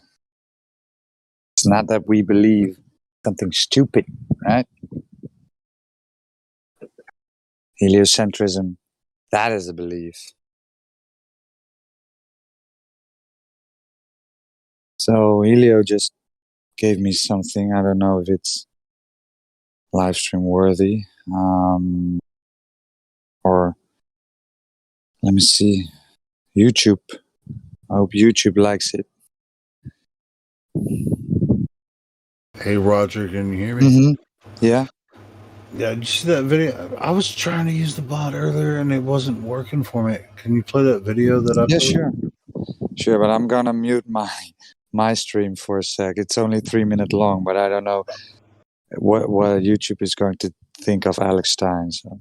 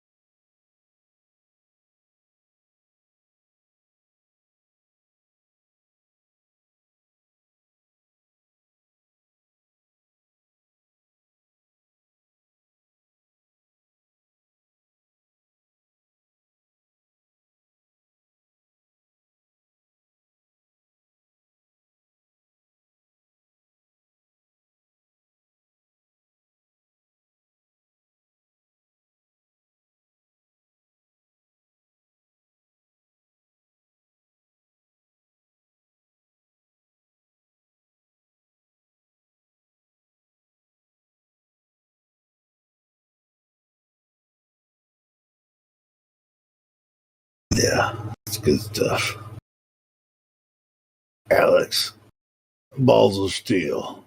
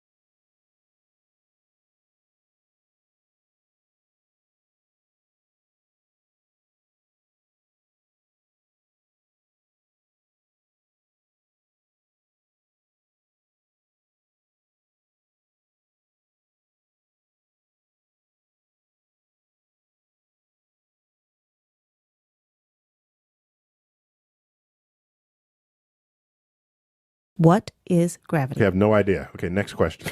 Hey, yo. It's Chocolate saying. It's 2021. Told y'all it's a wrap for this globe.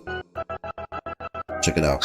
Way too many reifications of privation. Secular law, thermodynamics, violations. Fuck with all these fake as apparent deviations. Global's always flapping their gums, no demonstrations. The black swan murdered the ball with simplicity. Pretend the clowns aren't, they all no specificity. Get with me, get that geometry. Your model needs nowadays. Mostly I sound like you're on your knees. Copper please, with no ball to ever show for, nevermore. Been a rap for your multi-nine core scientific. All the sticker that they're prolific. Crumble at the thought of flat earth, that's just terrific. My hypothesis, you know, paleo genius. You thought you had it all sewn up like a seamstress. You never see this, you ain't chillin' peeping the Gleasons. The globe model so fucking dead, so many reasons. Mad at me, cause your fairy tale of gravity is rapidly becoming a motherfucking fatality. Independent variable, no physicality. Factually, you're dealing with no type of reality. A tragedy, all of the pseudoscience of fallacy. Sad to see that was surrounded by such banality. Globe charge, step in the court for their arraignment. Gas fucking off all day and no containment. It's automatic, you sound like a fanatic. Your heart's beating out of your chest, no need to panic. Problematic. Anytime there was Socratic, defining terms for you was like dust to an asthmatic or a crack addict, all tuned up like a mechanic. State you're leaving in when you're done, it's so tragic. You end the sneezing, all snotty nose the wheezing. You globe charts wind up like sub-zero freezing. Ain't no reason for you not to remain calm. As my nigga hit you with the 3-point palm. Instant exploding paradigm technique. Backslapping your beliefs into making it sweet. Your points obliterated, finished, unable to speak. Have you looking like Tom Petty catching a leak? Your whole squad left sounding comatose. I hear Michelle Dollar keeps rocks on the head. She keeps her family close. Some of y'all think y'all the best things since butter toast. When it comes to FB, prepare to catch an overdose of intellectual honesty. The clear lack of thinking of you balls never cease to astonish me. I gotta keep it real and be honest, B. It's quite possibly the dumbest thing I heard since the cosmology is often seen as a philosophy, mythology, but actually it's a prophecy of religiosity. Get all your skills and your weight up. It's crunch time. Your whack model getting ate up like lunchtime. How in the hell could we establish a baseline? Most of y'all trolls are just here to waste time. I'm not aware of what you're hearing through the grapevine, but you must be out your mind selling space-time. A mathematical construct of imagination with absolutely no experimental validation. Before the story begins, you need a foundation. Curvature of the earth, that's the conversation. And since the shit up and disappeared without a trace, I'd say it's also time for you to say goodbye to space. Tall tales about vacuums and empty place, all the while breathing air. That's just not the case. You best get out my face, cause I can guarantee you that the very air you breathe immediately fuck off the space. We understand no requirement for your compliance. You understand that you are standing in a room of giants. I admire that you're usual in your defiance, but won't you join us in this funeral of pseudoscience? You in the mood to try us? Go ahead and test your might. These motherfuckers think they're moving at the speed of light. How about the speed of sound? 250 miles above the ground. They say that ISS is going round and round. Please don't even try, son. It's been a rap since you gave up open your geometric horizon. In the trenches hoping and praying we don't get wise and realize you're smoking more of the grass than Neil Tyson. Oh, speaking of that clown, I wonder how much longer he can keep a push of this in the background. Never debating, always up to the back down. Playing in fear of the gravitational smackdown. This little circus won't last long. I'm betting you the type of clown that sits at home alone with a mask on, thinking you debunked an argument like the Black Swan, never knowing that your radius could be that wrong. Oops, I really meant to say dead wrong implicitly. We've been falsified the globe empirically. Need you to listen, G. It's not logical to postulate you live in a sphere with no sphericity. It's the epitome. It's not a mystery. The globe model's all wrapped up in stupidity. It's quite simple, see. It's probably not the move for you to spew your rhetoric here or religiously, maybe officially. One day you might find yourself vividly in the middle of an epiphany, lyrical symphony. It's been a pleasure, but our times have both come to an end. Synchronicity.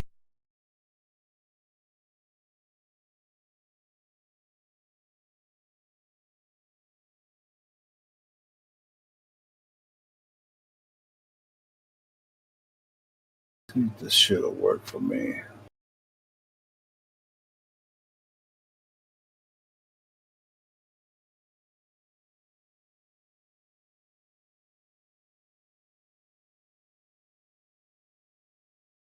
Okay, let's get.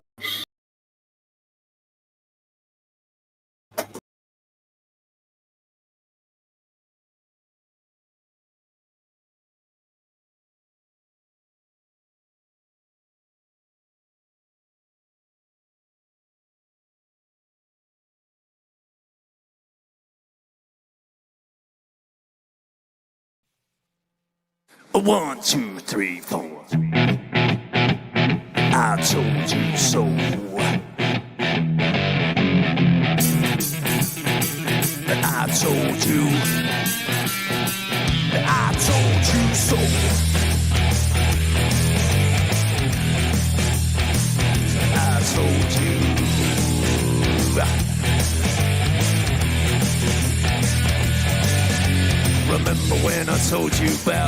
9/11.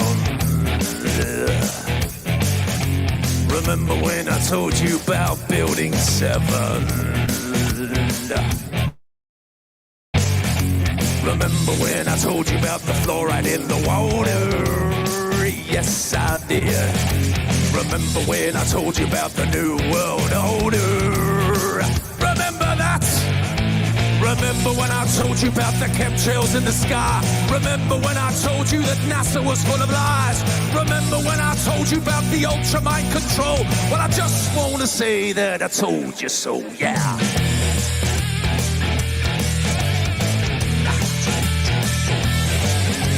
Remember when I told you about 432 hertz, that is, and what 440 can do to you? It hurts my ears. Remember when I told you about the vaccine agenda? Yes, I did. And that Michelle Obama is a transgender? Yes, he is. The dinosaur fraud, the climate change scam, and yes, Sandra Bullock is also a man. Remember when I told you that there ain't no globe? Well, I just want to say that I told you so. I told you so. I told you so. I told you so. I told you so. Yeah.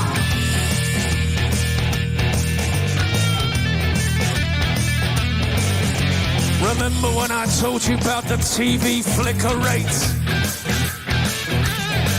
And how it puts your brain in an alpha state? Remember when I told you about germ theory? Remember when I told you about gravity? Remember that? Remember when I told you about Paul McCartney? Remember when I told you about direct energy? Remember when I told you about Monsanto? Well, I just want to say that I told you so. I told you so. I told you so. I told you so. I told you so. Yeah.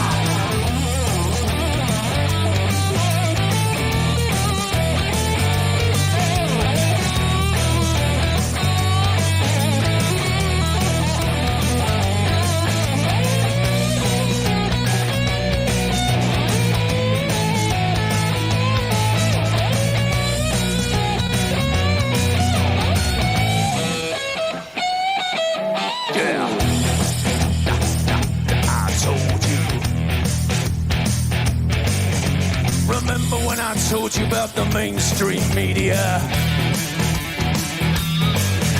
Your so-called celebrities and pedophilia. Remember that child trafficking and adrenochrome. Remember when I told you about the Georgia Guidestone? Remember when I told you about the false flag operation? Remember when I told you about 5G radiation? Remember that I told you that? Well, I just want to say that I told you so. I told you so. I told you so. I told you so. Yeah, I told you so. Yeah. But you didn't listen. I told you so. I told you so.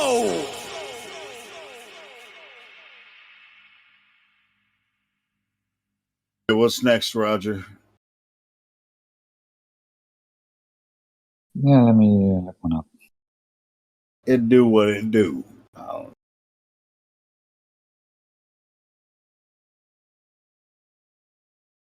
I'm off work today, so I might be hanging out a bit.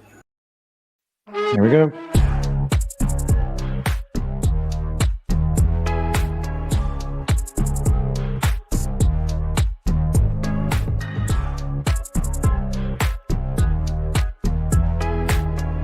I was just about to ask that.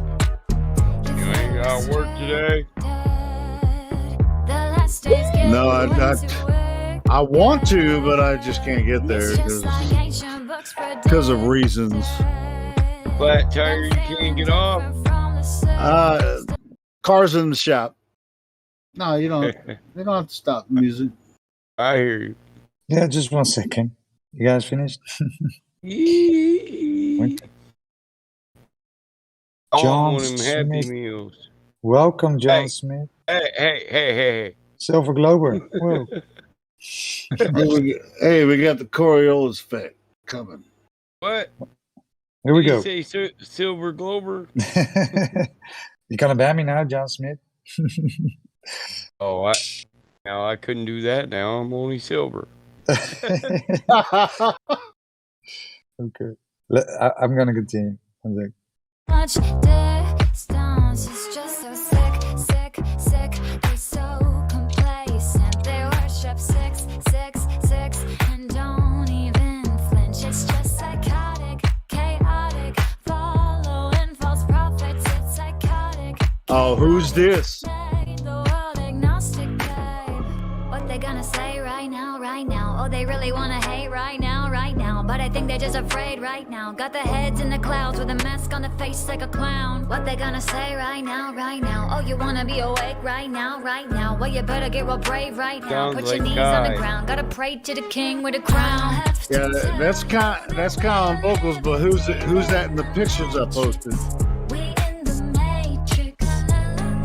Chase all the lies and you'll That's Obama's mama. That's right, bro. That Obama mama, I seen her naked. She hot. Why you block them out? Obama mama got it going on.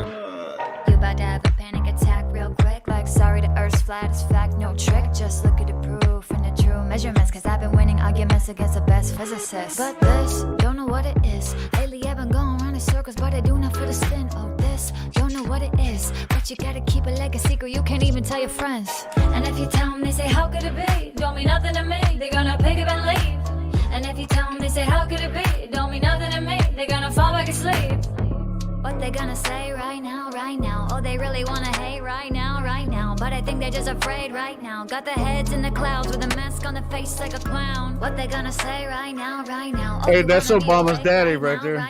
well, you better get real brave right now. Put your knees on the ground. Gotta pray to the king with a crown. I have to tell you that we're living deep in the matrix. We in the matrix. Chase all the lies and you'll find that this place was created. You were created, darling.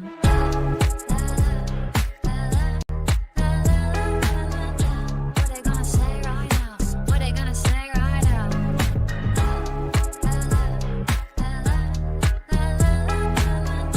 What they gonna say right now? What they gonna say? Hey, the guy on the right took the pictures of his mama. I didn't mean to destroy his kind of song or anything, but yeah, the guy right here, Frank Marshall Davis, took those pictures of Obama's mama. Helio, are you saying this is Obama's mama in the first meme you posted? Yeah, that's Obama's mama.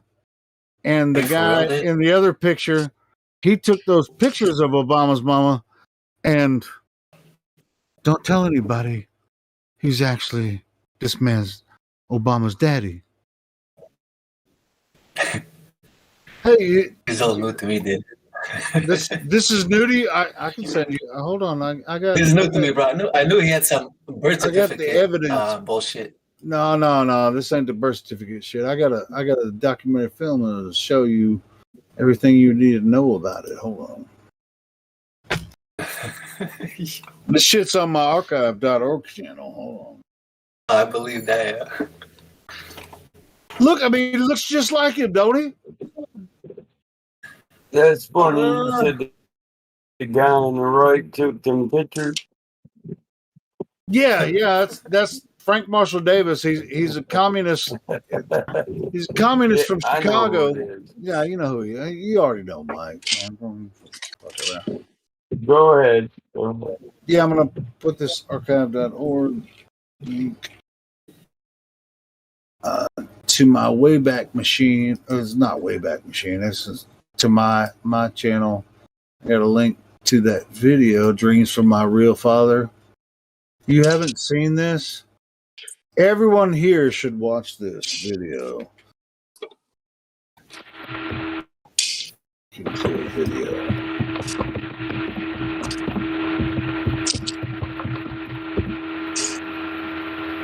There it is. I posted it. All right. Thank you. But yeah, I mean, take your time when you watch it. But you'll see those images taken by the man on the right when her father, Obama's mother's father, was a CIA agent in Seattle, and they went to Hawaii, and his job was to keep an eye on Frank Marshall Davis, a communist from Chicago. And there's it's all kinds of goofy shit going on. I mean, look how much he looks like Frank Marshall Davis. Oh, and it's like they call him the first black president, but his mama was white. I mean, how is he first black president when he's the first black and white president? What the hell you talking So what you're saying, they were grooming him for years, for decades, pretty much, right? Oh, well, yeah. I mean, his grandfather was CIA. So I mean, his grandfather was CIA. Yeah. Yep. Ooh, don't call me. Don't ask me questions about it. I mean, this is. And then they try to say his daddy was somebody else, somebody from fucking Africa, which it's it is what it is, and not to say that he didn't have connections with the Obama clan from over there, but yeah, he's I think he's Frank Marshall Davis' son, but anyway, it's not solely based on this film, but dude, there's so much shady shit going on with Obama, from Chicago. Mm-hmm. Mm-hmm. Yeah, just watch that right there. That'll kind of sum a lot of it up. But yeah, there's a lot more stuff too. Yeah. Thanks for the video, bro. Yeah, man. There's some more. Hey, go to my archive.org channel too.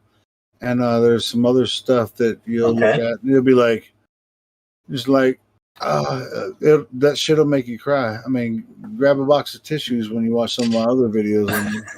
And I can't put that shit on YouTube because. Gotcha.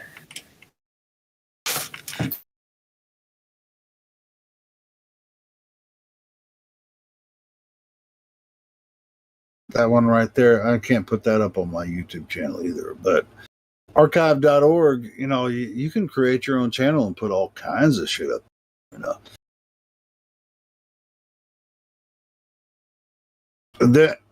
Let's see how many views does this one have?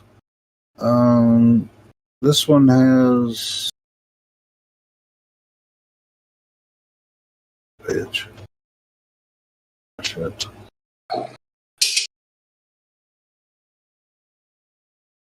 Oh, this one only has 26 views, but I put one up. Man, I get so many junk fucking emails, man. I wonder why this one wasn't labeled spam. Purposell, find relief for your heart. Dude, I have one video. I have a video that I put up on. I have a video that I put up on archive.org that has. It's complete. It's continually growing. I mean, it's at over 9,000 views. I won't share it on here for reasons, but yeah. I'll share my. I see it. I watch that. Yeah, I'm all down with that, bro. Yep. Yeah, dude, that one will absolutely, change your life.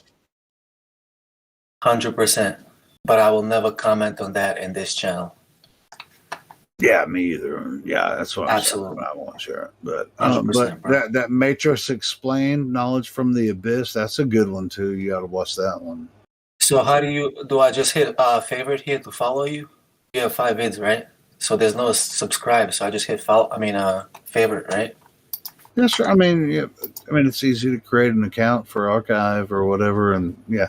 Okay. I actually should start putting more videos up on there that I know are going to be deleted from YouTube, stuff like that. Like capture. So there's no censorship here. I won't say there's no censorship, but they haven't censored that video that should, that most people do censor. So if they when I didn't was censor almost this 10,000. Yeah, that one right there has been censored on YouTube freaking hundreds of times. So, yeah, I'll try to put some more videos up on there. So on archive. So I like that site, man. There's a shitload of stuff on archive. I mean, they're the host of the Wayback Machine, right? They a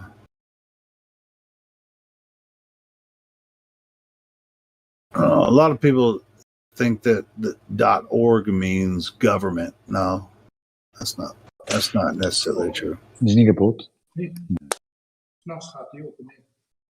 Ja, but yeah, I've put all of my. Ik ben er nog aan het fixen. Maar jij zegt dat hij de hele avond op en neer gaat. Ja, dat heeft te maken met dan wordt het warmer hier. En dan gaat hij open en dan wordt het weer kouder en dan gaat hij weer dicht. Dat heb je heel vaak in het na- en voorjaar. Dan krijg je dat dus. Dus ik ben nu die tussenpozen aan het groten. Wanneer het wel en niet open mag. Hey, this is an English-only server, so I'm just wondering. I'm just fucking with you, man. Ja. Dus ik denk een sensor of zo? Nou ja, die sensor registreert.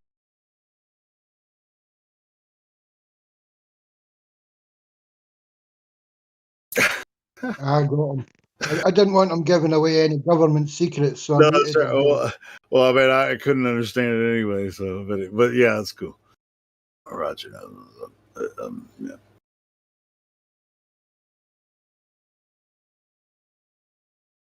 But anyway, that's my archive.org. I want to put some more up there. All of me and Ron Shekelson, when we did our podcast and stuff, we had there's 25 episodes, I think, on there, and then some other videos that I like that I can't put on YouTube or on that channel. So, you guys get some time, go check them out. I'm gonna grab some more there that are controversial. I can't even post them here for the most part. I can post my channel, but check on my.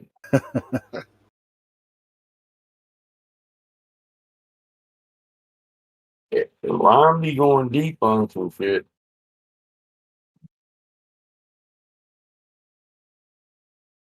No doubt about that. And I gotta get a better spam filter for my damn email. One of those damn herpes links. I got 5. Are your undies dirty and wrinkled and old? Need new undies. I click on it. It's women shit. It's women shit. Oh, what, you got that? You got that in a Discord link? Oh, damn it! I don't want to. In an email on my Yahoo, I'm like, motherfucker, I know my account says mail on it. What the fuck? Trying to sell you got undies. Women's undies. What the hell? That's freaking crazy. I don't need no more. I threw away the last pair. I moved the washer the other day, and I was like, "Oh man, I'm glad I got one for you. I got one for you, Mike. Don't need your dirty undies. I was up, Mike. I'm sorry. I was throwing my ex's dirty undies out there, and Helio hit a rip for him. Yay! I don't even know where to go from there, man. I just I could be mean. I put them in the bottom of the garbage barrel, to keep the raccoons from getting on them.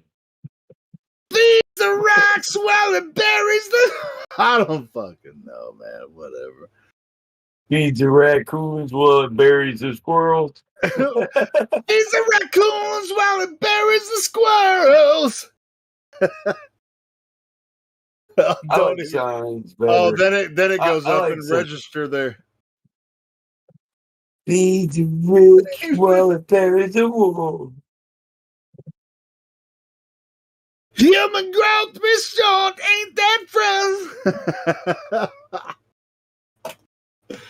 Fucking Axl Rose, man. That dude is something else. I know. I used to dig it.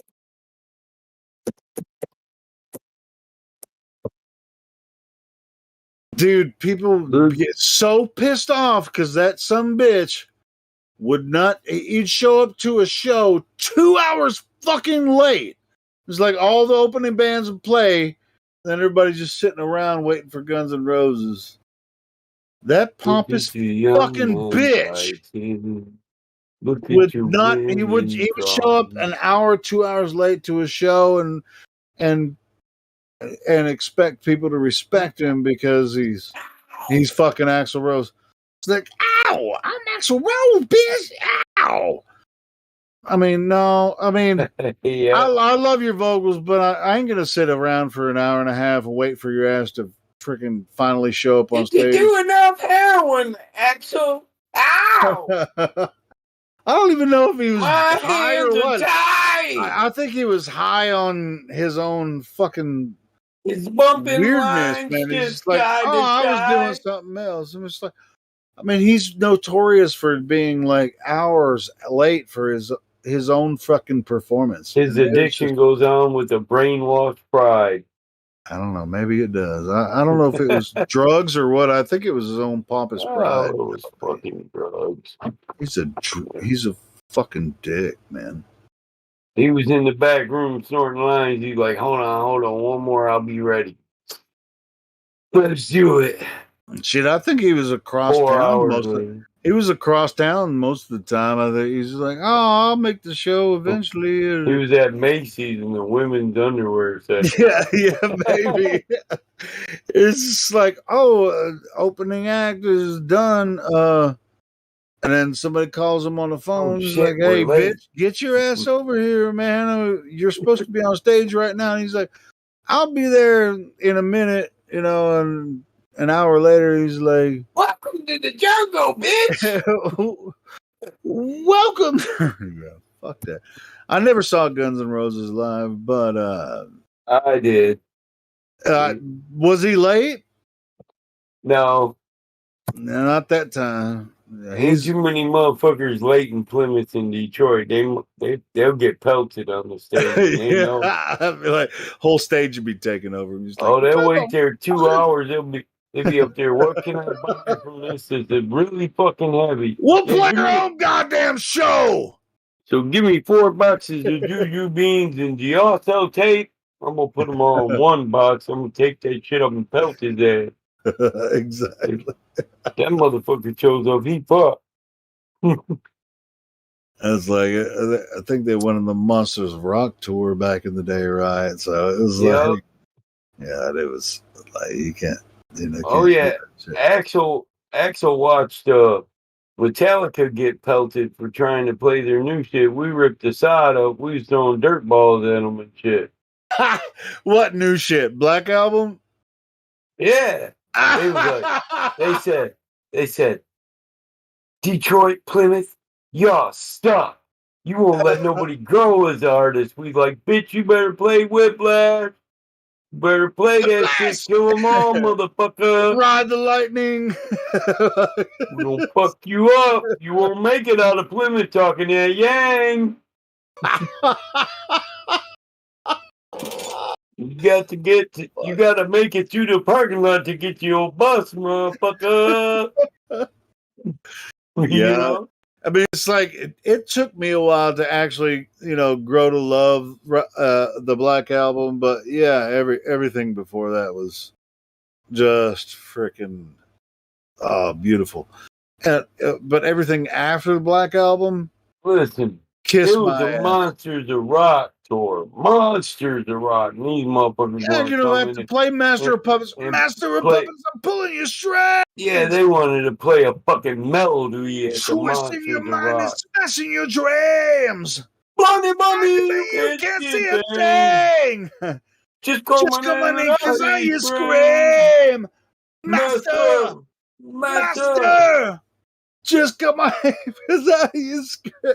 Yeah, I mean, if they're sitting up there trying to play their whole Black Album, on friggin', that tour, yeah, just like, hey, save that for your future Pansy tour. Come in here and play. Yeah, play the monster shit. Yeah, play the monster shit. Yeah, I get you. Yeah, I was so pissed. Their hardest shit. I was so pissed. My first concert should have been not Master of Puppets, and Justice for All at Barton Coliseum in Little Rock. But I was 14. I was 14. Was it Justice, Painted Green, Money Attacking? I was 14 and my mom wouldn't let me go. But some friends of mine were going, and she was like, "You're too young to go to a concert like that." And I'm like, she's still alive. I haven't choked her to death for making me miss that show. But anyway, that's being facetious. Of course, I wouldn't choke. My mom and dad were hippies. They like, you want to go to a concert? Yeah, dude. Cool. My mom didn't let me go. I was fucking the pissed. Justice, Painted Green, Money Talking. The next year, she let me go to my first concert at Barton Coliseum. It was Tesla and Def Leppard. That was a really good show. It was when they had the stage that twisted around. That stage that twisted around. It was in the middle of the freaking floor, and it twisted around. Yeah, it was just like, pour some sugar on me. The video they had. Was, I'm high. So it was like I didn't miss Tesla and Def Leppard. It was a really good show, but I was like, fuck! Not even a year ago, you wouldn't let me go see Metallica. Now you freaking. Now I can go to this concert, and I was right up front too. It was general admission. I pushed my way up right up front. I was right up front, for Def Leppard. But anyway, so it was fun.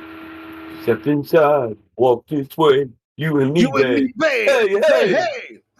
Love is like a bomb, baby. Come on, get it on. Living like a lover with a red phone. Looking Mike, like a camp, like a video, babe. Every lyric to every song. Be your man. Yo, man. Yeah. Hey! Razzle in the dazzle in a flash of little light. Television lover gonna go all night. Sometime, anytime, sugar me sweet. Little Miss Innocent, sugar me. Yeah!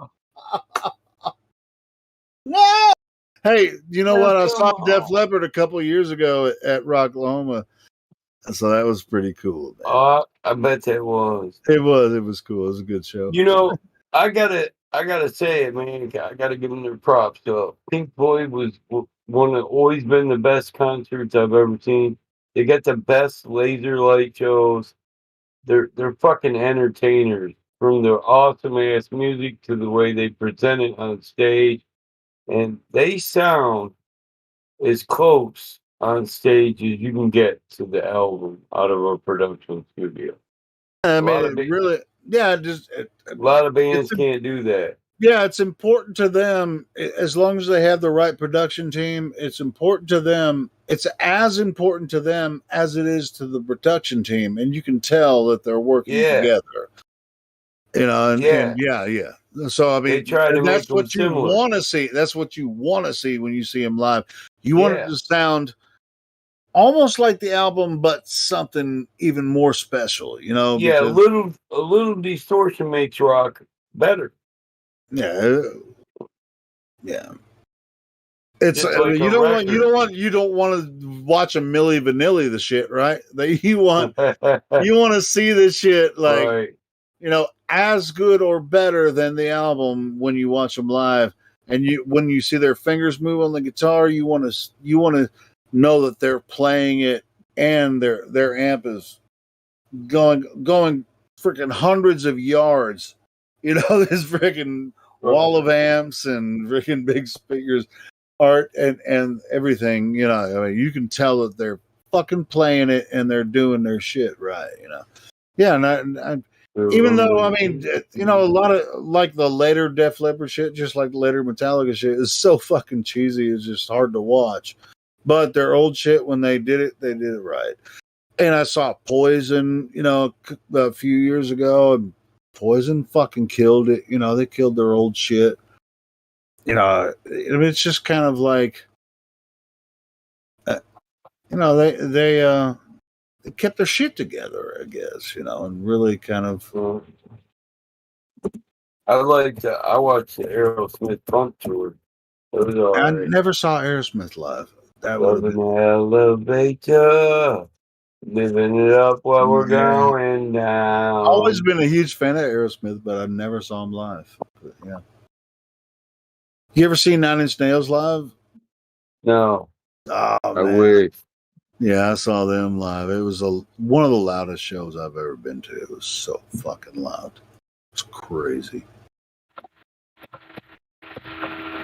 Oh, my fucking dog snoring like the old man.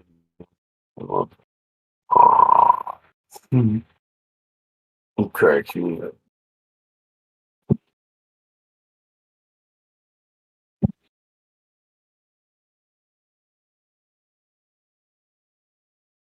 This is one of the biggest bands I've seen. I mean, I saw Pantera, of course, like freaking 4 times. Pantera, there's nothing like a Pantera show. Seen Pantera a lot of years.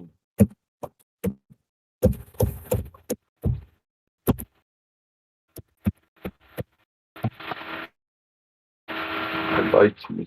Seen Slipknot a couple of times. Slipknot's coming to our town next month, I think. Megadeth played last night here. Megadeth and freaking Lamb of God.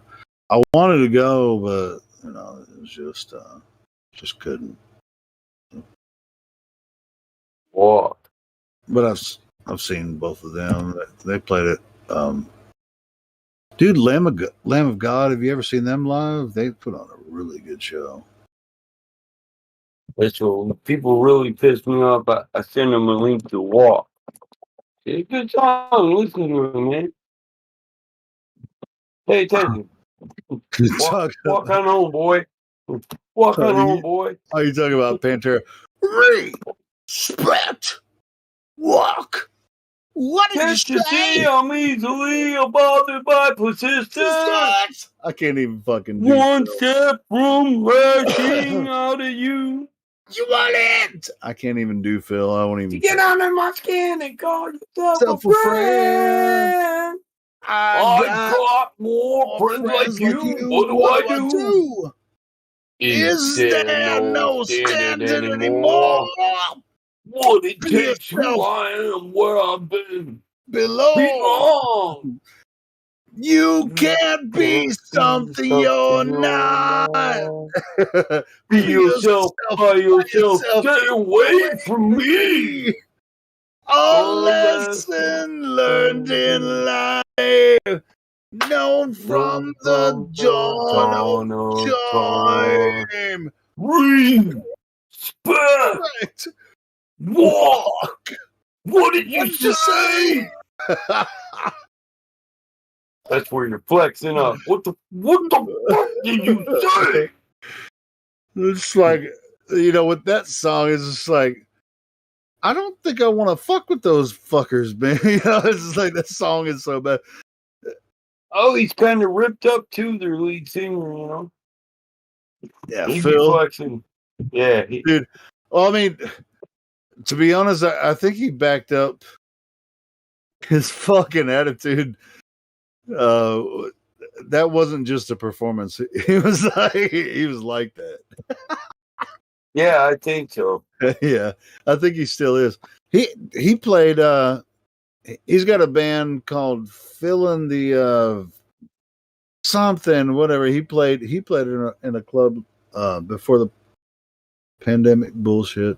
He played in the local. Yeah, he's still touring around with some guys and playing some Pantera songs and some of their originals and stuff. So Phil's still touring around. And Twisted Sister, I saw those guys at Rocklahoma a few years ago. Oh man, that was so badass, man. Twisted Sister killed it, man.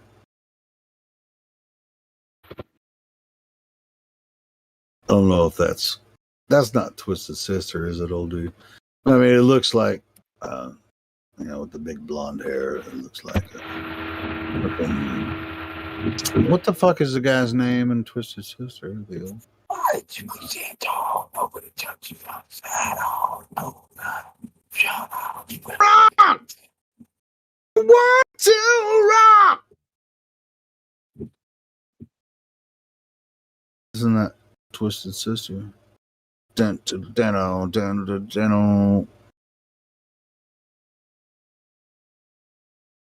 to sing more Cowboys from Hell. Oh, come on!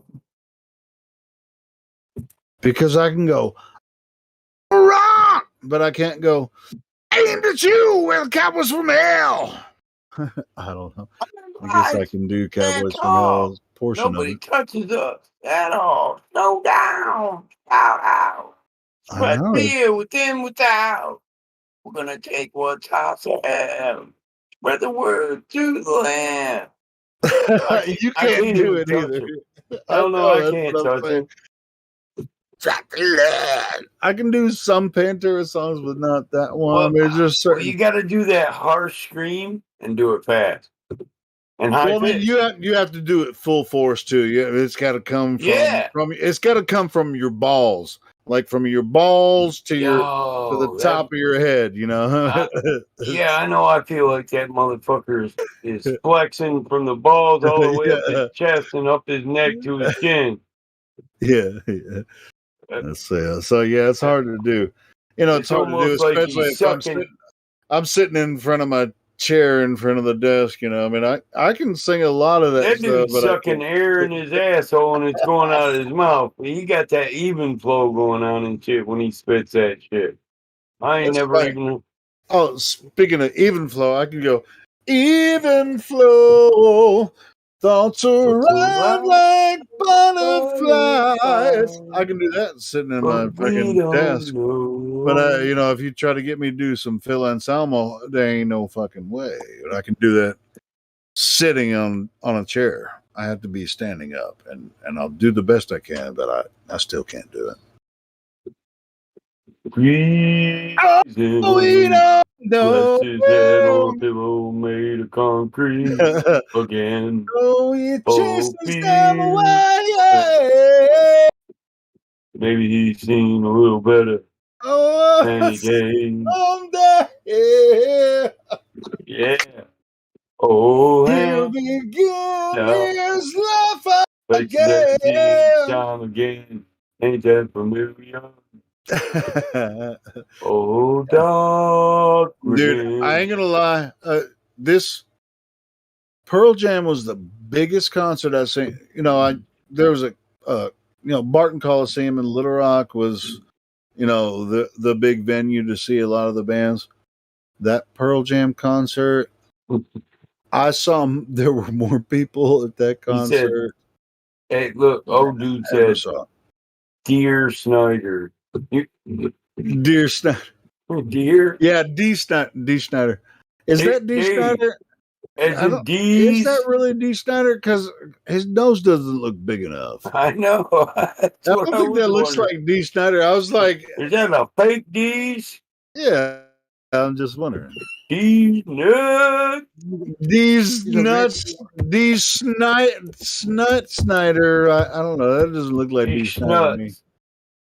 But anyway, that Pearl Jam concert, bro. I mean, this was overpacked. I don't think they ever packed this Coliseum, and I think the max was 10 to 12,000. And dude, when Pearl Jam was playing, this was at the peak of their thing. Well, I think it was right when their second album came out. After 10. What was the second album? I can't remember the name of it. But anyway, there were so many people on the floor.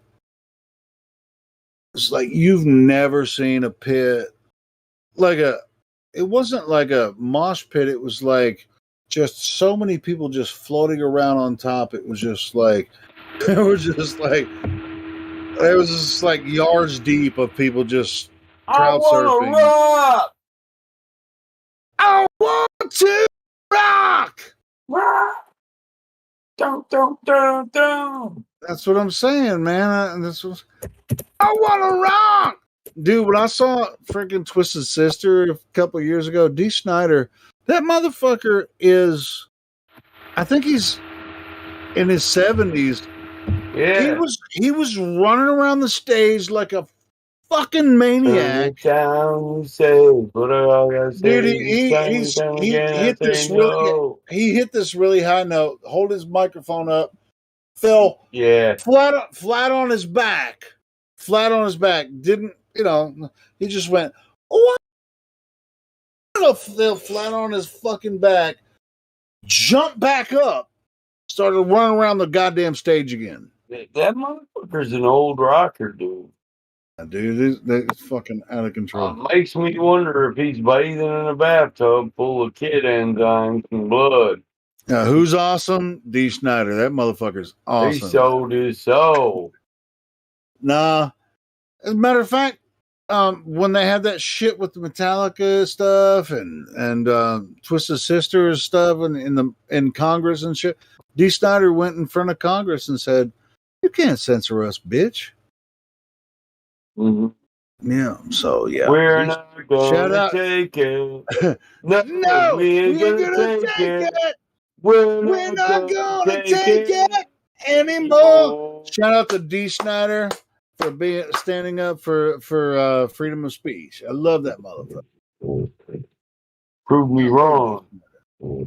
We can bust this song and we're not gonna take it. Prove me wrong. I don't care how much mascara he puts on. I want to rock and I can't drive 55 because I'm a hurricane. I'm the hurricane. Tomorrow's no concern, but you're gonna burn in hell. You go to hell. I love that song too. Yeah, if you don't pay the price. That's another Twisted Sister song. Isn't that Twisted Sister? Does Burn in Hell, or who the fuck is that? It's Cuddles. Burn in Hell. Burn in Hell. That's from Stay Hungry, man. Oh, Stay Hungry. My bad. Whatever. Hey, what's up, Cuddles? How you doing?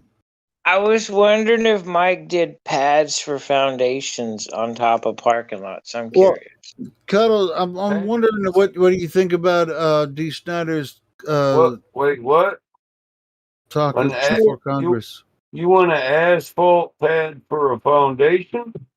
For a house. I didn't know what all you did, and I was kind of curious because I'm thinking abstractly. So you were thinking about putting down a hardtop as your base foundation?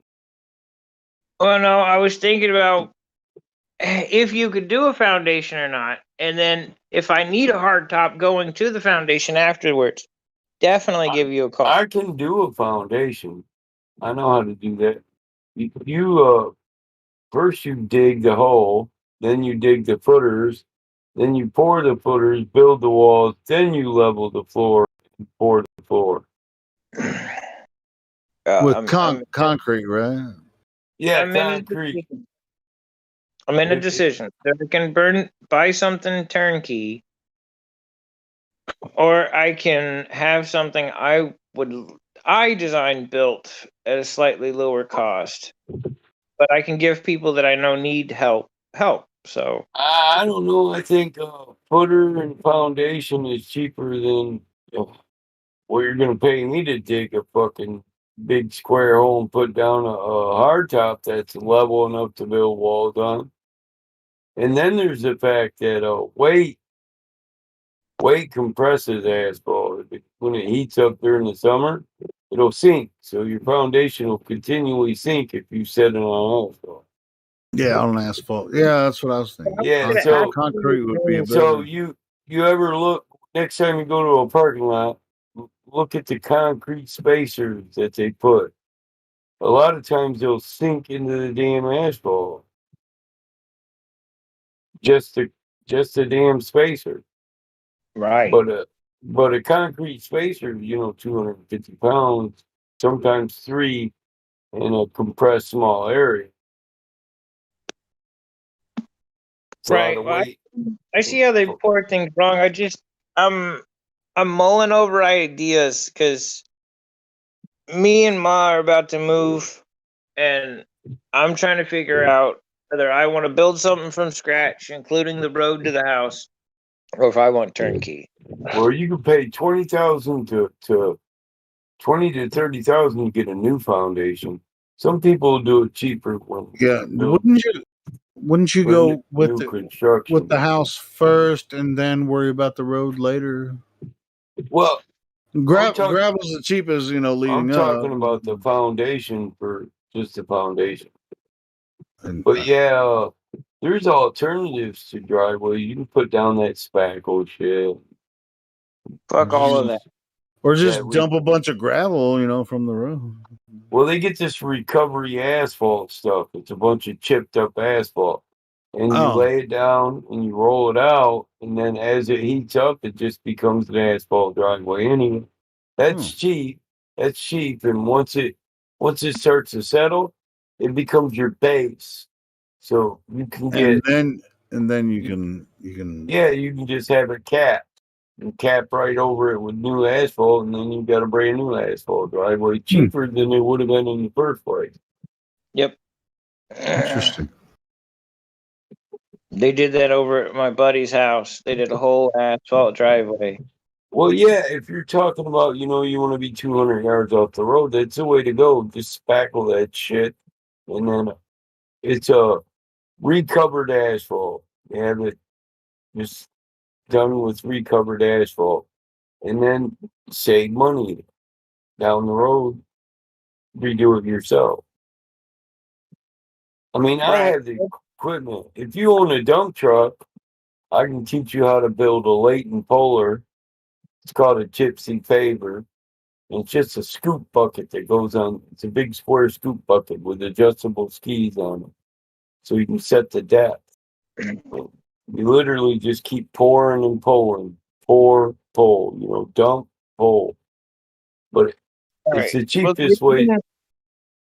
The reason I'm asking, I'm about to drop this in live stream. This is one of the properties I'm looking at. Well, this a paver costs you $15,000 to $20,000, but you can build a Leighton Polar for cheap if you already have a dump truck. This is one of the ideas that me and Ma have, and it's sitting on some land. It's 109 acres, 75 miles of frontage, river. The Sabine River runs right next to the property. But so I have to build. You got 75 miles of property you're thinking about buying? Yeah, this is one of them. It says approximately 75 mile of river frontage, heavily wooded, several trails through to get hunting locations. Well, hold on. I'm understanding what I'm reading here, but with 109 acres, you can't have 7 miles of river frontage. No offense. I don't know why they put that. I didn't do it. Yeah, well, it might be a 75-mile long river, but with 109 acres, you'd have somewhere around 10 acres of river footage, depending on how the 109 is laid out. If it's laid out in a square, you have like 10.9 acres of river frontage. Yeah, I'm thinking they meant to put like 7.5 miles, but even that sounds a little off. No, it's unless they're counting square acreage. You got 10 acres that square up to the river, and there's square miles in the acres. When you count square footage, every 5,200 square feet is equal to a mile. I don't know how they would even come up with that. I can't claim that on my property. And the north branch of the Kalamazoo River is about 80 miles long. The entirety of the river is like 300 miles. Well, 180, about 100. Yeah, goes from Kalamazoo to Jackson, so about 180. That's straight line. It's got to be longer than that. But still, I wouldn't claim that as. I'd claim river and lake access. You can access 7 lakes from the rivers. I got a river that goes down north to south on my property. Another one that runs east to west.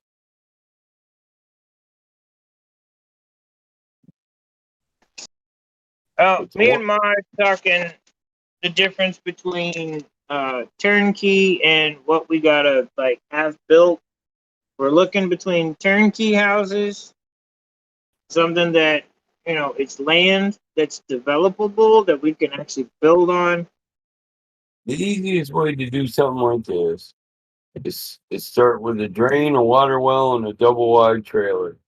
And put the double wide trailer as close as you can to the road. Cut the woods back 30 foot all the way around, and have a living space while you build whatever you want to build. Well, yeah. The whole what to do until the house built, that's already figured. I mean, truth be told, if you got a drain and a water well, you can live on the property with a generator and a fucking 1-bedroom trailer, a good sized trailer. I did that up north. But I do it often. I got my own well truck, and me and my brother like to buy properties up north. We'll go up there and set up a lumber mill. We got old lumber equipment because my grandfather used to like to cut lumber out of some of the trees. So we'll go up there and we'll clear out a property. We'll buy a property by a lake that's hard to get to. Use my asphalt equipment, cut a roadway, put a roadway to it, cut down all the trees along the way, turn them into lumber, and then build a house out of lumber on the property. And a lot of times up north, if you can get one that's got a hardwood stand, you're making money if you're cutting the trees down. Hardwood it's not cheap. Oak, black walnut, maple. This stuff goes for money. 10 trees can end up to be $150,000. You might have bought the property for 30. You already made money cutting trees down. Right. Well, I'm not worried about money. I'm worried about property. Property first, money later. Because what I plan on doing as far as businesses, money ain't it. Yeah, that's what I'm saying. How much hardwood is on this property, dude? I don't know, but dude, I got a buddy that makes 80 to 150K a year just selling tomatoes and cabbage. Yeah, I know a buddy that just buys property that's inaccessible, makes it accessible, and tries to make money just off pulling the lumber. Right. Lumber out the trees. You can buy it, and if you buy a property that has a large hardwood grove on it, dude, you just got paid. Right, but I'm not looking to destroy the trees, man. I like having it. Well, that's just it. For the money to build listen, if you can get the property, you don't own it yet, and you drop 12 oak trees, and you got enough money to build your fucking house, put your well, if it's non-accessible to a drain, you put your septic in a well, and you got your house built for free while you're paying for the damn property, plus you put money in the house. You can always plant more oak trees or maple trees. You can plant them, dude. Reseed your damn property. I like to shake my property out. I don't let certain things grow on it. Right. Well, I'm coming I'm coming up on the decision quick. I got a couple buddies that are selling land. Land just came available near some of my friends. And then me and my mom are looking at slightly bigger houses because we got a decent-ish sized family now. If everybody pulls together, it's going to be big enough for all of us with some room for expansion. Well, So that's the way to do it, man. Get your whole damn family to buy property, and then make it support the whole family. Then make a living on your land. if I buy a turnkey house, just know that you have an open invitation to the house. Okay. You and there's a I would list. go for the property, bro. I mean, you already know one way to make money off tomatoes. We haven't even talked chickens yet, bro. Bro, we haven't talked hemp. We haven't talked Right. industrial hemp. We haven't talked cannabis. We haven't talked anything else. Well, right. I mean, shit, now that weed's legal in Michigan, I literally wouldn't have needed any of my businesses right now. I can fucking grow weed all day long. Grow hemp.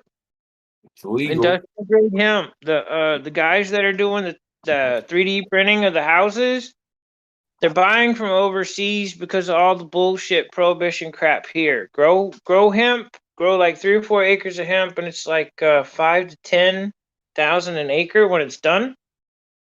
Product like that ain't bad. No.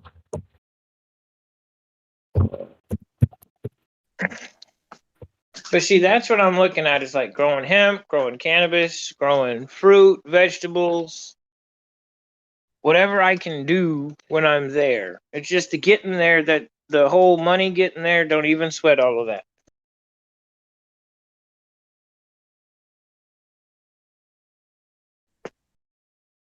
That's the way to go.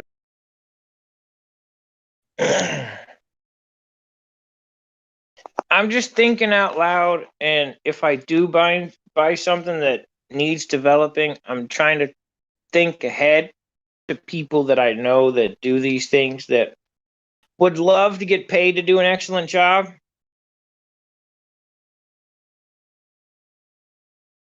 Not get dicked around.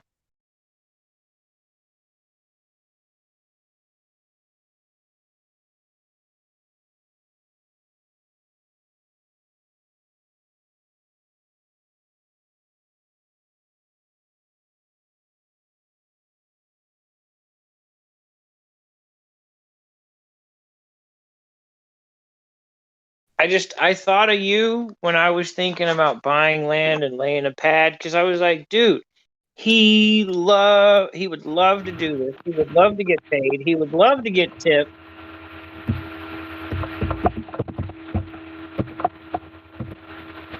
I mean, if you're taking hay, lay a asphalt pad, and live on the trailer on the asphalt pad, or you're building a house. It's not a bad idea.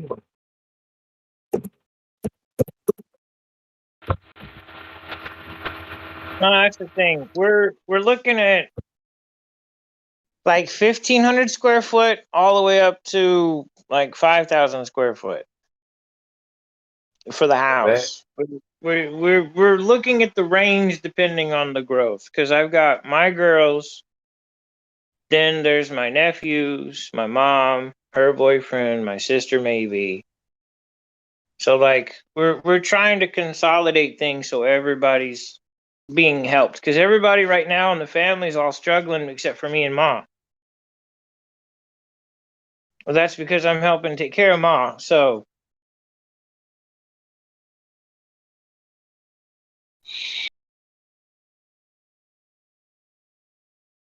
Ma keeps acting like she's struggling, but she's not. She just she just ain't never had enough space to do shit with.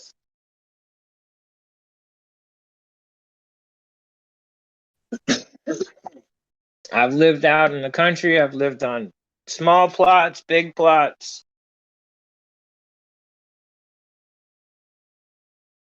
You got to get some cows and some sheep and some.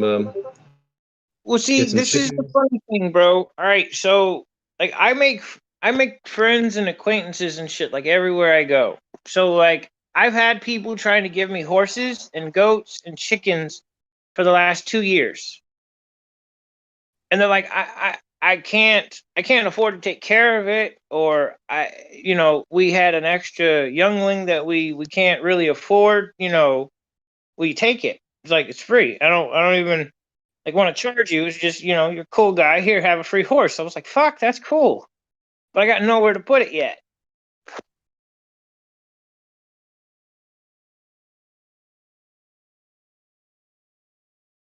Yeah, goats are pretty cool as well. All right, well, see, that's the funny thing about all this, dude. I got people coming out of nowhere in conversations, like offering me free animals, and I'm like, fuck, like I'm not there yet. It's like God's teasing me almost.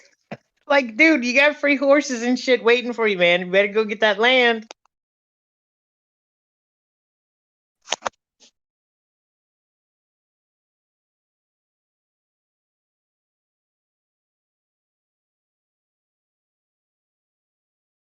You got people offering you free horses? Yes. I don't know what it is. It's got to be God. Other than that, I don't know. Because I get into conversations with people about stuff, and then the next thing I know, we got 30 acres and we're, just north of Dallas and blah, blah, blah. But, the land's too small for, 15 horses. You want to? Yeah. The shit comes into the conversation out of nowhere. And I'm just like, I'm honored that you would ask. I got a little liberal fucking veterinarian out here that uses line shit to run a horse refuge. Once she gets them healthy, she'll give some away to be able to save more that are sick. She tries to sell them for cheap, but if she can't, she gives some away. I've actually hooked a few of my friends up with them because she wants to continue to save horses that are being let die in the field. That shit's not cool.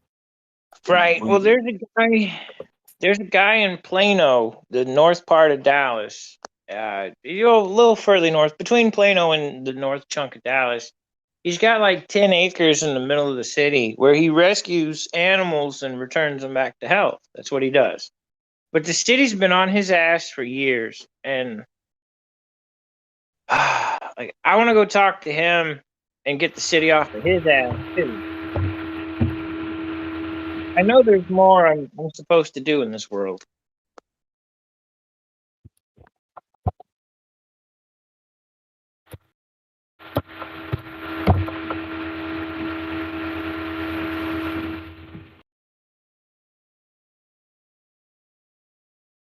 But DCO, that sounds like a great idea.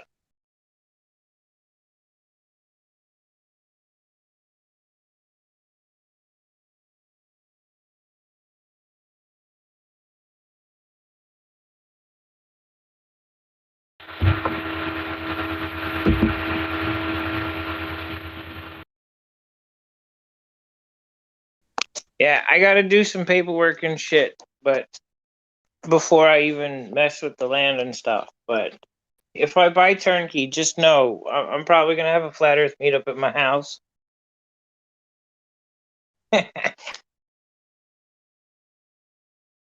Yeah, man, if I can help in any way, let me know. I do drawings and stuff, so I can answer any questions regarding like architecture related stuff.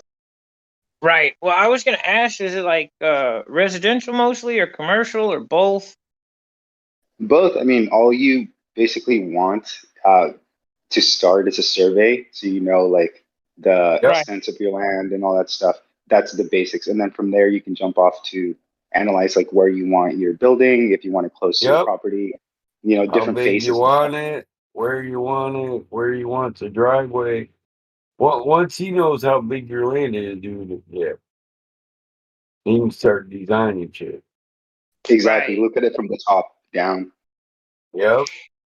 You can AutoCAD that shit, right?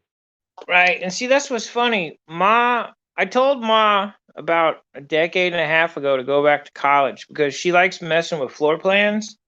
She could be an architectural designer. She just never did it. But she still wants to mess with plans and design houses. Like, damn it, why didn't you just go to school? Yeah, and you can even learn some of that stuff on YouTube. There's some free software and stuff where if she did want to jump back on, she could definitely do it on her, on her off time, and I can show you the different tools and stuff. If you want to send it to me, you can. I'm trying to get her to catch up on law right now.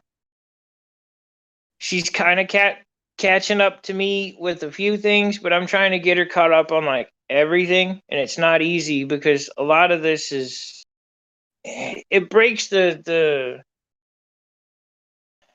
reality we were taught. Everything I'm teaching my mom and anyone else, it breaks the paradigm that we were taught that we live in.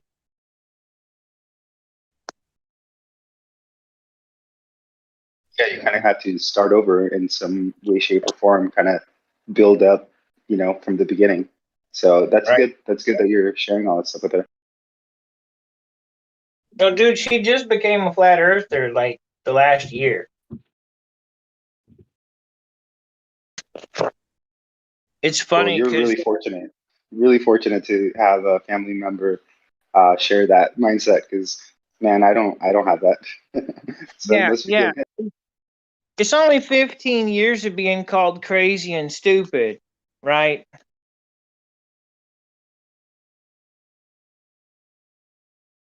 I was stupid about cannabis. I was crazy. I was stupid about law. I was crazy. And when it came to a lot of the herbal medicine, I wasn't so crazy, but I was kind of crazy. Well, from what I see, you're trying to create change in your life, right? Like if we just keep doing the same thing over and over, we're not going to see any change. And you're like trying to bring about change by, well, I don't know, bringing in action. So you're like, oh, let's look for land. Let's do this. Let's learn this. Let's learn that. That's like creating actual change where you actually do something different. And yeah, so that's really awesome that you're doing that. So if you need any help, like I said, let me know because I'm all about putting in true action to bring in true change in your actual life. You know what I mean? Right. Well, see, like Mike's already set up. If I were to do what I'm doing with some of the other things, Mike is a definite go-to because he's already got his DBA done. Anybody else, I'd have to teach him how to catch up to this spot, just with the DBA. Yep. Because to do what I'm doing is a whole nother level of shit. But my DBA is totally different than Mike's. Yeah, but a DBA, well, I got an LLC, but I'll send you mine right quick. Hold on, Mike. a DBA isn't hard to get, but I'm LLC. Yeah. Here, I'll send you my shit right now. Hold on. You're gonna shit a pickle because it's not like yours at all. I've got buzzwords everywhere. Sent. But when you see what I did, the name of the DBA. Oh wait, did I cross it out? I only crossed out part of the business name, but the business name is all caps. I left a little bit so you can see what it is, kind of.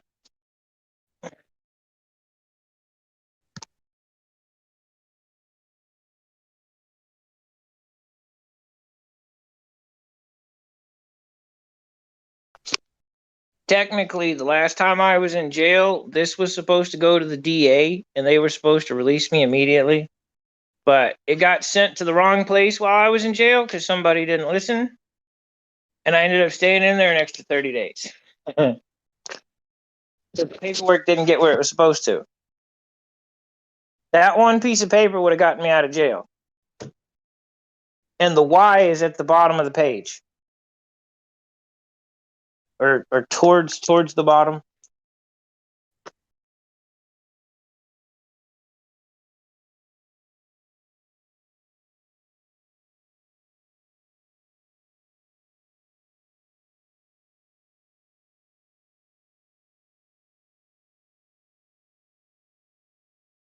Now tell me that DBA isn't fucking bananas. It is. Do you see that? Do you see that part towards the bottom where it says what I am living? That's fucking crazy. Foreign grantor trust, living trust. What? Right? Another dude. There's so many things. What I in want to there. know is, did you format this yourself? Well, I filed it somewhere else. So the name that's on the top left corner is where it got filed. No. Secondary. Did you format this for yourself? I just did everything that was on their website, and the selections that were chosen is. I don't know how I ended up with that foreign grantor trust thing on there, but it's on there, and it has something to do with how it was filled out in the first place. Was that website for the video? Take back your material. No, the securities thing. No.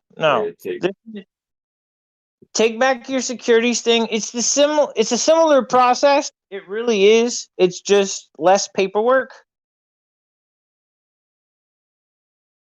It all it does is so the 3 ways to skin the cat. Skinning the cat is correcting the status and getting the relationship between you, the living flesh, and the all caps name, the dead thing, the corporation, the trust, the estate, whatever the hell you want to call it. Yeah. Getting the relationship known to them, what your relationship is between you and that name, and that's it. Once that's established, jurisdictions change, everything changes. What you can do changes.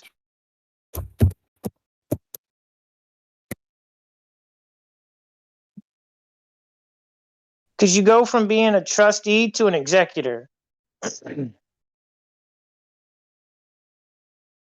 Basically.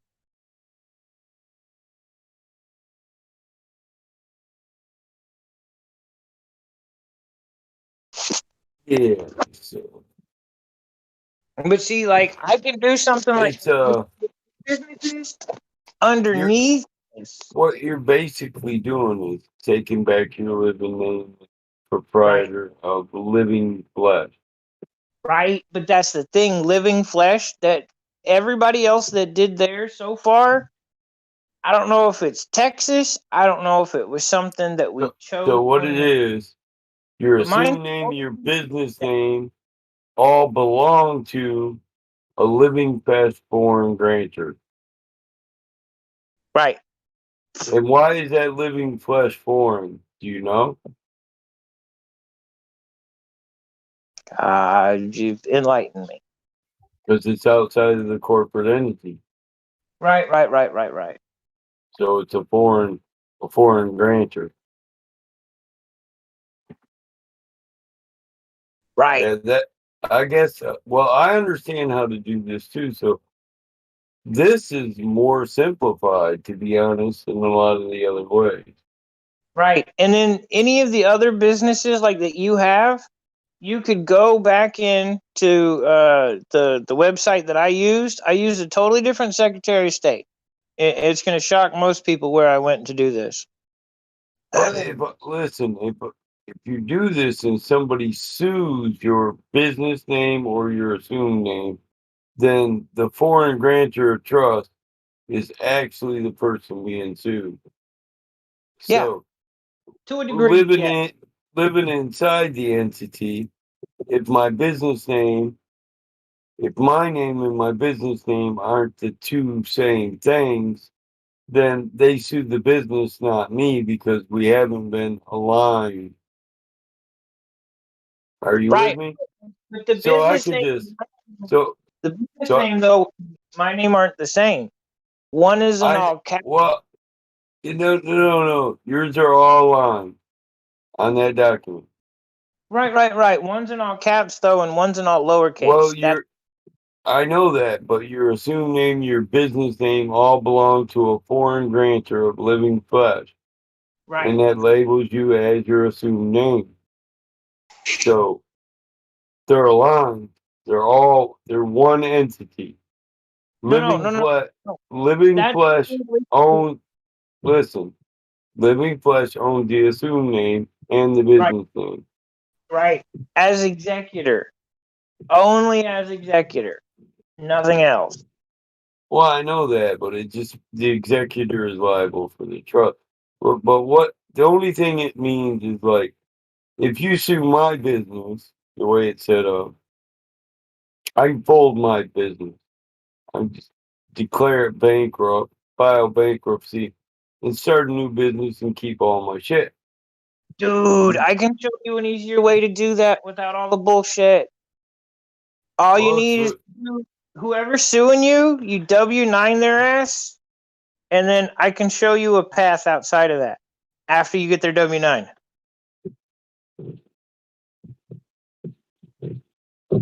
Seriously, so you don't even have to bankrupt. Well, I've never had to. Right. It's not something I worry about. I normally fulfill my contract and stuff. Right. But if there's you're one of listen, here's the thing. This is why I say you don't pay till you're satisfied, because it's like this. If I do a job and you keep bitching and I keep going back and repairing shit and you're not paying it because you say you're not satisfied, I can say fuck you, move on to money and make money. And you can't turn around and sue me because I didn't finish the contract. All they got to do is tell the court you don't pay till you're satisfied. But in after the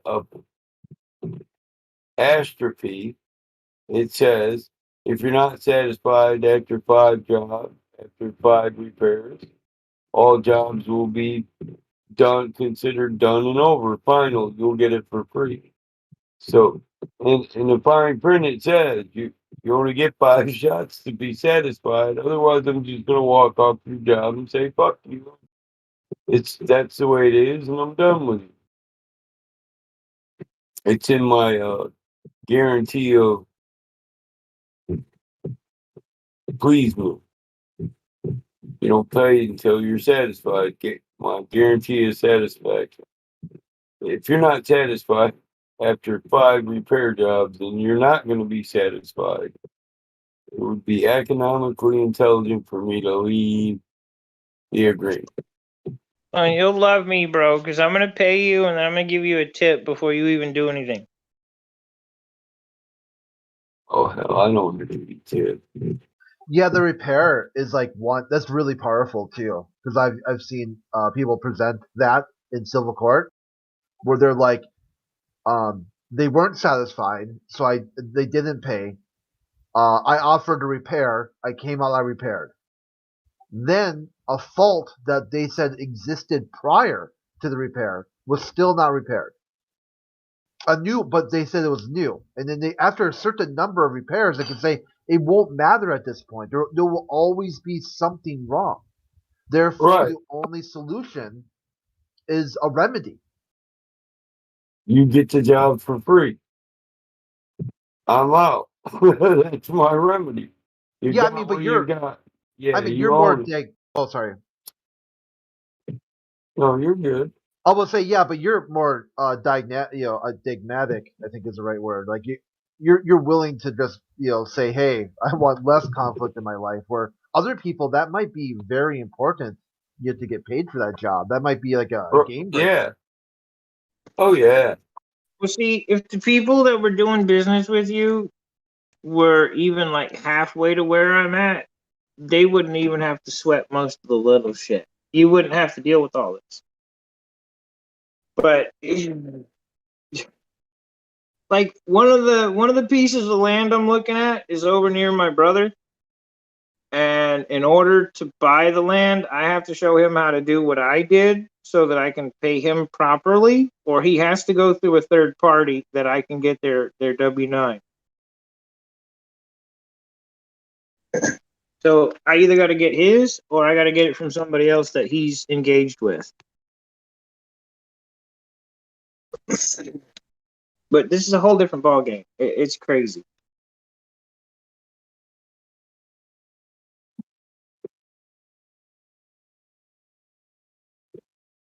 What is it? What is a W-9?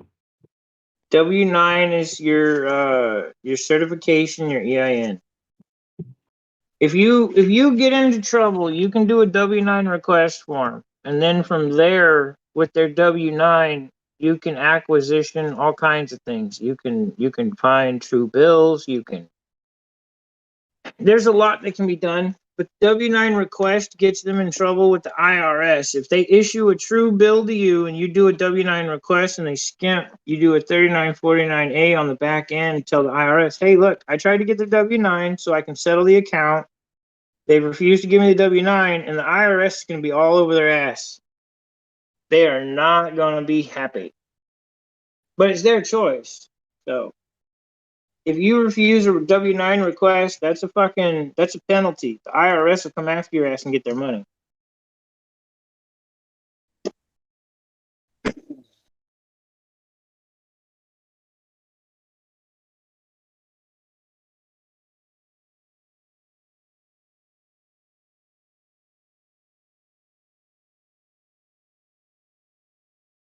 But yeah, this is something else. Like everything I'm dealing with is a whole nother fucking level of wow.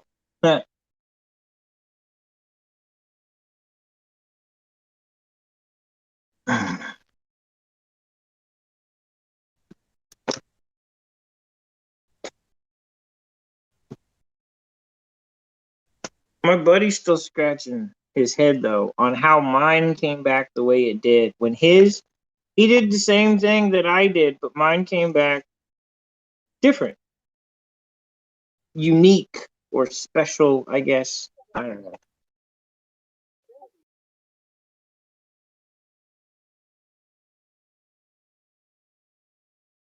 It's quite interesting. Well, for my business, I have a 10. Dude, just the living flesh part, just that. That isn't on anybody else's DBA so far that's going through the same process I am. Yeah, I'm I the don't only have one I like don't that. have a EIN. I have a TIN. Well, dude, 10. EIN's shit. It's about the same thing. It's not the same thing. I said Yeah, about. You got taxpayer and then you got employer, so it's a little different. Yeah. yeah. Well, I was just I'm just wondering how to settle a bill with the W-9 form.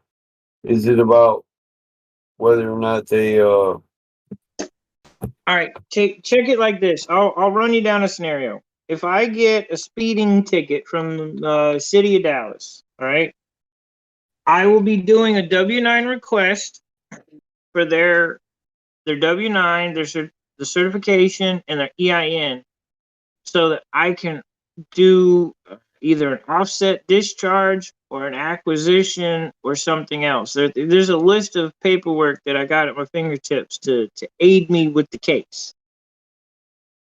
So I can offset the whole case after I get their W-9, no matter what it is. As long as I didn't cause harm, injury, or loss, I can offset and discharge the whole fucking case. But the W-9 request is to start figuring out who the fuck is wanting to do business with me. I don't know you, Mr. DA. Who are you registered to? What are you registered as? Well, what about that Ossifer? What is he registered as? Are you sure Right. you guys really have jurisdiction? And the W-9 is really a question of jurisdiction to a degree, and then it's for offset discharge secondarily. I'm with you. It's a remedy. I've had a couple people do this shit with major cases, so it's just like it's interesting.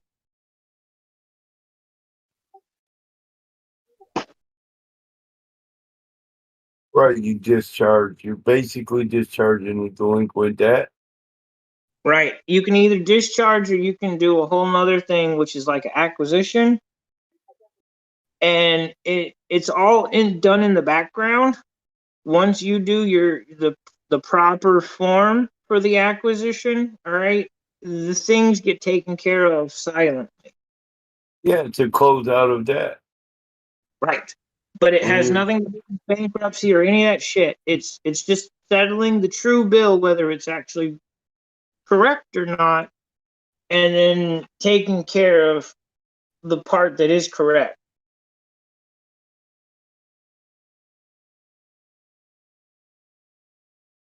But I mean, there's 10 different ways from Sunday to take on a court case. This is just one of them.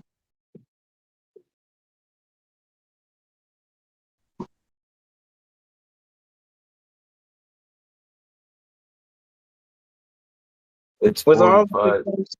the success stories that I've been hearing the last It's a couple of weeks. 45 CFR.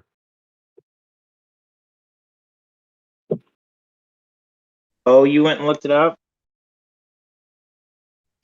Well, yeah, it's a code of regulation, federal regulation. Yeah, I'll tell you what the form is, but I'm trying to keep it like as calm as No, possible. you don't have to. I know what debt discharge.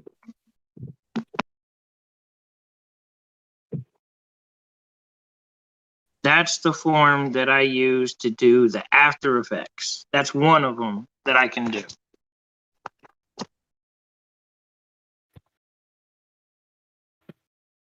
If they don't in 30 days, if they don't give me their W-9, I can do a 3949A. It will pause the entire case, and the IRS will launch an investigation into the court.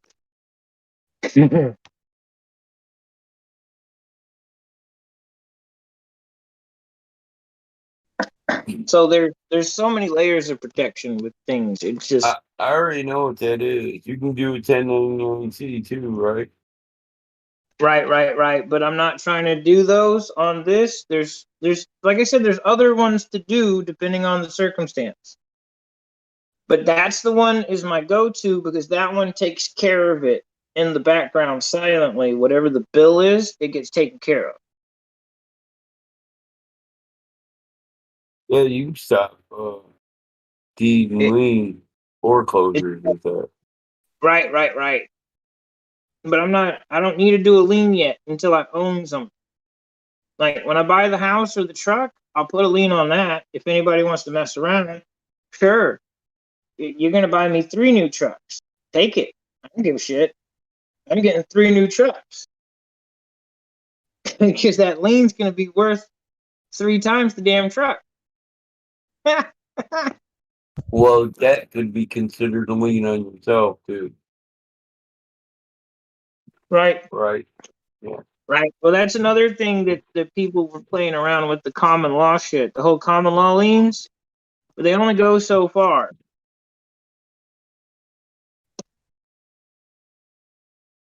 You could do this. You could do the same thing outside of common law. In equity, you can do it in ecclesiastical. You can do it in other things, and the results are about the same.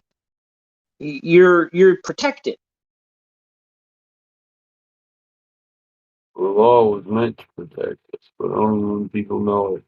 My people perish for lack of knowledge. So I said, if I decide or mom decides to get like turnkey housing instead of like building from the ground up, I'll definitely have to invite you over for a weekend, cook out, and show you what I did.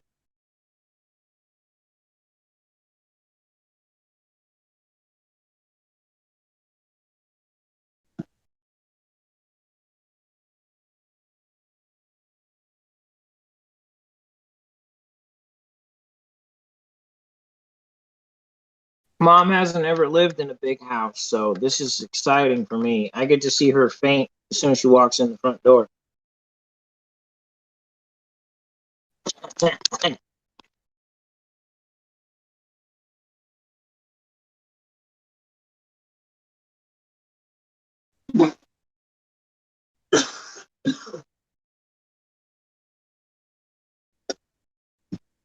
That's a good one, get beget. Be like water. Displace violence and absorb it. Take its energy and make it a part of it.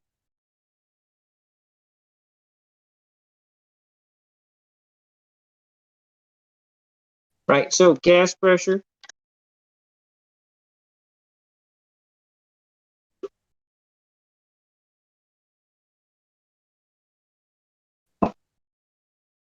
is particles colliding, the force of the particles colliding with the walls of the container. Walls of the container. You gotta have walls in order to have pressure.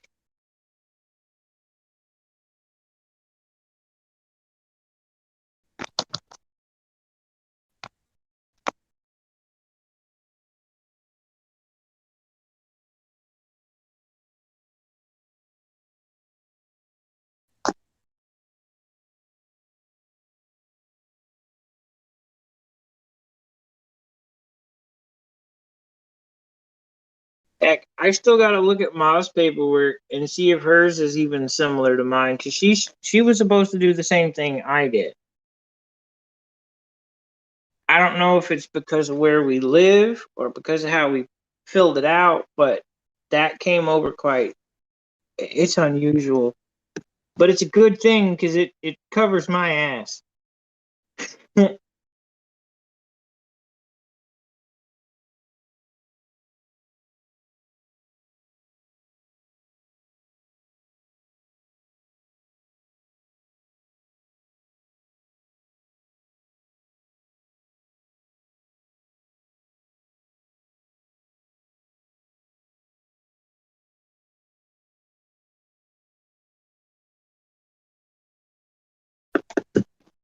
Any ballers on here? Anybody want to talk about gas pressure?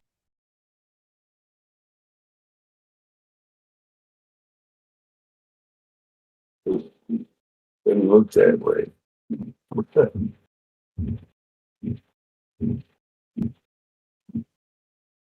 Most of these people are butter, except for Reckonal.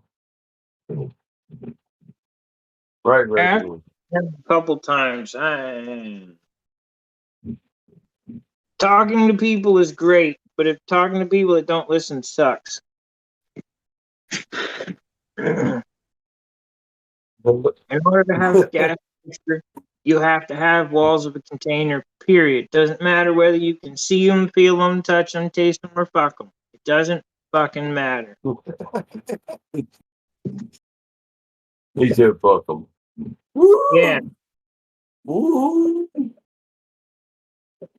Doesn't matter. In order to have gas pressure, you have to have walls of a container. The end. We have gas pressure. There is no argument against it. Ever. It will never happen.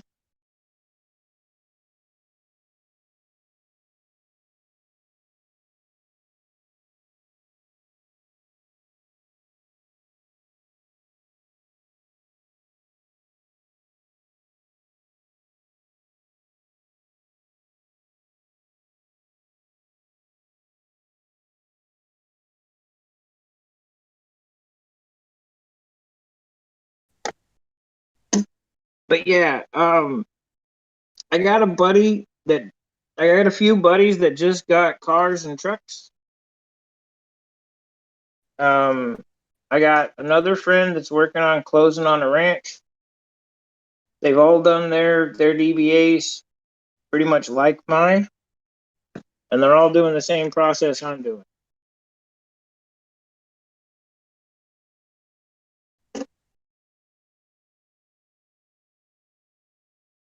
Nobody bought no Ferraris. We all bought normal shit that we need.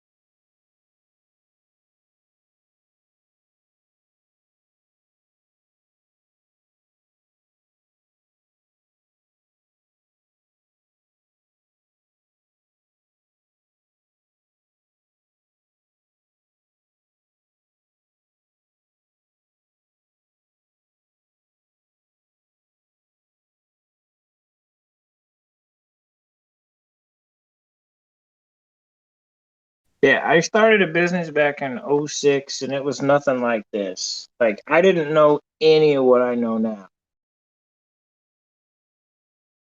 And that whole thing flopped.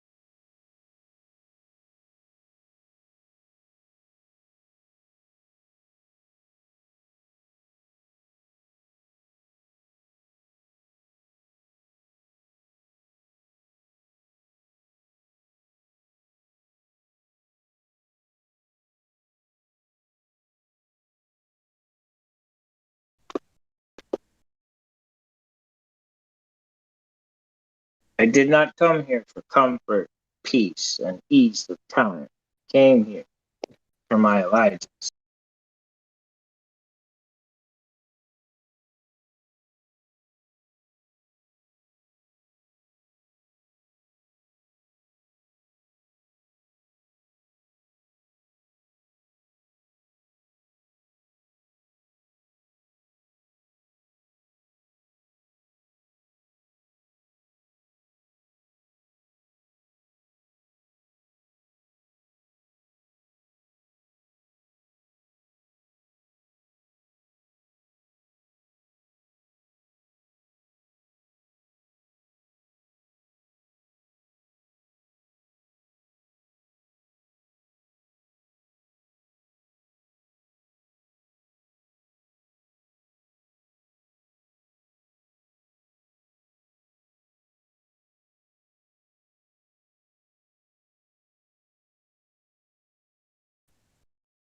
I got an idea for a new meme. Show me on this canister where gas pressure touched you. Bro,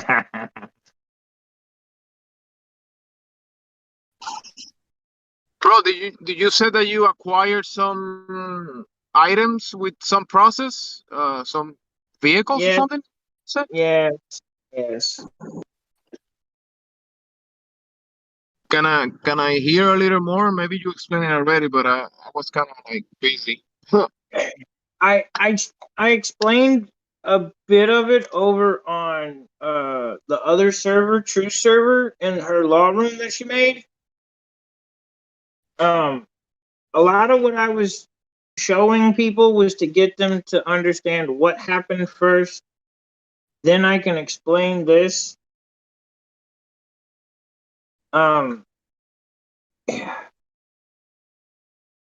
This whole thing is a game of straw men. So all caps is a corporation, a trust, a business, an estate, a corporate, whatever, company, whatever. It could be a billion different things. The whole point is that the all caps name, all of this goes under trust and estate law. And the way that the Babylonian system separates people and creates new entities and then draws them back together and makes them as one is, I'm undoing that process and separating myself from the all caps fiction as a living man, as conservator or executor over the all caps name, which is now a business or a trust, and I can do things with it to help people. I can do things with it to help myself, but it's mostly there to help others. So you're saying that you're able to engage in the process without getting yourself into a double deep debt or some sort. If you're able to acquire, let's say, a vehicle through the process of the promissory note or whatever, but you're settling the debt without being in debt yourself. Right. This whole process that I'm doing removes all the debt and it zeroes all the books. All of them. And I think we got a new person, Mr. FIPO.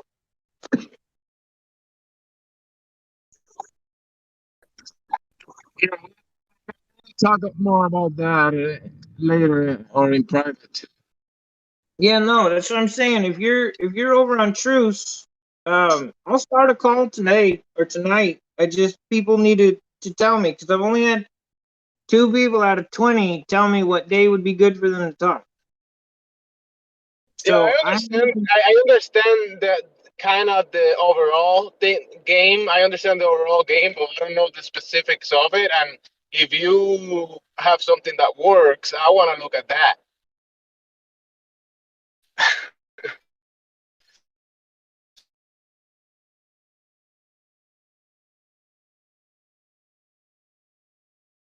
right. Well, it's all remedy. It's not.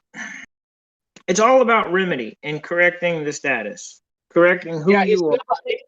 it's not about looking for a fight with the other guy. It's the remedy. So every checkbook is balanced and at zero, right?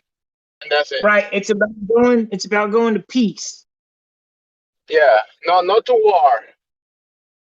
All I need to know is what's your W-9 so I can do the correct form to offset or discharge or whatever, pay, whatever I need to do. I just need your W-9. And if they want to start a war, the IRS is going to show up with fucking tanks and guns and shit. I don't have to do fuck all.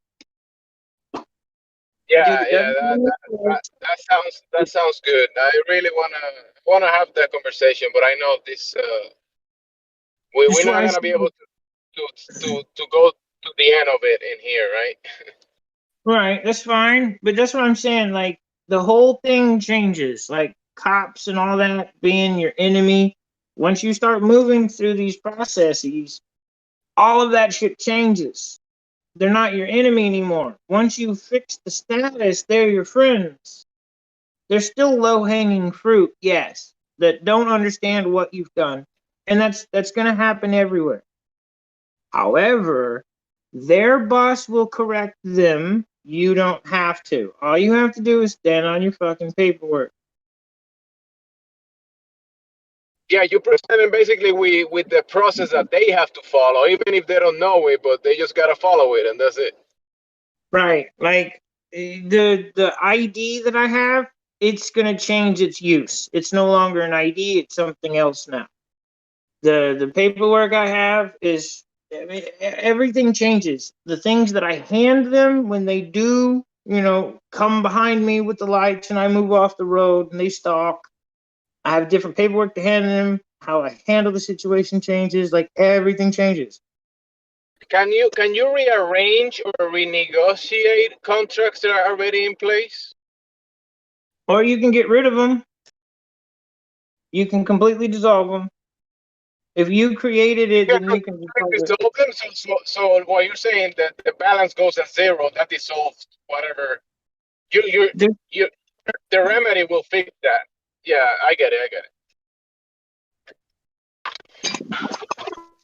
The scriptures say to go to your brother before the sun goes down on the day and make peace with your brother. That way there's no accruing debt beyond the day. So every day at midnight, we're supposed to have things zeroed. Forgive debts, be forgiven, whatever.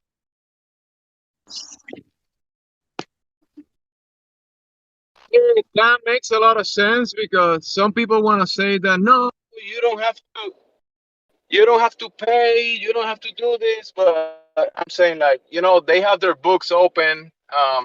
There's I guess contracts signed and all that kind of stuff.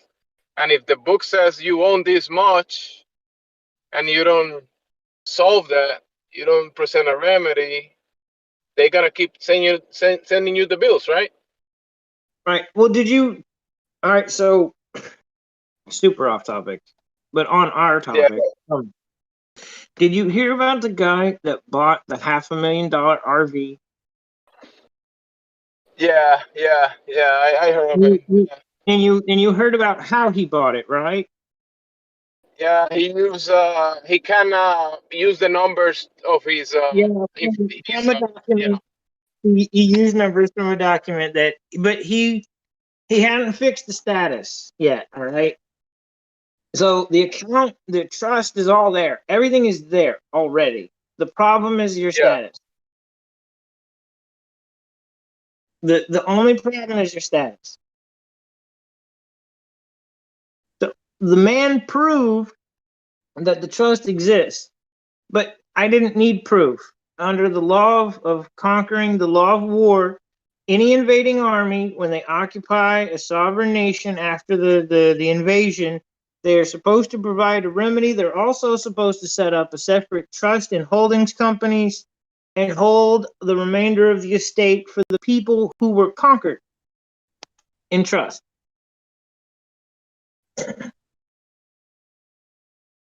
Well, they invaded here. My people were moved three different times. We were moved from Virginia to Louisiana to somewhere in North Texas, South Texas.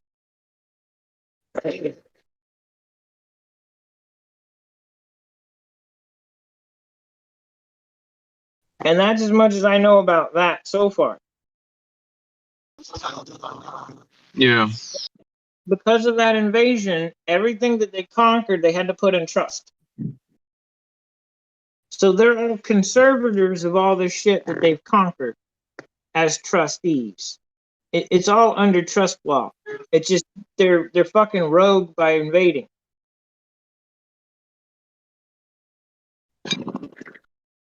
Yeah. Trustees be causing harm.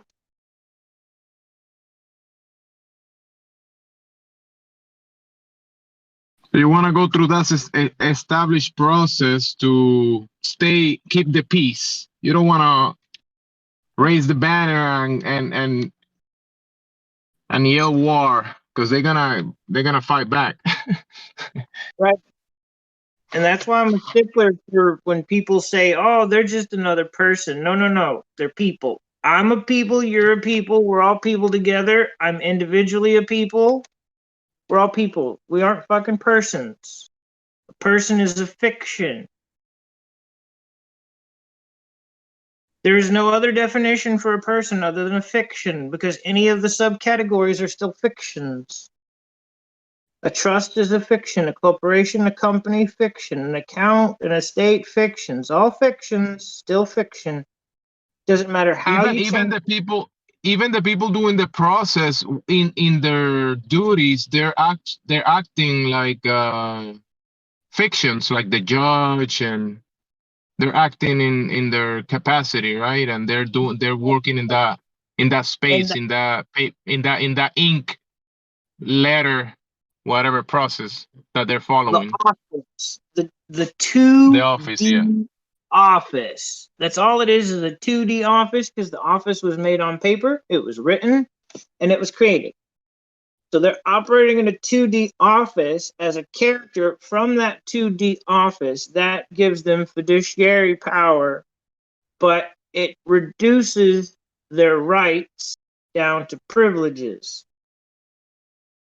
Which is why everybody says, "Oh, it's a privilege to drive. It's a privilege to own a house. It's a privilege to do it." Because everybody's considered trustees because they filled everything out wrong. Your parents did it. Your grandparents did it. Your great-grandparents did it. I'm sorry, kid. I can't help it. All I can do is help you change it. Mine did the same fucking mess that everybody else's did.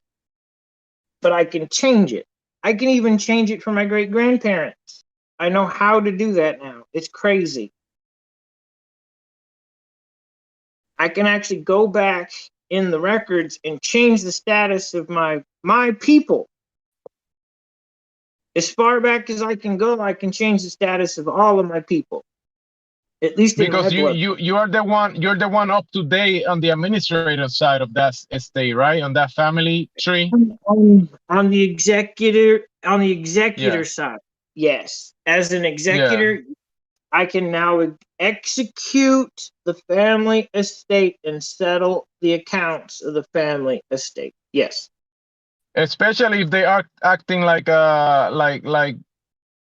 don't know what they're doing. When the judge, when you go to these places and people act like, some people act like they're crazy, the judge has to take action. This guy is not acting correctly. We're gonna have to make these decisions for you. So you're actually doing kind of that for the family, for because they probably made mistakes in the past or whatever, and you're trying to fix those mistakes. That you're acting for them, for the benefit. Right, but here's the fun thing, all right? Everyone in that room, when you go to court, is against you the moment you show up. Only because your paperwork is incorrect. You are a trustee. You are trustees as well. They all belong to the trust as trustees. That's what all their documents show. The fucking judge is an esquire. The bar dog is an esquire. The cops are fucking esquires. Esquires are fiduciaries. They're trustees. They have fiduciary duties. They don't have rights. They have privileges. Their rights are limited within that capacity because they have a duty of care for another, which diminishes certain rights in a trustee sense.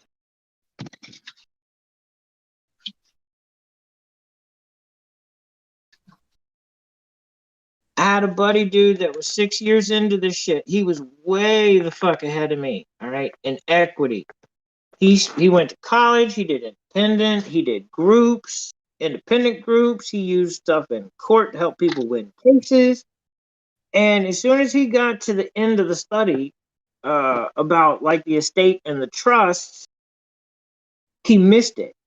He saw something and he's like, well, once this is done, everything collapses, and then what's left? And I'm like, dude, it doesn't collapse. I told him 3 times, and I'm new. I'm 2 years into his 6-year study. But I saw that it doesn't collapse the way he thinks it does.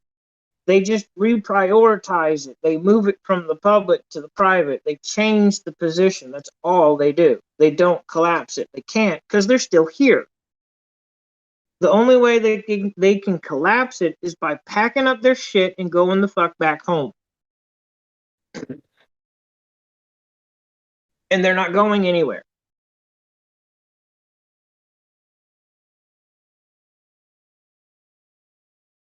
I at least understood that. The flags are still flying, man. These fuckers aren't going nowhere. East India flags are flying all over the world. Yeah, they're holding the keys, and they're not gonna let the keys go. You just gotta work with them, right? Well, that's the thing. They don't have the keys. Oh, okay. It's not their house, fool. It's not their house. Whose house is this? This magnificent creation. So you gotta bring the keys to the place. You gotta bring the keys. If you don't bring the keys, you cannot open the doors or the windows. You gotta bring the right keys. Right. But your key would be equity, or ecclesiastical, or proper 2D shit. Because we all got into it, man. We all did. We all got tricked to do the wrong thing, to say the wrong things, to call ourselves stuff that's not real. Might as well have been walking around calling yourself Peter Pan when you said U.S. citizen or Texan. Which it kind of hurts, but it only hurts where the indoctrination is there. It doesn't hurt where my freedoms and rights exist.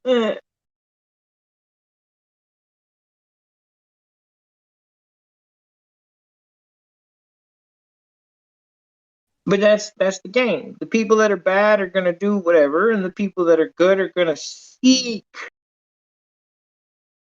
righteousness in all their ways, whether they're architects or welders or builders or concrete or framers or fucking working an assembly line. They're going to seek perfection in all their ways.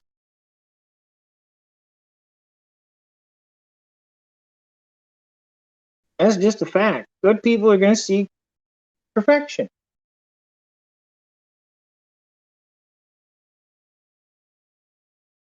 At least in what they're doing.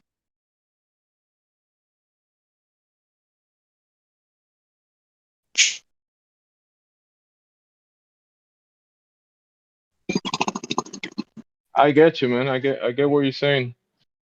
Just it definitely takes time through the process because I guess we spend a lot of time learning the wrong stuff, at least in the public. I mean, how many years I spent reading stuff that doesn't even matter? Shit. You could, all right, for what you did in school, you could take elementary and middle school and you could go down and you could study patents for that entire time.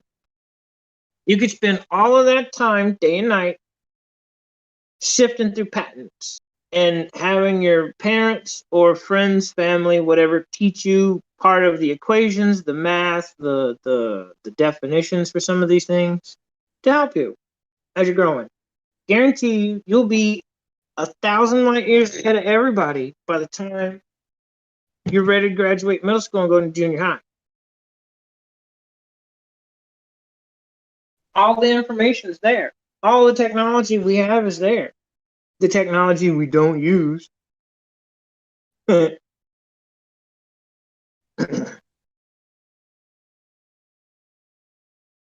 You got a guy building sculptures using kinetic energy, and it's almost perpetual. He starts it, and the energy that he puts in, the machine manipulates the energy, and it continues its pattern. And he counterbalanced everything. He carved everything and sanded it all by hand to exact weight so that the momentum will move perfectly. And it'll go for, some of them for an hour. You just twist it and then just watch it go. He found that shit in a patent office and was like, that sounds like fun. Now he's got a business, entire business where he makes moving sculptures. It's gorgeous.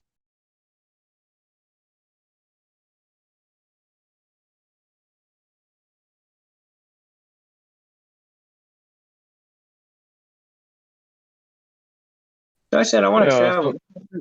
There's a lot of cool shit, man. It's just hidden in little honey holes. Yeah, I thought about that what you're saying because I know there's full libraries out there full of information and how much my eyes haven't seen, you know. Bro, high mileage, high gas mileage fuel system, high MPG fuel system. There have been 7,000 and like 500 and something patents since 1917, just in the United States of America alone. Turtle Island. That isn't including any from Europe, Canada, Mexico, or any other countries. That's just the States. 7,500. Now, the scrutiny of the patent office, so I'm told, is that your patent has to actually work. Your device. It actually has to do what it says it does in order to get it patented in the first place.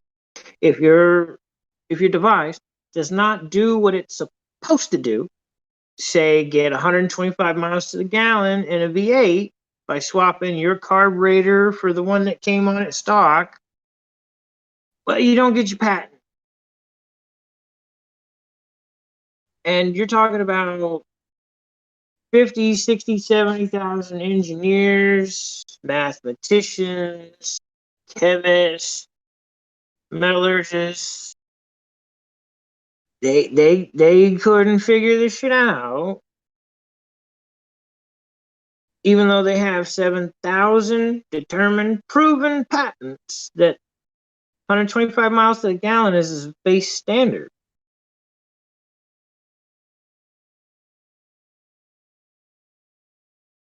Not 30. This was 100 years ago.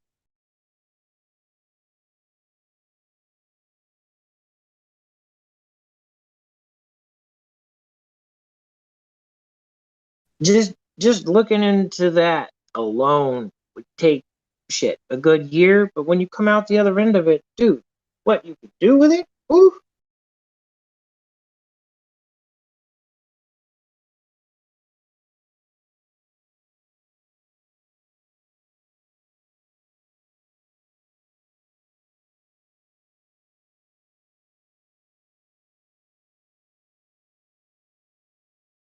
Especially with modern computers. Ooh.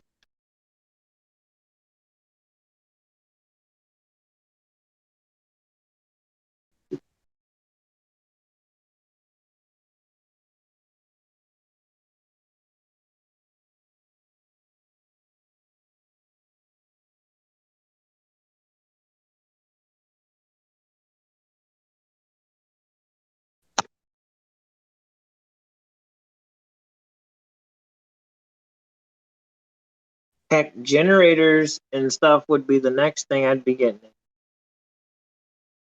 Maybe rockets, airplanes, dirigibles, definitely. Anything so-called anti-gravity, which is really, it's density manipulation.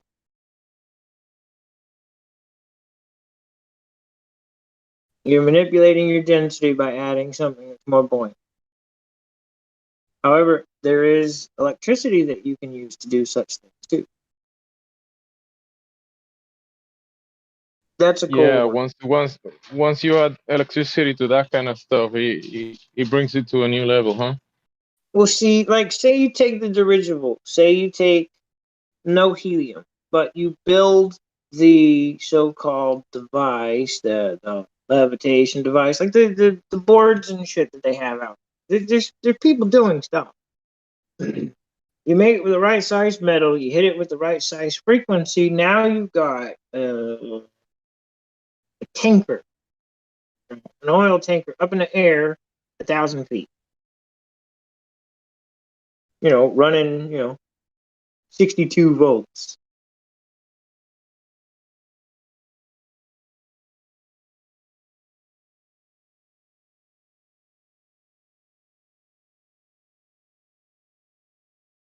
I mean, 62 is probably an exaggeration, but still, the premise. And even if you change frequency, I'd say with gases in a cylinder, you could probably manipulate their buoyancy as well. So you could use different gases.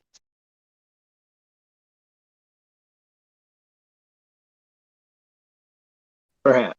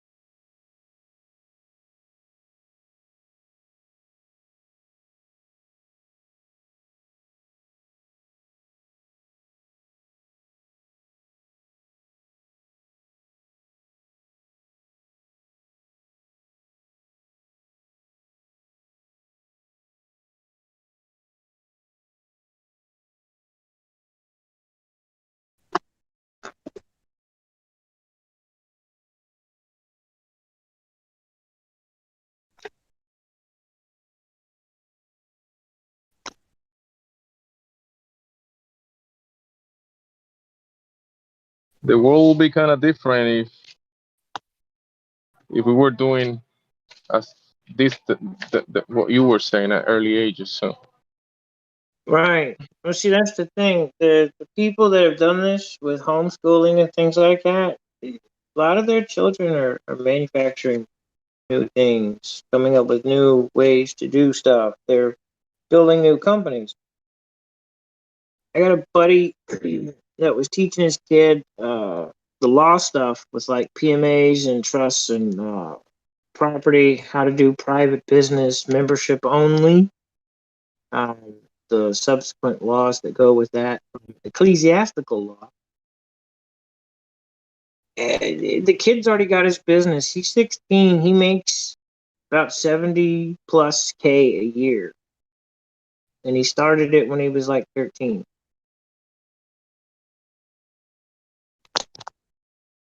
He's already making more money than his dad.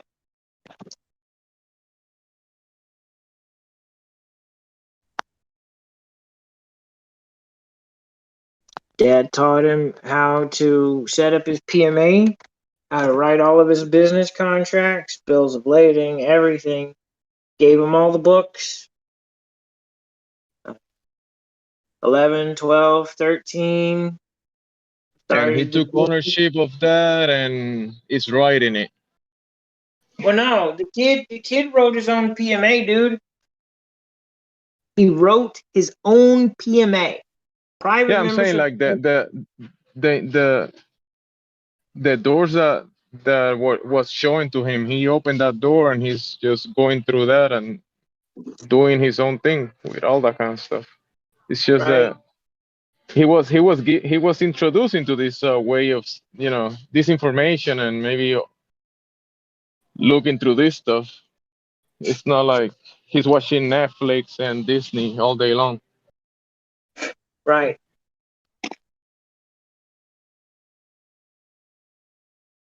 Basically. I mean, sure, they play video games and, watch movies, whatever. But it's, Yeah. That's fine. Like, I got more I want to do. I want to build a school. I'm pretty sure I know some people that would love to teach at a private school the correct curriculum for people to actually move forward. Science. Sciences. History. Reading. Law. Banking. Equine science. Marine biology. Animal health. People health. Natural medicine technologies, advanced natural medicine technologies. You might want to clip that one because that's pretty much what I want in a school, private school.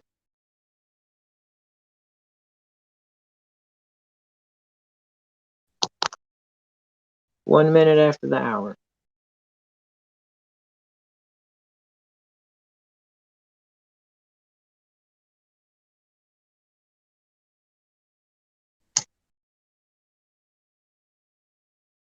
Think of what a whole generation of young men and women learning these things now. 10, 11, 12, 13, 14, 15, 18, 25, 30, whatever.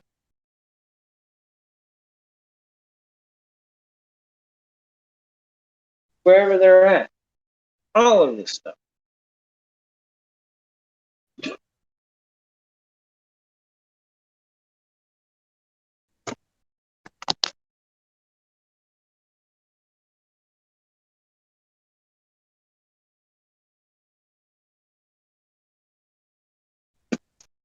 Proper botany, land management, ecosystems, botany and ecosystems, and how they have to cohabitate, how to cohabitate several different ecosystems.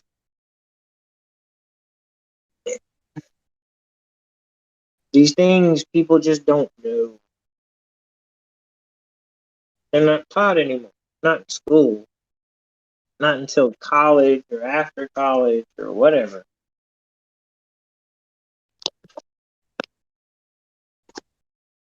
Here's the book, know the book, take the test, pass the test. I'm not going to explain how this shit applies in reality. We're just trying to churn you out the door with a degree.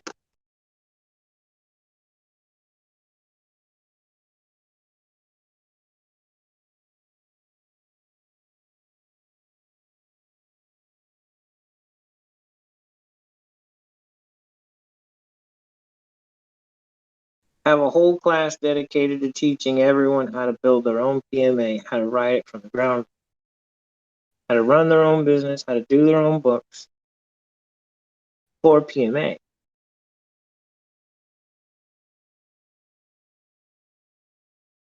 Everything is different between a public business and a PMA. Sam's and Costco are the best public examples that everyone will know offhand. Those are PMAs.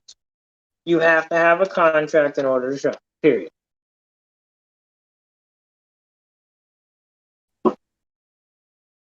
And doing business with private business, now you get a discount and you get to buy bulk.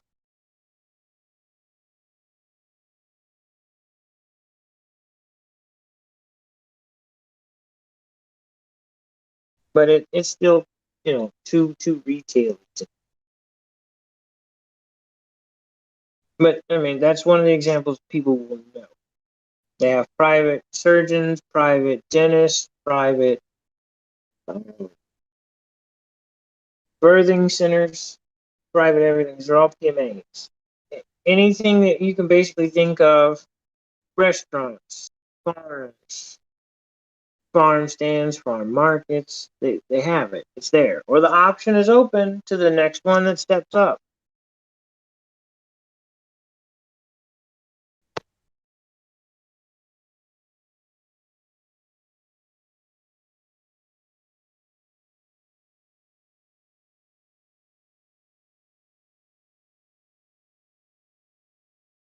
There's some extremely shocking things in learning about PMAs and finding out what PMAs actually exist already.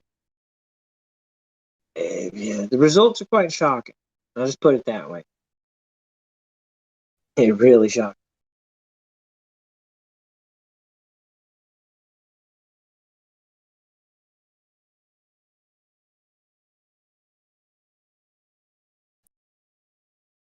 But she's like, all right, Jimsy, I know you probably got the question, so I'm going to go ahead and answer it. With what I did, could I do a PMA underneath it? Absolutely. Absolutely. Underneath it, as a subsidiary, I can do that.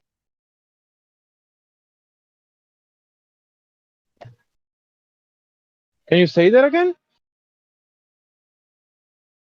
I could do a PMA under my current DBA as a subsidiary or shell. Oh.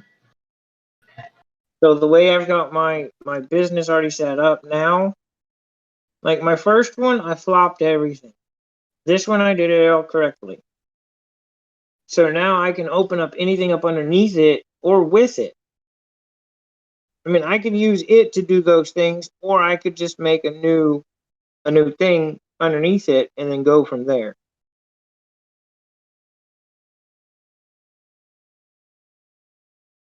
So if I wanted to do honey, I could do Cuddles Beehive Honey or Bee Live Honey, whatever. So you're acting as the executive director of your estate. You're taking the reins. Right. Well, a PMA is the same thing. You're executor, you're CEO, but more executor, because you can only take damage to a point. The problem is harm, injury, or loss. If you cause harm, injury, or loss, if you know that your product is going to cause harm, injury, or loss, you're liable. Doesn't matter who the fuck you are.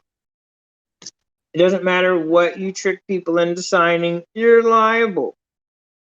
Because all they have to do is rescind their damn signature on that bullshit form from the time it was written because they did it under duress, coercion, or they were confused and they didn't understand, and that's it. It's done. It's over with. Now you fucking sue the shit out of them. You're welcome. All right, bro. Since we're talking about this, just for an example, because I've been hearing about all this stuff for some time, but I don't know the whole process, or I didn't have like the knowledge to actually do this, right? I have the concept in my mind, and I hear and I understand what you're saying. Dude, I went the I long get, way. I but went the look at long. this, right? I got a vehicle, right? And I got like 10% interest. So I got like almost $10,000 on top of the price of that vehicle. So Well, all right. I'll can give I you a fix can cool. I fix that stuff? Can I fix that stuff by any chance? What you talking Can I about? Like settle that? Can I a settle car? that debt that I have? Can you help me settle that debt somehow? Yeah, that's like child's play shit. There's like 3 different ways to fucking do that. If you got a car loan or a mortgage, there's like 3 different ways to take care of this. Let's do it, It's bro. Let's do it. But I mean, it's child's play once you know.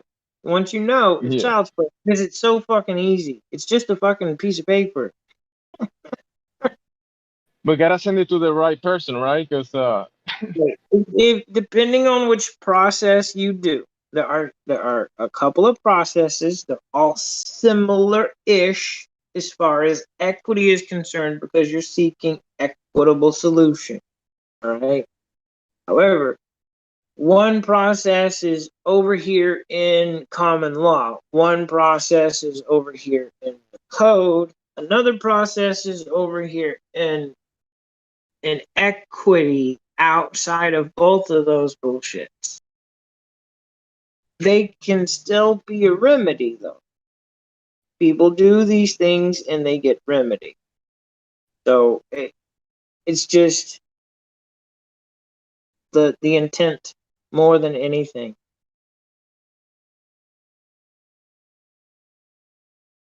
People get thrown back into this shit trying to get out of it.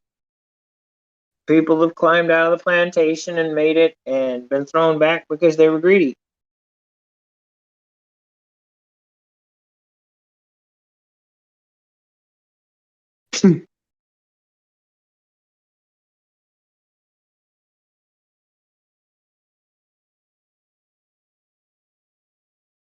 Some people yeah, get some to people ride. they wanna be millionaires by doing this kind of stuff. You can't do it like that. It's not, but it's not about being anything. Be Yeah, you. yeah, How about you just be you? How about that? yeah, Why is that so fucking hard for people to do? To just be themselves. yeah. Like you're saying, no, don't be greedy. I get a freaking decent truck, a small enough house, or a big enough house for my family with a little bit of land so I can help the community around me. I don't want to sell any of this shit. I really don't want to make any money. Because anything I do where I'm bringing in money that's beyond what I actually fucking need, I've already got that charity idea. I'm dumping it all into that. 100% is going out the fucking door.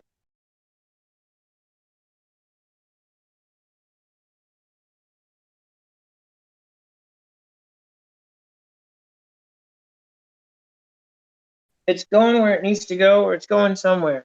Even if I have to make new documents to find the investment, create bonds or whatever, I'm putting into it.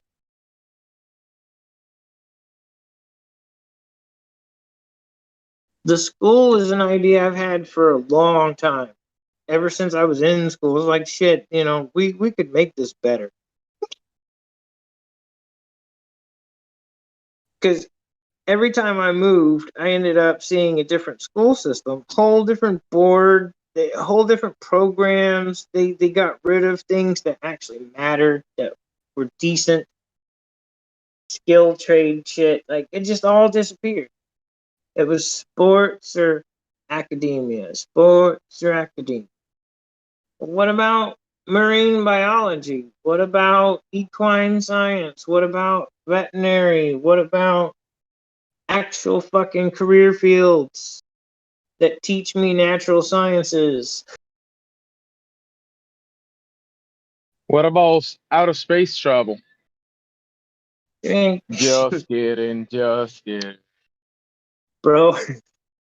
I get you, bro. I get you. I think that's the right way to go about things. If you want to open up a school like that with that, that goal, But teaching that kind of stuff is definitely something. It's probably going to be a PMA.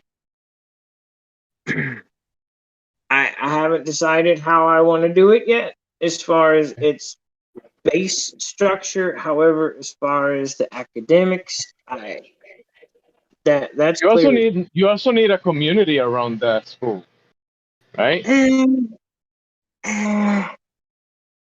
Because you need teachers. Hold on. When Sam's Club popped up its first store, did it have a community around it, or did it just advertise that it was there? They advertise, right? Right. Now, Walmart is a subsidiary or a sister company of it. Its larger corporation is a whole nother holdings company. If you really follow chain of title, you can see all the shit. It's pretty cool. But chain of title is something like people have to understand. Like that's where I try and start with a lot of people. It's like chain of title, because chain of title shows you what's happened and where mistakes have been made, so that you can go back and fix that one fucking mistake and change your life.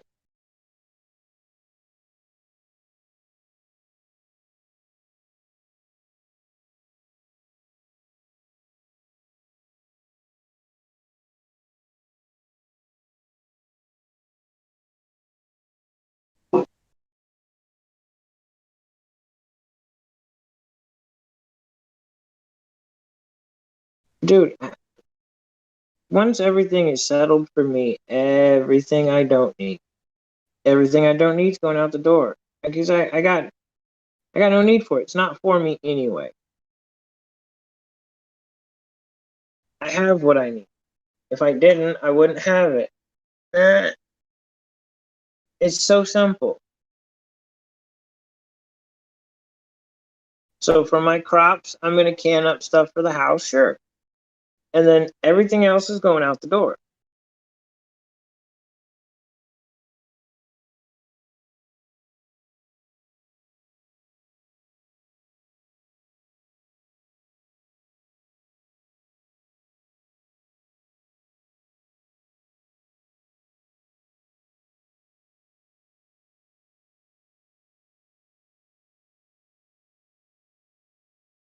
But see, that's the thing, is getting to that point where you owe no man nothing but. It's not an easy path. Not always an easy path.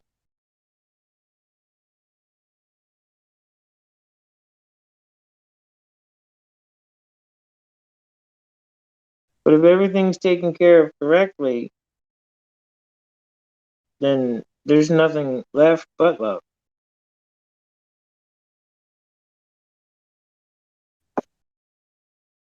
The only thing left.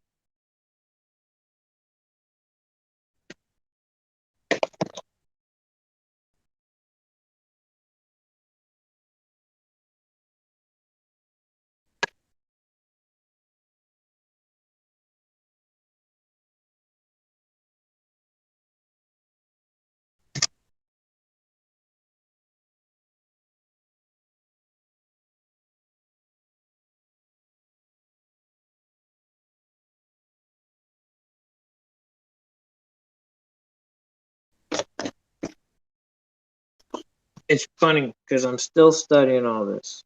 I'm still studying everything, all the different subjects. Still studying, still learning.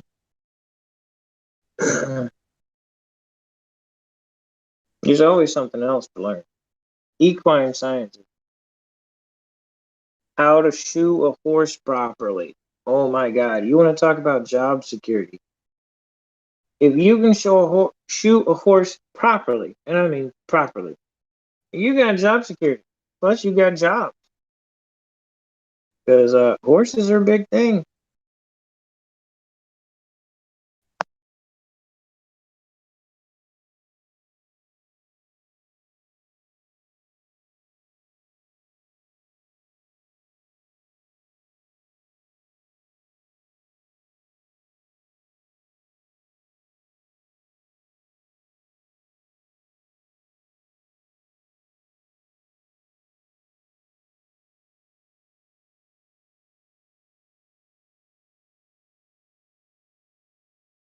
If you learn how to, the sheep, the sheep are like with a haircut machine.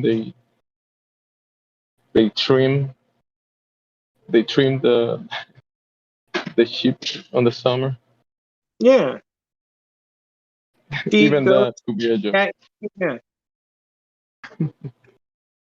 But see, like for Do me, do 10 of those a day.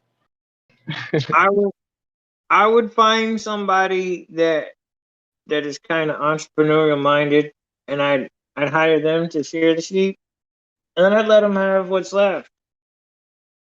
Like, thanks for shearing the sheep. Let them make a path. Why not? I don't need it. I have sheep. They're gonna grow more hair. I've got land. They're gonna eat. They're gonna grow more hair. I've got feed in the barn. I'm gonna feed them. They're gonna grow more hair. Like, why do I need it?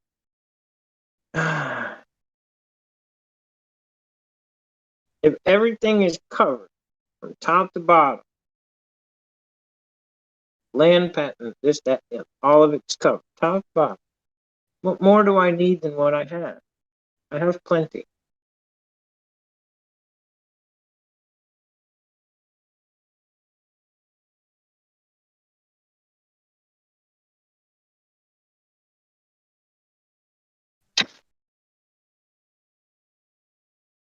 Give me 1 second, bro.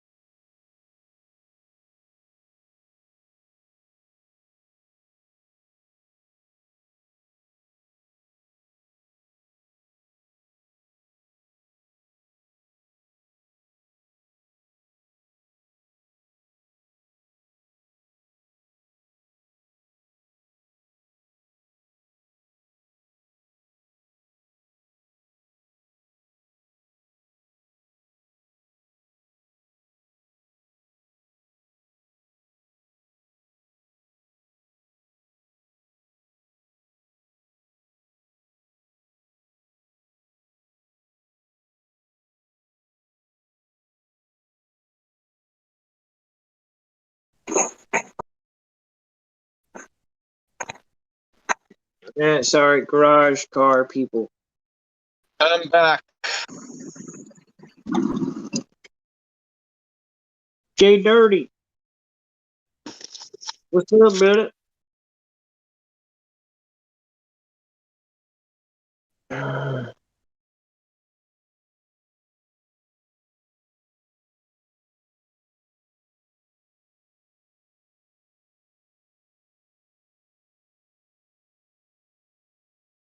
Welcome back, buddy.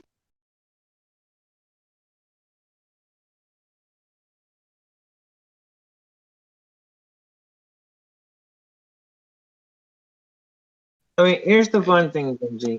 If people want to stay in Babylon, they can, and they can be fulfilled in Babylon if they so choose. They can, and there's workarounds to stay in Babylon and still have a decent life. There are. However, no, it's not for me. Yeah, you tried Babylon, but you didn't like it. You want to move to a different city. It's okay.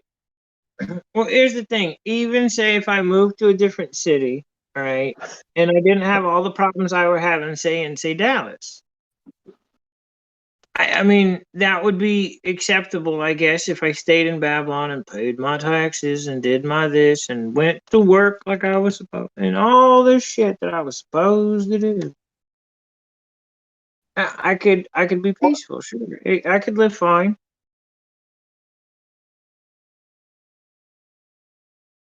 But I'd rather be in any city and have peace.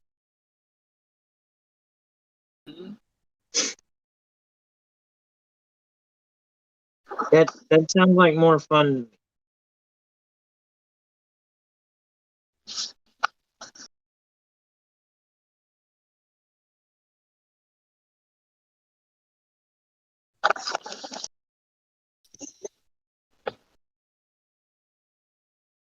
I think you're over in her room too, bro. I what? Truth. Her room. Her server. I'm in her server. Let me check. Wait, it's the primitive.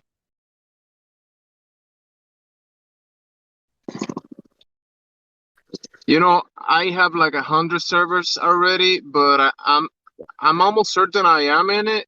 Can you send me a DM with a link if you can? Because I need to move it up to the top 5 or something.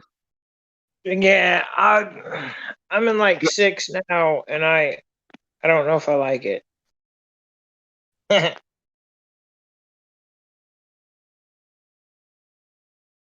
Look, you said the truth server, right? Yeah, hold on. Because I've only got a few of them. Damn it, I'm probably leaving his server. Shit.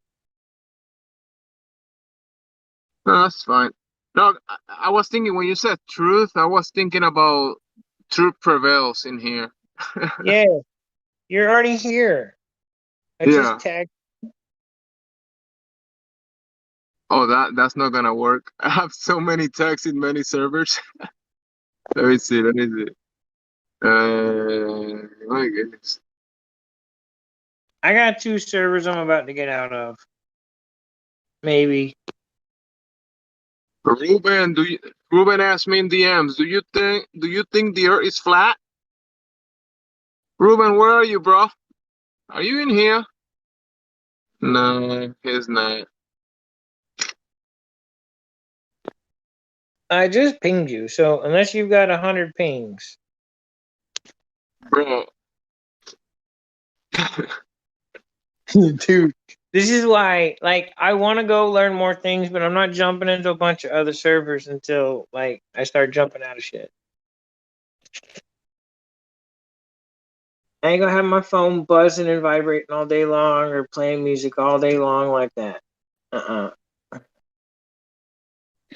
I have pings like in 60 different servers, so I'm sorry. Right. Here, I'll send you the invite. Hold on. Jeez. It's all right. Just one more step closer. It's all right. It's all right, man. Oh shit! Wait, I sent it to. Oh my god.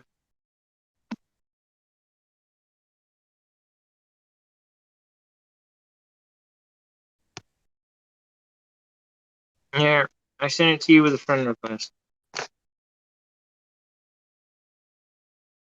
Primitive survival. Yeah.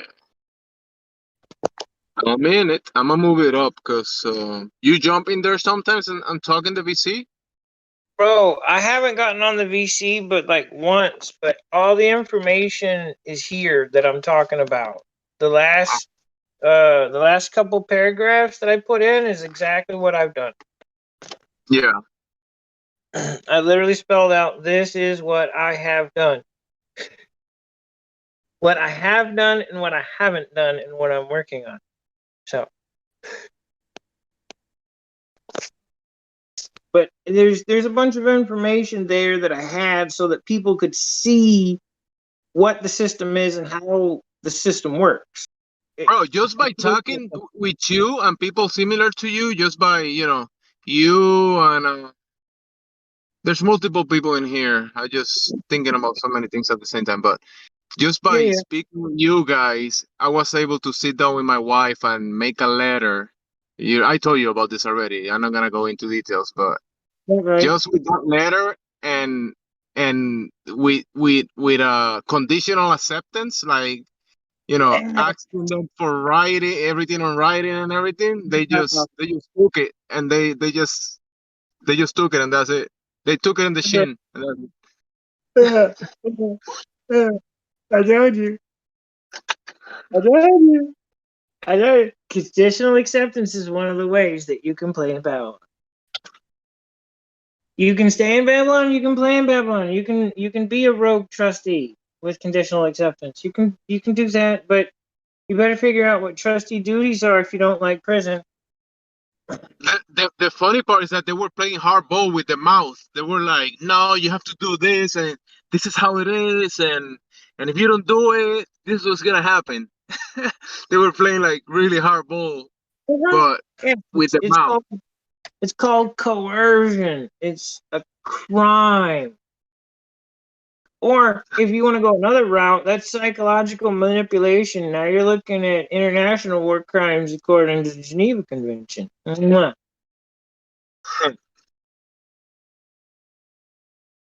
I said, dude, 14 years, bro. I don't lambast people with everything, all right? But when the situation arises and I have the opportunity, I'm TKOing. I'm either TKOing or I'm walking away. I've had a few that I've just walked away because it's really not worth it. Because then somebody else is going to get involved and I'm going to explain something to whoever shows up.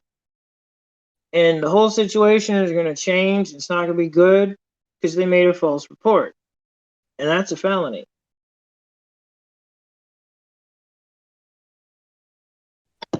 But that's the thing. They don't know what they're doing. That's why I just walk away. Some people, I just walk away.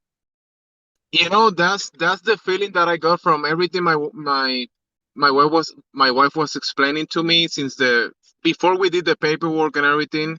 She was telling me piece by piece, and everything they were saying, it was like going against all the policies because we went through the policies in writing from the company, from the university, and we read a lot of stuff.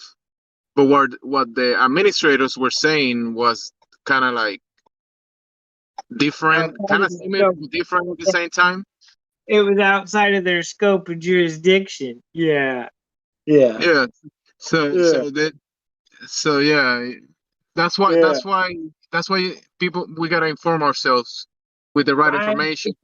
Thing. You read the policy. Now you know what part of your contract entails. What policies apply to you or notated what policies apply to them. Blah, blah, blah, blah, blah. But now you know when you went through the policy, you're like, oh shit, it's not in the contract for you to do this to her. Shocking. And I bet you if everybody else did that, it's the same thing. The crazy thing is that she was worried because she's been working there for a long time, and she brought it to me, and and I started this conversation similar to the way you talk about this stuff. I was doing it in my own way. And I was like, you know what? They can't do this to you. We're gonna look through, whatever contract you guys have and the policies and all that. And she started getting very confident when she was reading through everything and she was understanding a lot of things, and a lot of stuff makes sense to her after she started looking into it, because before that she was ignorant too, basically. Right. And see, and again, there's Remedy playing in Babylon. Proof positive one. However, look, plantation life is cool. Don't get me wrong. You meet cool people, you get to do cool things, but you're always behind the 8 ball. Most people are always behind the 8 ball. The shit that started 2 years ago, the cleanup on helping people with their mortgages and foreclosures and shit is unreal. How many foreclosures they did on people all over. Have you done work with that, with mortgages and stuff? Have you managed that before? I have friends that have dealt with them. I have a method to deal with them myself. I haven't done it because I've never gotten into that situation. I've tried, but again, Babylon, it really ain't happening to kind people. I mean, I don't even have a house or anything. So I wouldn't know what. I mean, I haven't looked into it, but I have heard people talking about that kind of finding those remedies for mortgages and stuff like that. So I have kind of an idea. All that though, inside of Babylon, right, goes back to House Joint Resolution 192, the Gold Act, and subsequent acts between those two. Because you could think the Gold Act was in like 1915 and the HJR 192 is 1933. So between those two, there were at least like 15 other acts that were done. And HJR 92, what it did, it converted everything, the whole system of Babylon. So what most people think is real is really fiction. It really is. Why they call it fiat, but it's still, it's fake, just fake, all of it's fake. But you have a system designed to keep people that are greedy spinning that hamster wheel.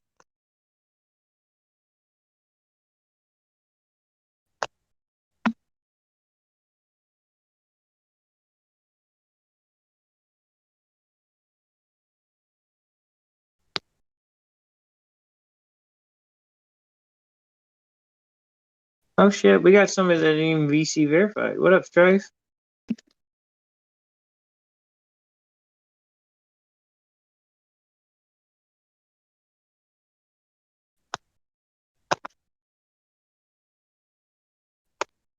I can't unmute you, but I'm sure if you were in the lobby talking to somebody, they would VC verify you. Let me check them.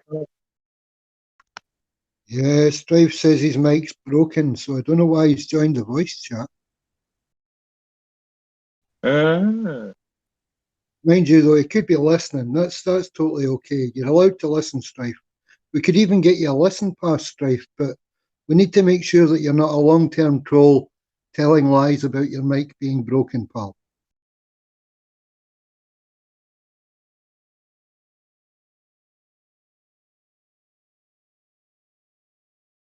Bro, you know what I see when I try to click in the call? Let me show you. I'm gonna have to install.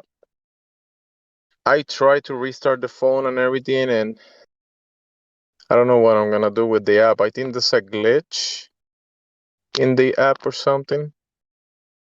Look what I see when I join the call. I'm sharing a screenshot. in the live stream voice text. I can only see a few people. Yeah, you gotta scroll through it. It's a glitch in the No, screen. no, I can't scroll. This is the list that I get. That's it. But Wow. Only 7. Oh. Yeah, and I can on mine before you have to that I go. can see everybody, but when I click into it, this is what I get. Right. That's what I'm saying. So on my phone, right, when I do that, I have to touch like Batman's name and then scroll up. It's a glitch. Because I'm gonna do it on my phone right now. I'm gonna click it, it's got 7 people, and then I scroll up inside the names, not inside the blank fucking space, inside the names where the names are at. You scroll there and it'll move up and down. It's a glitch. Or bug. Yeah, if I do it like this one, I Just touch can. the names and move the names up and down. Don't touch where it's gray. Touch where there are names and then move it up and down. The only way it works for me is if I click in the icon that is floating around the screen and I open Discord from there, and I'll be able to see this. Look, I go to And the side menu. I look, swipe. from this one I can move up and down, but from the other one I've tried everything, and All right. Here, I'm showing you. And then I click the live stream. And then I scroll on the names. And I'm looking at the bottom. So I'm taking a screenshot of that. So I can send these both to you. All right. So I swipe over to the side. Right? Out of the chat over to the side. I swipe. yeah. I click on the listening live stream. And then I touch the names, like I'm touching your name and I'm moving my finger up and down and scrolling. Now here's what I get when I scroll. I get to the bottom of the list. It just scrolls within that square though. It's weird.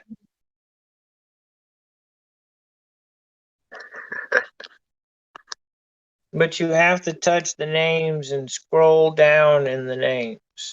Yeah, I'm touch. I'm in the live stream. I go to the live stream. I I see the list. I see the complete list, and then I Is it touch the scroll? names. And when I It scroll? touch the names, is when I get that short list. Yeah, Yeah, it's I kind of just weird. touch it and move my finger up and down. Hey, we got hoodies in here. Hoodies. Yep. Hoodies. Welcome to Flat Earth Hoodies. You're unmuted. Hoodies? Are you there, Hoodies? He left the call because I muted him, so he thinks he's gonna come back later on and mute it, but not.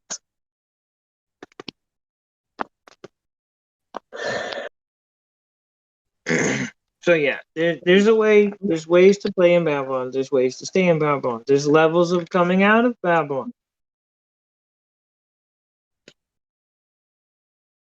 And then there's people that just walked away from the whole thing and everybody as a whole because everybody.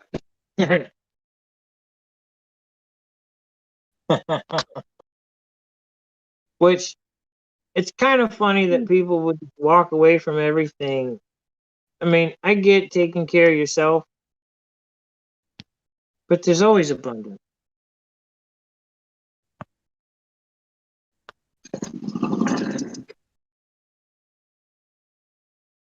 Yeah. Would you call it level? Would you call it levels? I don't know. You know how when they show the pyramid, top of the pyramid and above the pyramid is, I guess, God. But when you talk about Babylon, Babylon is, I don't know, almost at the bottom of that pyramid. You want to be like a couple layers above that.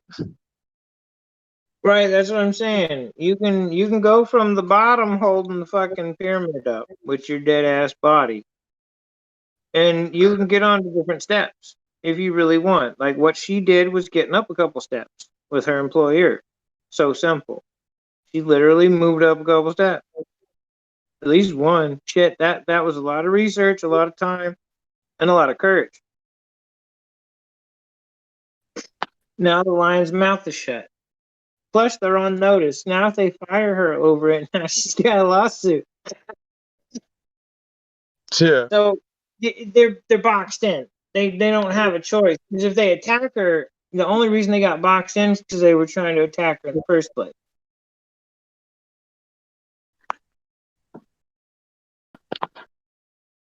Yeah, to me, it looks so clear right now. For other people, it's not that clear. I was able to see through all this stuff before it happened, and then when it came close to me, like to my partner, then I have to take some steps and take actions. Before I had it in concept, I talked about it, I heard about it, but then we have to apply it, and that's when you actually have to take those steps. Yeah, you gotta do something with what you want. That's why you gotta be informed and study and that kind of stuff, I guess. Because in this situation was kind of simple. In other situation like what you're saying about a mortgage and all that kind of stuff, that's takes more steps and It's different, but actually, depending on the approach you take, again, there's different levels of being in and being out of Babylon. Look at the politicians. They're on the private side. They do everything privately. Their houses, their businesses, their fucking finances, everything is private. They're in the public eye. What the fuck are they doing in the public eye? They're not supposed to be. Not the way they are, obviously. It's against the rules of the game. If you're gonna be private, be private. Stay private. You can play with shells and subsidiaries, sure. Diddle around like Bill Gates did, a couple other people, Trump, so on and so forth.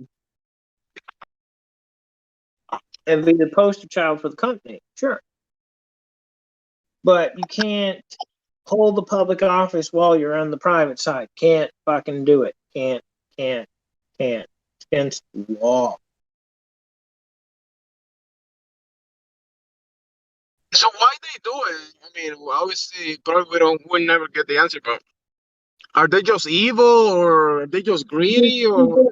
People don't know. People don't know. People don't know. Look, the moment people change how they play the game itself has to adapt to the people.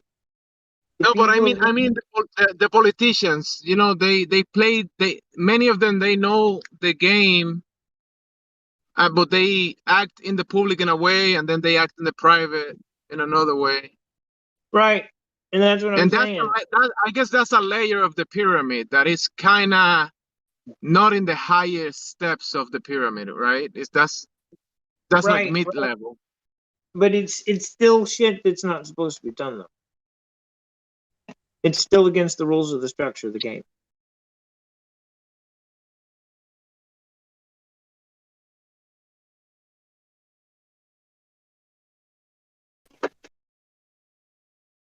So I guess that's because people have allowed criminals to play the game whatever way they want to play it. People allow it because of ignorance, I guess. Right, and because of people's ignorance, it allows people to play the game that way. That's the other side of that. If people weren't ignorant, that ability would disappear. Yeah. Because the system would correct itself, the game would fix itself. It's almost like a fucking interactive game of Jumanji. If you break the rules, bad shit's gonna happen to you. If you ask for a king is gonna treat you like shit. Are you sure you want a king? Yes, we want a king. All right. Here you go. It's gonna treat you like shit, but you asked for it. And then there's other parts where you can't break natural law. There's rules of the game that you can't fucking break. Or natural law will bite you in your dumb ass. But the problem that people aren't getting bit is because there aren't enough people playing it correctly. Everyone's rogue. There's only a few places that actually don't have most of the problems. And guess what? They probably wouldn't talk about this even if they were doing it with other people.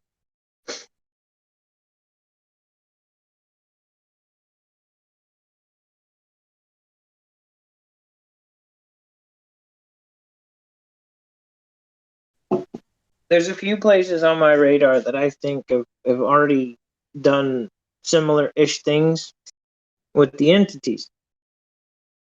And that's why there's no problems. There's never any problems there as far as certain things. And when there are, they get fixed rather quickly. It's kind of interesting.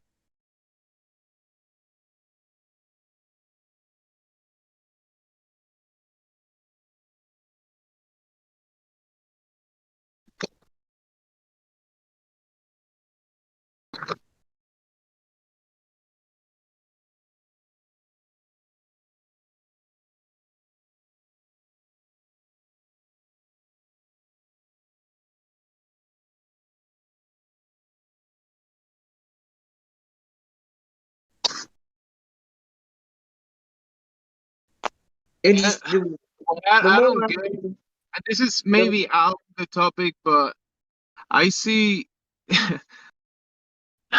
I see so many properties, so many like houses and properties that are owned by people and they don't even use them. It's just like an empty place. It's a vacation house.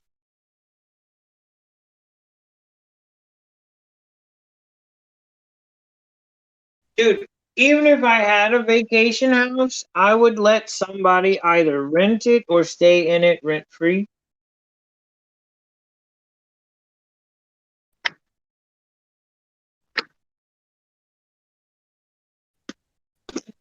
If I were to rent it, I would put that equity back into the property while they're there so they can enjoy advancements that I've made.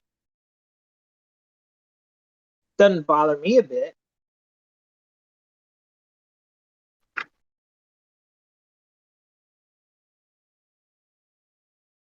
I wanna at least make enough to get my own property and bring like I have a brother. I want to bring my brother in, my mom and my family. I wanna have my big that I think that's my big family, right? My twin brother, my mom, my children. If my brother have children, whatever. I wanna share the property with family. I don't wanna be there just me. Right.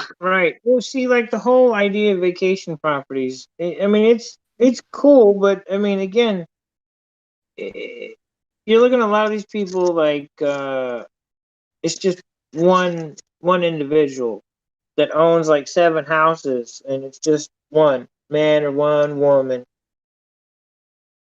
and they just host parties in different times of the year, and they goof off and they do whatever. I see a lot of that. Right. A lot of that they've probably done like personal or private trusts. There's again like for people to have properties like that and to maintain not being able to lose it by adverse possession or other means, they put it in a private trust or a trust. And that's Babylon. That's the game. That's part of it. Ecclesiastical is a whole nother ball game. But that's express trust, private trust, the same, just different language used. So a trust that a bar dog is going to do is going to have specific language. A private trust that I'm going to do is going to have specific language, but they're not going to look the fucking same at all.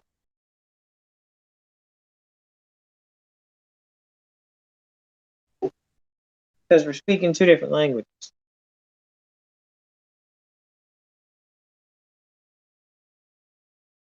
He's going to be speaking code, and I'm going to be speaking equity.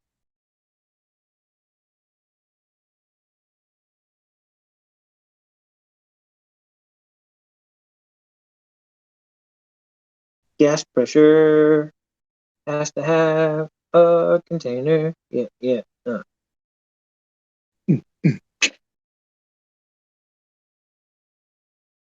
There we go. Do a trap song about gas pressure. Lots of bass.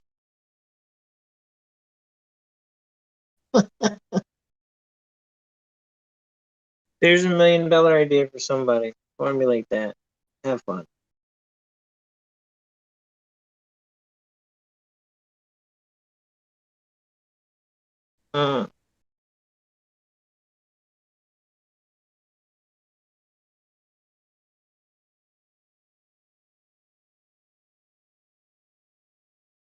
Bro, the problem with playing in Babylon is anything that you have in holdings in your name in holdings is subject to acquisition, where they acquire. They can take that shit back. Your car, at any time they can tow it. Why? Because it's registered. Right, I already shared the document on that. If you go over to her server, scroll up, I've got that registration doc. It shows you all the codes, case laws, all of it. It's all right there, black and white, can't miss it.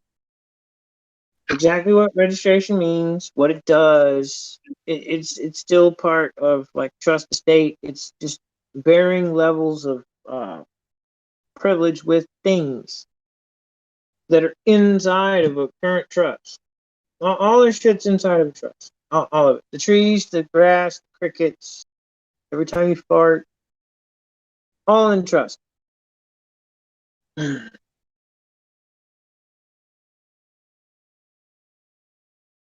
Here in the Northeast, I've seen so many different plates, and I've seen plates that are like someone made it themselves. I see multiple of those. Like it's a vehicle that has plates that don't have the name of any state, like normal plates. Yep. That's where I'm headed that direction too. And then I've seen this plate multiple times. It's a Masonic plate.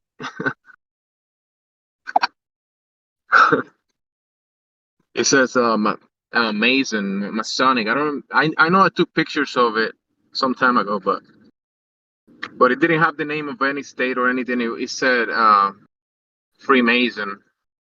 Yeah.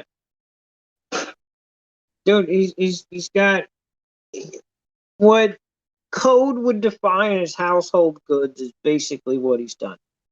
So I was trying to explain to Michael fucking last week about the cars. He's the maker. If you take out the engine, you do motor swap, it is now a different car. You have made something that didn't exist in that space before. Because in that space before, it was a fucking Ford motor. Now you've put in a crate Hemi. Put in a different motor. It's a different car now. Whole different fucking beast of its own. You are now the maker. When he went to register the car, that's what he left on for the paperwork, is that he was the maker.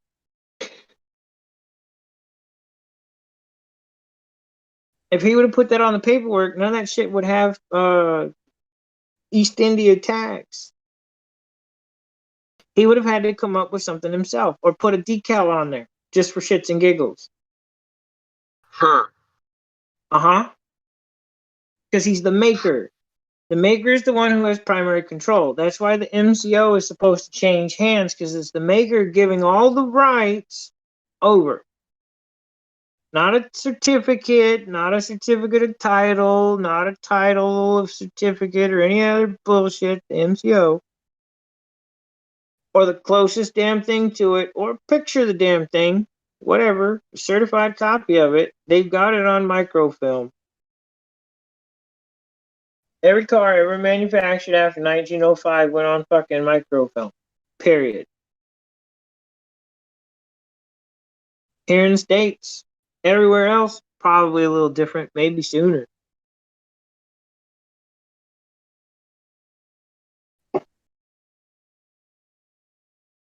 Here in the States, 1905.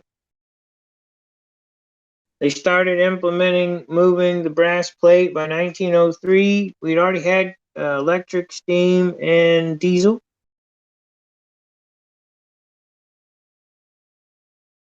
Cars, trucks, scooters, bikes.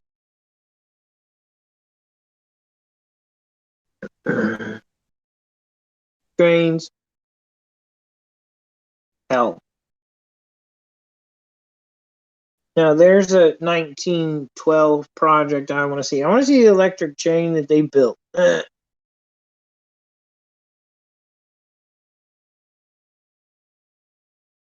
electric chain?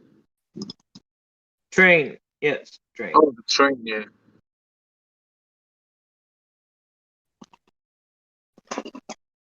It's funny how those electric scooters are really old, and now they sell them at Target and Walmart like there's something like new stuff, new toys.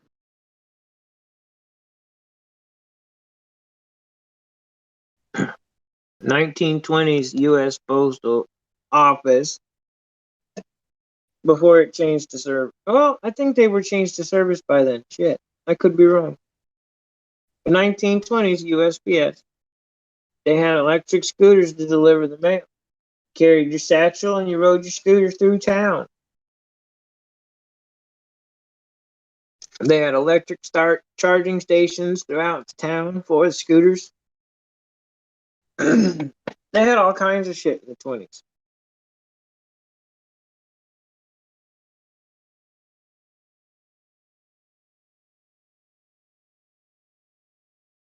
Is there any information about the batteries that they used back then and the materials and stuff?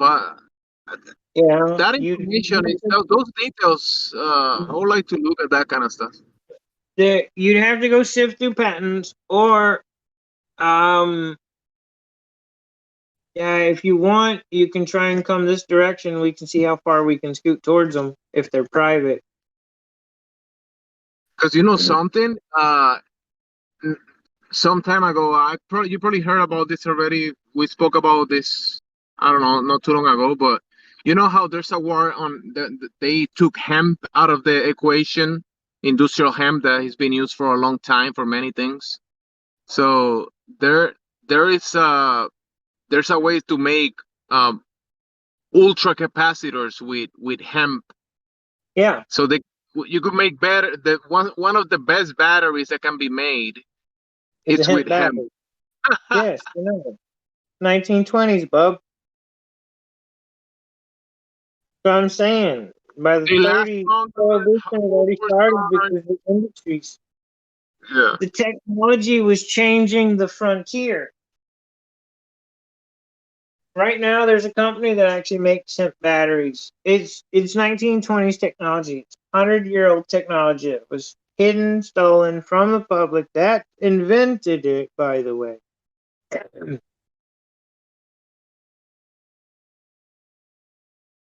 And this is, I remember hearing this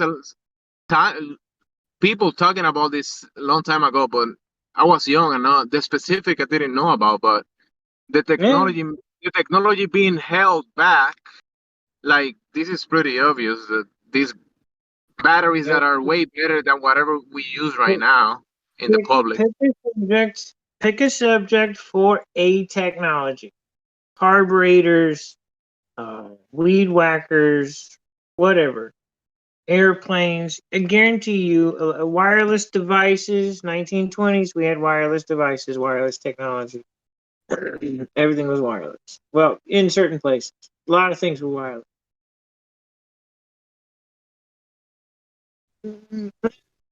Electric cars were super expensive though, which was really kind of I don't. It's like the squeeze. I don't understand the squeeze. That's the part that I don't get. What part you don't get? The squeeze, man. The squeeze. Because we have infinite resources. People say finite and good. You can believe whatever the fuck you want. Good for you. Resources are alchemically remade here on Earth in different places all over the world, depending on rain, seasons, changes, everything, period, remanufactured. Oil is remanufactured. Everything is remanufactured. The ocean cleans most of itself. It's all. You just mentioned hemp again, which is a multi-resource, and it can be harvested like 3-4 times a year in all regions of the world. I mean, most regions of the world. I don't want to say. Here's the thing: if there's gold everywhere and silver everywhere on topsoil and underneath, 3, 4, 5 foot of soil, what does that say about minerals and deposits and pressure and creating new things? You could get gold from seawater. You could get a lot of minerals from seawater. Right. So there's got to be an alchemist approach to that. Realistically. Yeah. 2 or 3 away from gold is what lead is, but it's the way it was composed.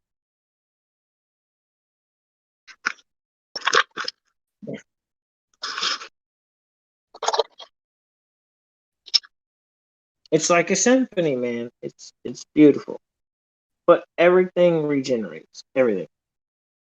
Depending on how bad. This technology and a lot of these patents that have been hidden is in a way to bring out this watered down side of things, these watered down carburetors, watered down batteries, watered down everything. Oh, shortage. So they can sell it. So they can sell it step by step, layer by layer, like 1G, 2G, 3G. Like everything a little bit every year. The iPhone 1, the iPhone 2, the iPhone 3. Throttling a network to force customers to upgrade to the new network that's barely installed. That's market manipulation. It's against the law. All this shit's been against the law. Like, so I'm saying, you got bad people playing the game. You need good people playing the game. Good people. There's a way to play the game. Good people. There's a way to play the game where you're actually not one of the fucking game pieces. There you go. When you get people to look into space and think about Narnia as reality, and they can violate natural law and gas pressure. Well, law. Here's a fun Kansas City shuffle for you. Once they get you to violate natural law, they can do whatever they want to you. Yeah. I thought about that. Yeah.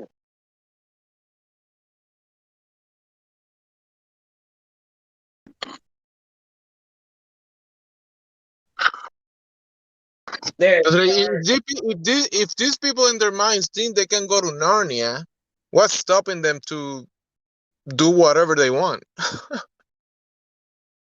Well, that's where this culture came from. Narnia. It's all Narnia. So if I'd have thrown a tantrum at my godmother's house, depending on the situation, she'd probably thrown a cup of cold water.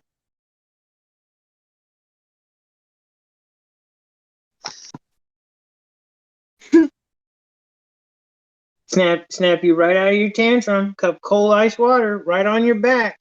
The carpet will dry, baby.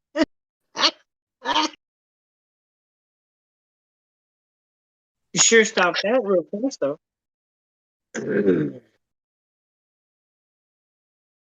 At my grandma's house, she was the natural law. You had to follow it. Oh, don't wake up when you're supposed to. Don't wake up when you're supposed to at my godmother's house. She don't give a shit that she's got to do extra laundry. She don't give a shit at all. She'll even flip the fucking mattress. She'll wake your ass up. She'll knock once, and then after that shit, cup of ice water.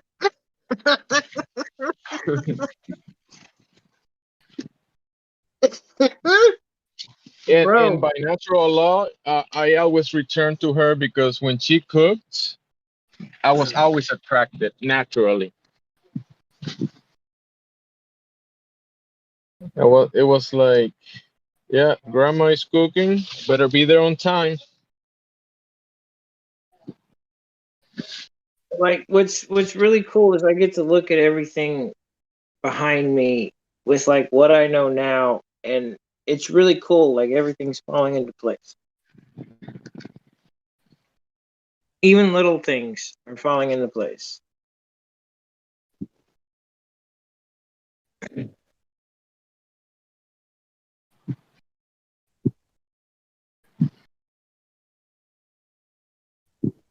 That's good. I'm still flipping that my mom's a flat earther.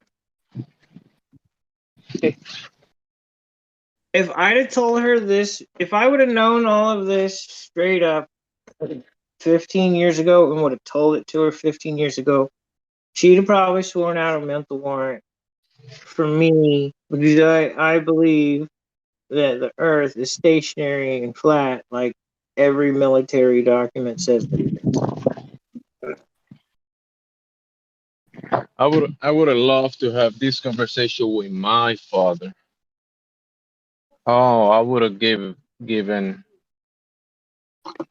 almost anything to have this conversation with him. Bro, But it's conversation okay. about the Bible's better than anything else. Conversation about Jesus and the Father, and that relationship's better than anything else. Oh yeah. Is either just being a good man and giving thanks. Oh yeah.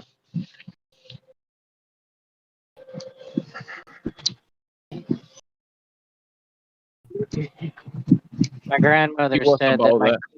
mother laughed at the moon mittens.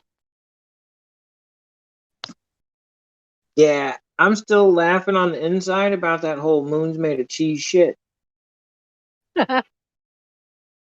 Bro, that one still gets me real good.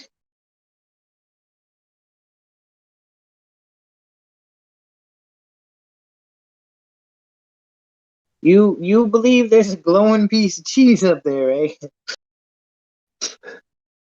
How many space cows does it take to make a moon? Hey, in final space, it only takes 3. And then the farmer to turn the bucket.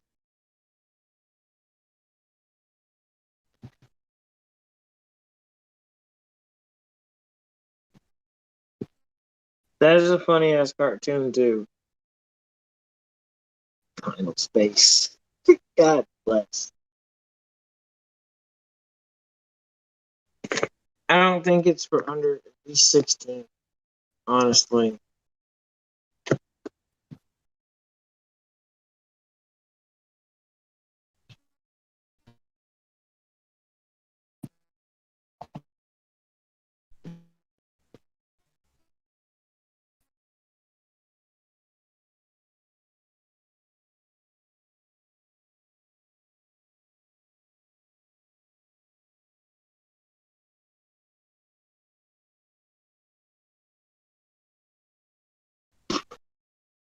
If you were given a staff that wielded ultimate power, what would you do?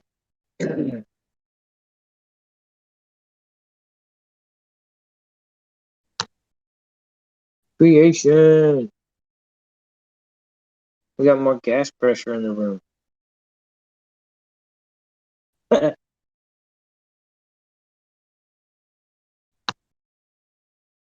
up, Crypto? Hello. How's everyone doing? Howdy. Good howdy to you, sir. Yeah, very well, thanks. Nice, warm, sunny day in England, which is nice.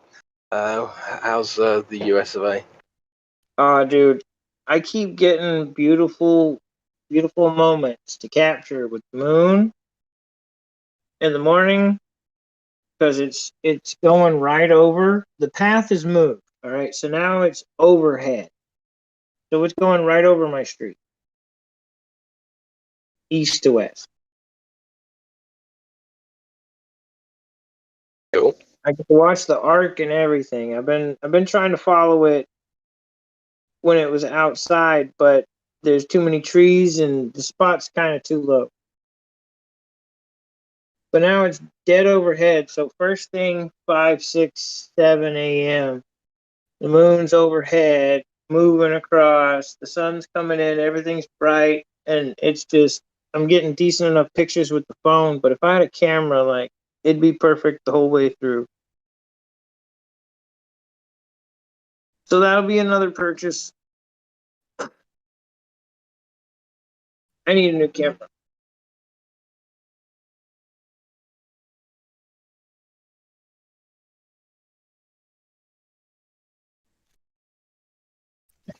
I live on the East Coast. I have a friend in Hawaii and another one in Indonesia. And there was a night where all three of us could see the moon in the sky. How does that work in a ball? Right. Shit, I don't even remember how many people I know over in Hawaii. I know I got at least one. Because somebody just moved there.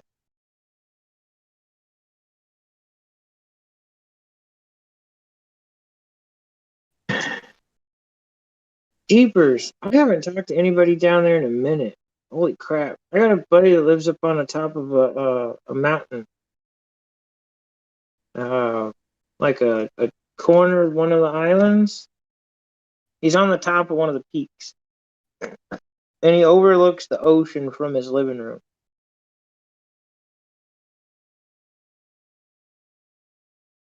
That sounds awesome. So I got two friends down in Hawaii.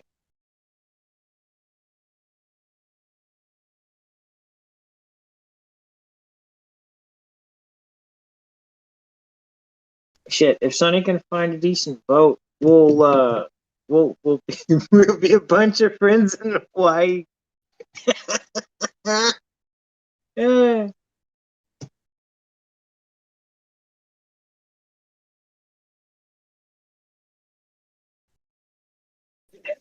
I remember hearing somewhere that there's a race where people sail around the world and they go to the southern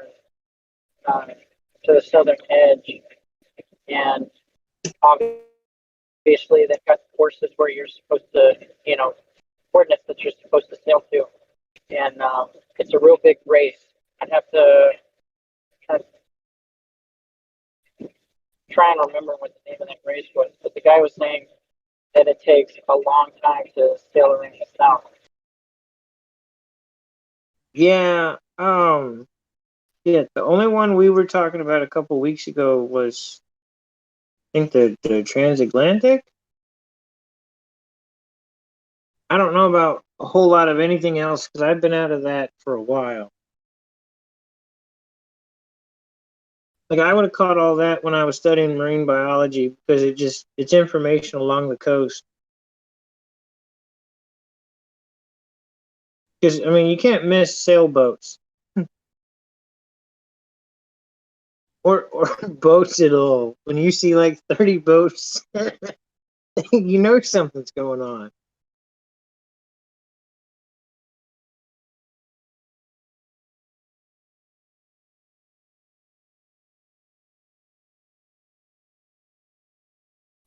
Oh, man, I haven't looked into that in so freaking long.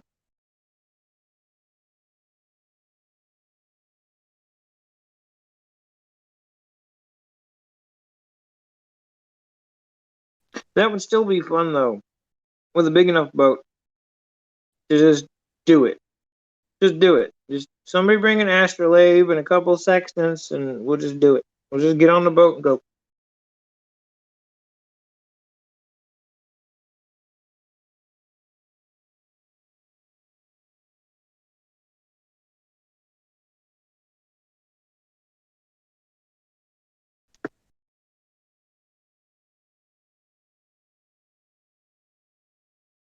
I've only ever gotten on a boat.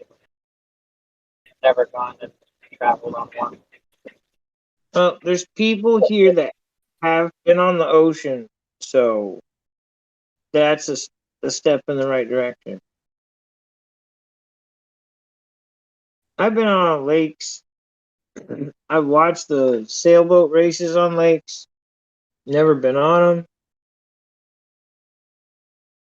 them. I wanted to, but I'd rather race boats or jet skis personally, or wakeboard,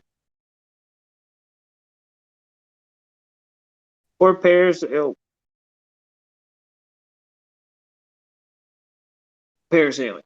Yes, buddy.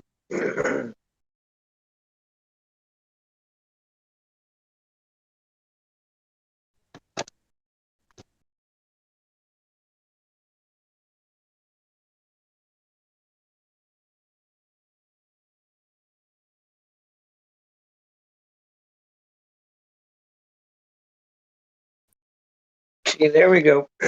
For anybody freaked out about skydiving, we can take them parasailing. Back of the boat, over the water.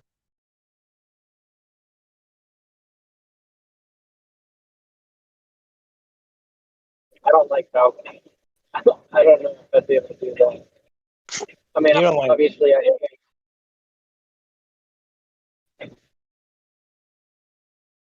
but I feel like I'd freak out by the time I got up there, and then it would take a while for me to get comfortable.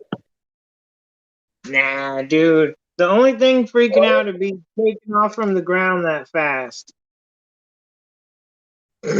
First time I went up in a crane box to do radio work on a tower, that first 30 feet went away in like a second. All right. I was not expecting to move that fast. In the first second, we were 30 feet in the air. My legs about buckled. I wasn't expecting the crane to pull us up that fast.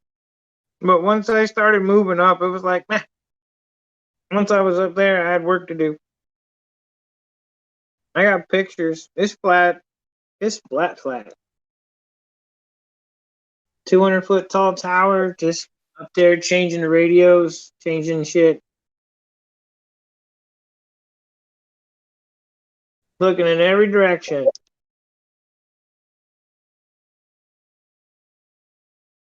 When I was at Fort Hood, our commander got in touch with the Chinook company, and they let us sit on the back doors of the Chinook as we flew around. And I had taken photos of the whole 180 from the back door, and there was my curve. And then when we got back from doing what we was doing, I was pointing it out. And they're like, "Nah, you're done." So that was like 2015 or 16. Small world, bro. I know people from down there. I know people from there. I know people over by Dias. I got friends that live right at the edge of the Air Force Base over in West Texas. Well, one of them.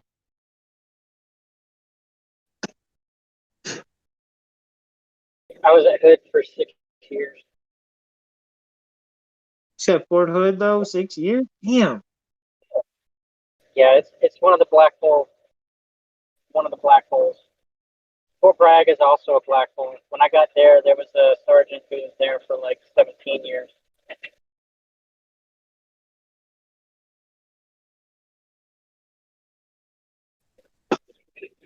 I had an NCO at Fort Hood who had joined the Army, got into Alpha Company 1227, got out of the Army, joined the Army again, got the same MOS, went back to Alpha Company 1227 for 6 more years. And then he was like, look, if I'm re-enlisting, you got to get me somewhere else. And they sent him to Fort Stewart, Georgia.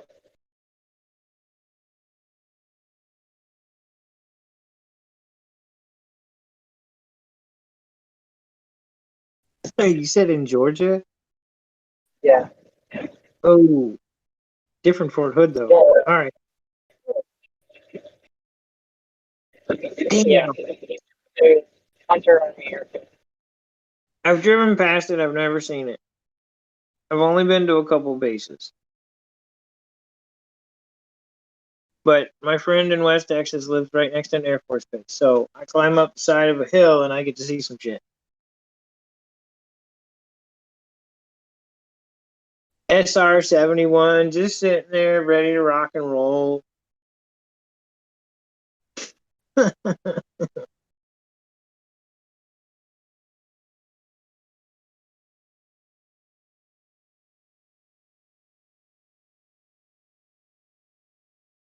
Flyovers, testing jets, training.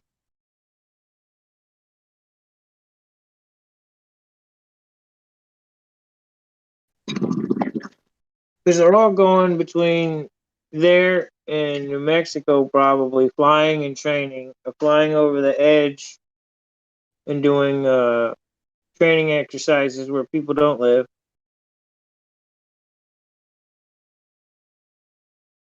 That way, if you crash a $1 trillion plane, you're not taking out a $100,000 house or 7 with it.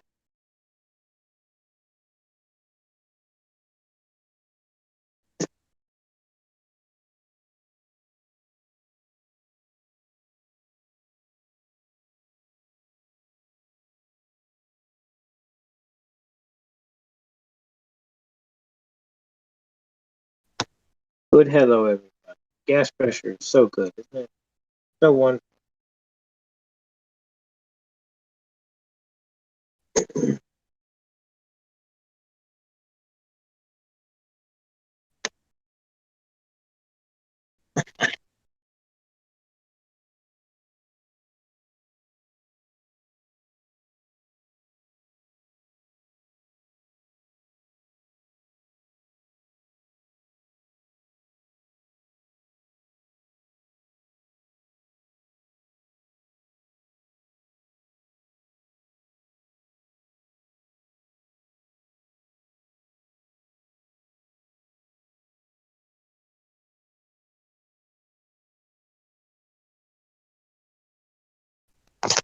Who wants to talk to Cuddles about gas pressure? Come on in.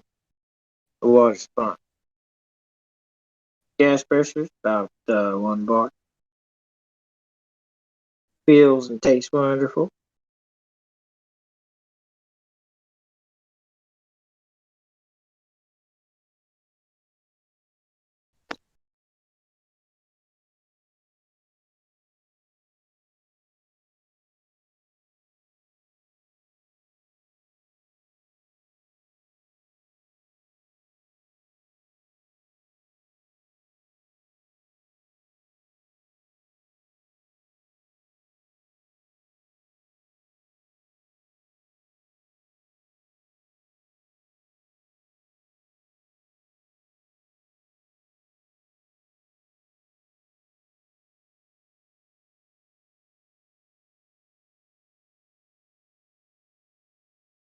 I think the apparent sun and moon would be too far. Even though it's spot on. Do-do-ch.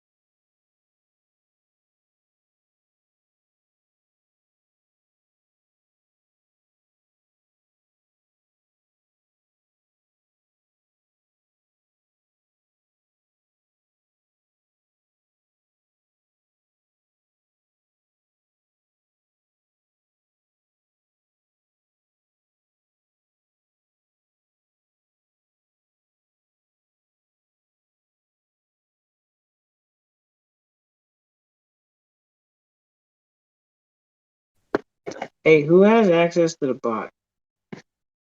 I have a song request.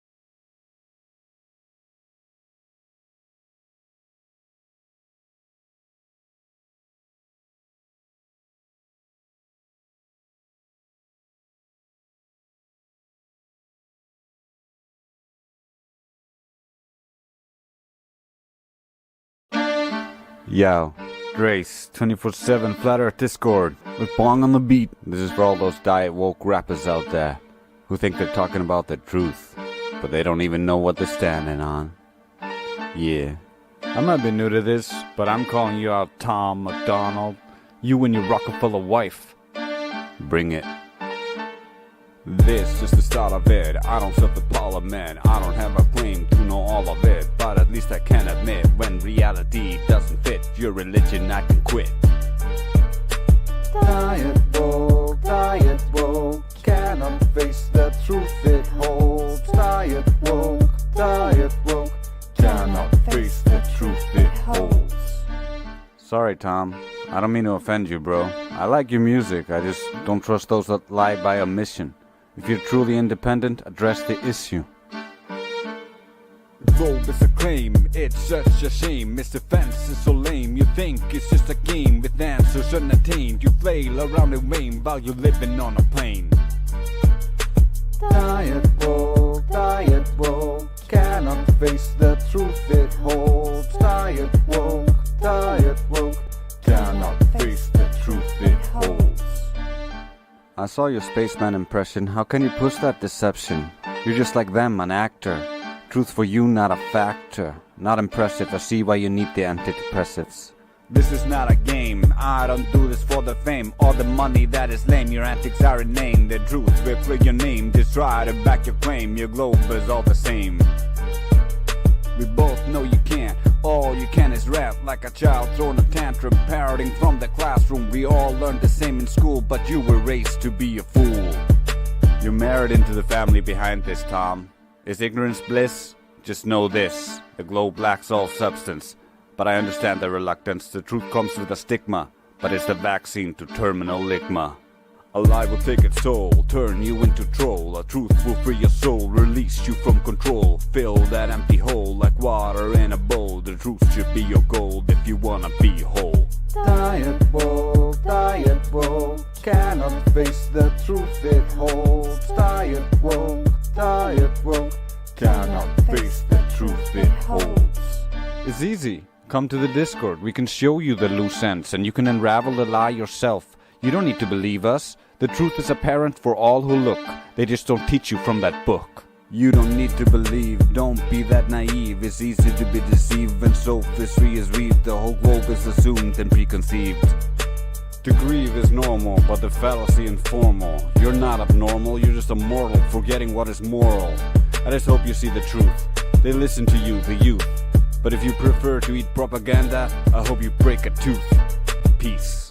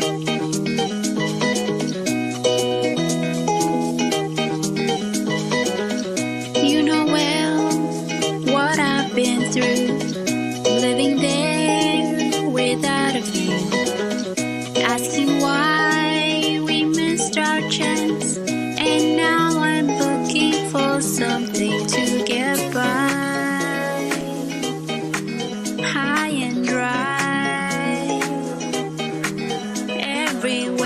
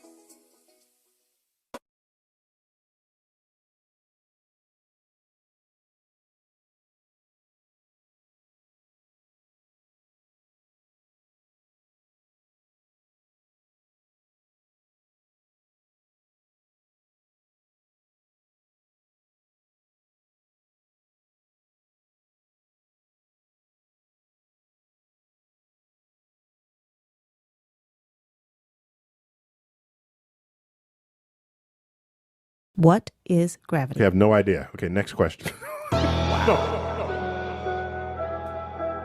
Hey, yo. It's Chocolate saying. It's 2021. Told y'all it's a wrap for this globe. Check it out.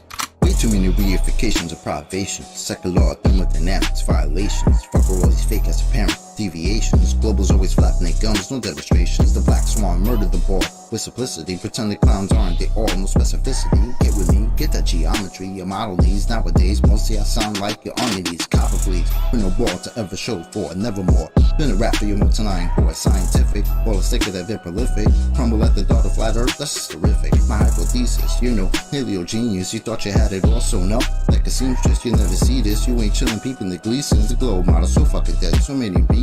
Mad at me, cause your fairy tale of gravity is rapidly becoming a motherfucking fatality. Independent variable, no physicality. Factually, you're dealing with no type of reality. A tragedy, all of the pseudoscience of fallacy. Sad to see that was surrounded by such banality. Globe darts step in the court for their arraignment. Gas fucking off all day, and no containment. It's automatic, you sound like a fanatic. Your heart's beating out of your chest, no need to panic. Problematic, anytime there was Socratic. Defining terms for you was like dust to an asthmatic or a crack addict, all tuned up like a mechanic. State you're leaving in when you're done, it's so tragic. You end the sneezing, all snotty nose the wheezing. You globe charts wind up like Sub-Zero freezing. Ain't no reason for you not to remain calm. As my nigga hit you with the 3-point palm. Instant exploding paradigm technique. Backslapping your beliefs into enigma that's sweet. Your points obliterated, finished, unable to speak. Have you looking like Tom Petty catching a leak? Your whole squad left sounding comatose. I hear Michelle Dollar keeps rocks in her head, she keeps her family close. Some of y'all think y'all the best things since butter toast. When it comes to FB, prepare to catch an overdose of intellectual honesty. The clear lack of thinking of you balls never cease to astonish me. I gotta keep it real and be honest, B. It's quite possibly the dumbest thing I heard since the cosmology is often seen as a philosophy of mythology, but actually it's a prophecy of religiosity.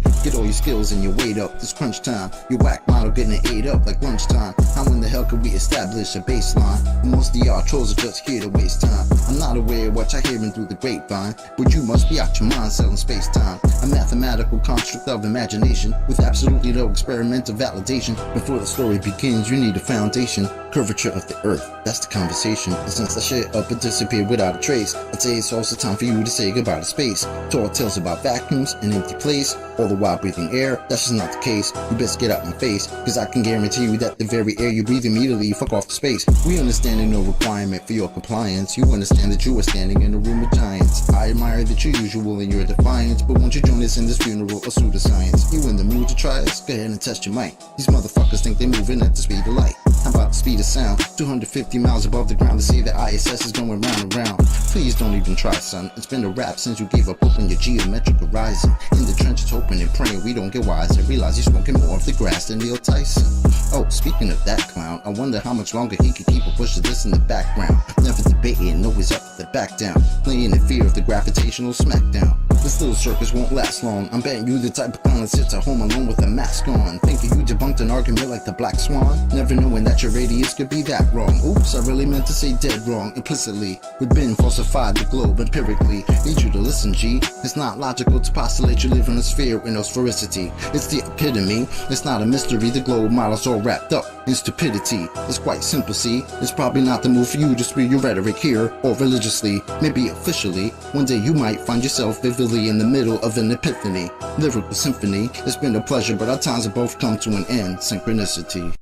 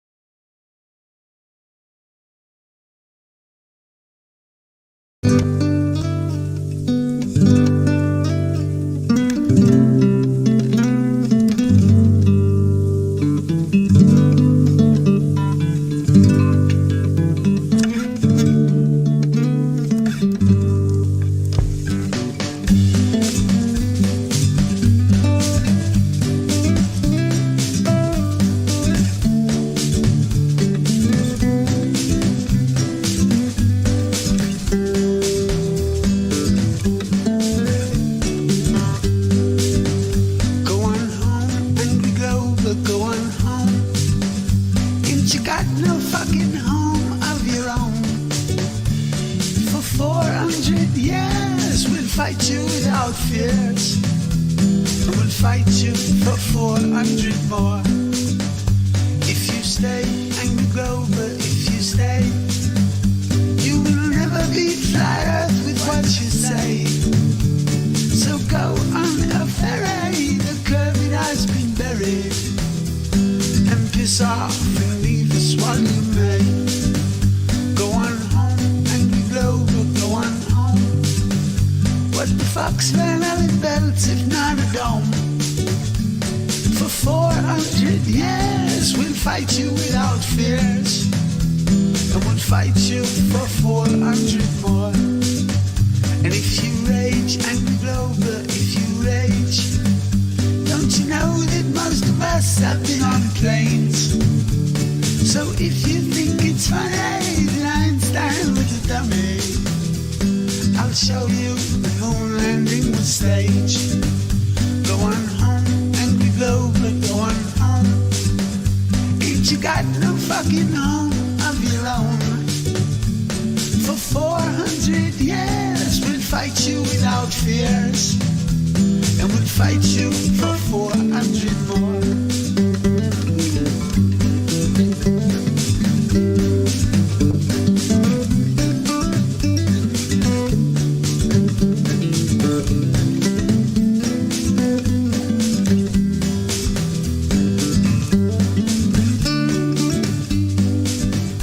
I'm not spinning, I'm not turning on an axis.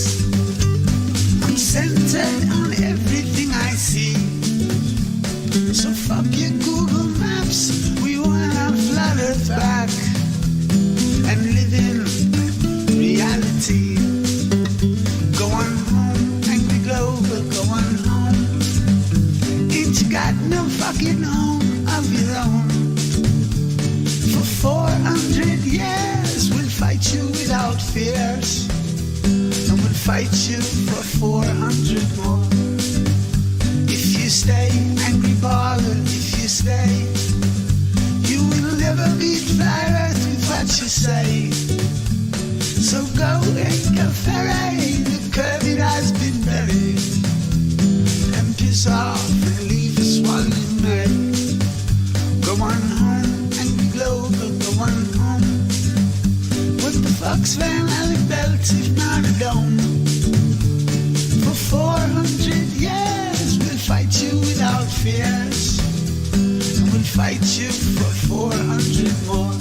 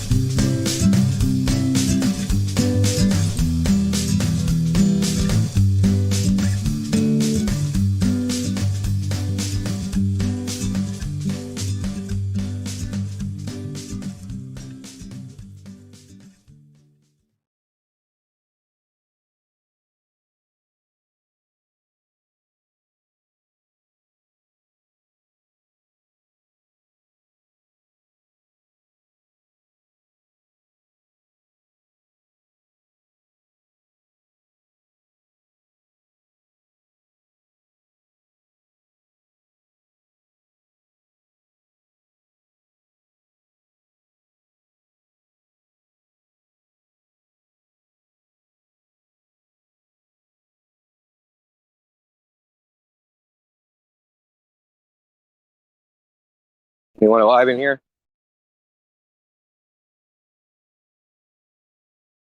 Yes. Hey, boss. What's up? How's it going, everyone? Fantastically. It's just people had other things to do, so the conversation kind of stopped. We'll make the bread, cheddar, whatever it is. Get supplies. I mean, Build a I can bunker. talk about gas pressure for the next hour or two. I mean, I Can you could. just go in a loop? Gas pressure gradient. Where'd you get the pressure? Gas pressure gradient. Where'd you get the pressure? Gas pressure. Right. We'll just do that for an hour. Dude, I'm still. I don't remember who clipped it, but the guy I was going over gas pressure with went over to that whole well, there's a gradient, so the pressure of the gradient holds down the gas, the atmosphere, and I said, but how? if gases are going in all directions until they reach equilibrium inside of a container, how are they? Well, imagine like leaf blower, man. I was like, all right, leaf blower atmosphere. Woo! Leaf blower. So we have these magic leaf blowers up there that nobody can see, that recirculate the gas pressure that we have.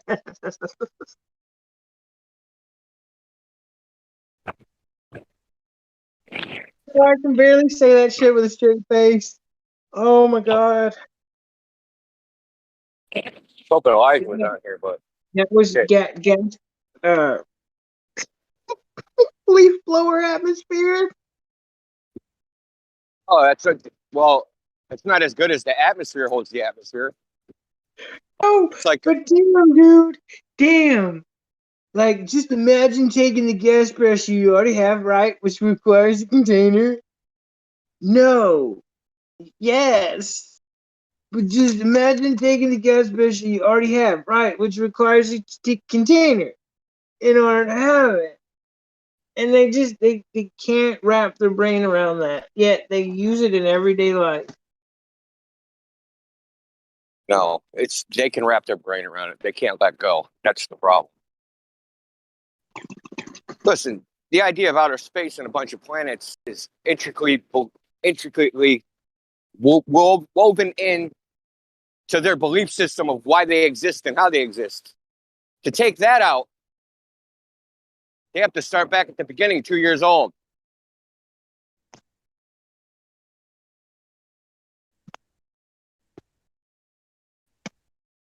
Exactly. And thinking is too hard because it requires energy. Start asking their mom, Mommy, why? Mommy, why? Mommy, why? They got to go back to that. Well, yeah, but see, then you have the generations of parents that didn't know the answers to the questions and just smacked the shit out the kid and fuck off. I mean, they like all those. I remember asking my mother, at least, you know, those stupid existential questions. You know, why are we here? Why do we exist? Things like that. And of course, they don't know the answer. But when you go to school, they start claiming they have the answer. There's a big bang, and everything came from that. Bunch of space balls everywhere, dotting the sky, and we're one of them. Take that away from them, man. They, like I said, they have to start back at go. They're back at the beginning. So they understand the simple idea that you need a container for gas pressure. Right, but then it's like dealing with the actual container that we're in. Like it's almost unfathomable. But I mean, realistically, it's not. It's really not. Container gas pressure, simple, so simple. Well, you have to think about it like this. What's it? It means that the idea that they're on a ball in space is a more of a foundational principle than what they experience in everyday life. The concept rules them, whereas what they experience in everyday life can be discarded or ignored for some reason.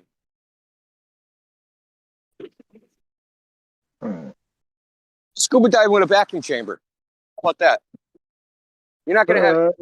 We'll give you a vacuum chamber, and then you can try and, I don't know, do some weird stuff and try and get air to adhere to the outside of it. Something. See, it doesn't even make sense when you try to lay out even an analogy, because you can't have I just want to be there. I just want to be there to videotape it when the guy tries to take air out of the vacuum chamber. Just saying. That's why I ask them. If we can falsify this with just an experiment. Get a vacuum chamber. Take some air in it. Does the air sink to the bottom? No. So gravity is affecting the gas against the vacuum. Right. You don't even necessarily need an experiment to prove anything. You just need a test.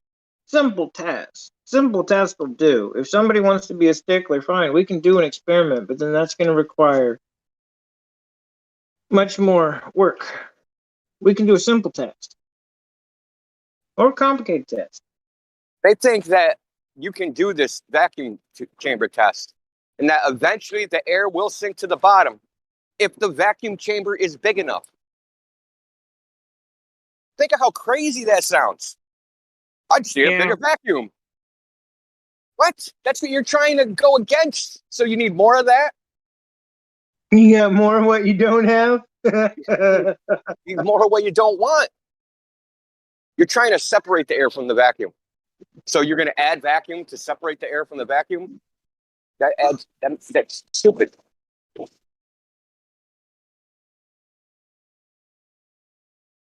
Oh, mercy. Yeah. It's a weird world we live in. Actually, Gig just gave me a good idea. Like, when does the gas coalesce into a ball? Like, is there like a threshold? What amount of gas is it? Is it like, it's like a cubic foot? Is it like cubic miles, a cubic light year? Like, what size how much mass do you need before it starts coalescing into a ball from the vacuum?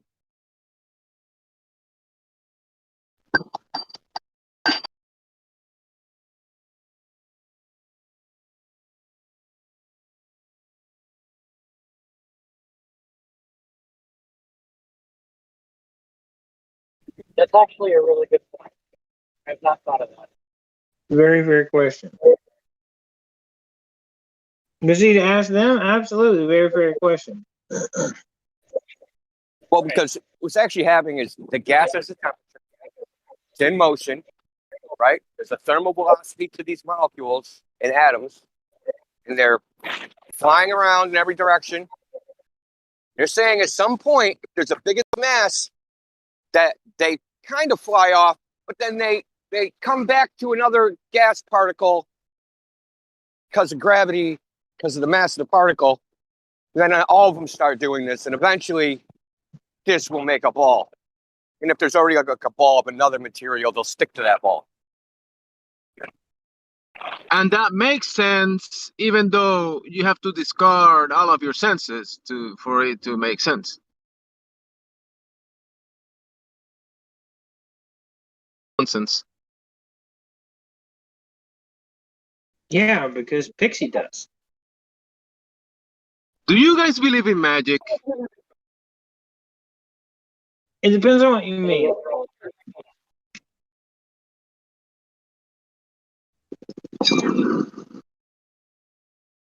I mean, to be a glober, all you gotta do is believe in magic. That's it.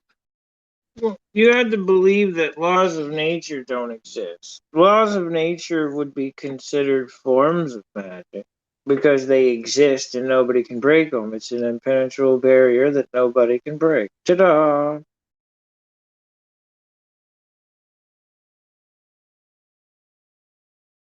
Nobody can break.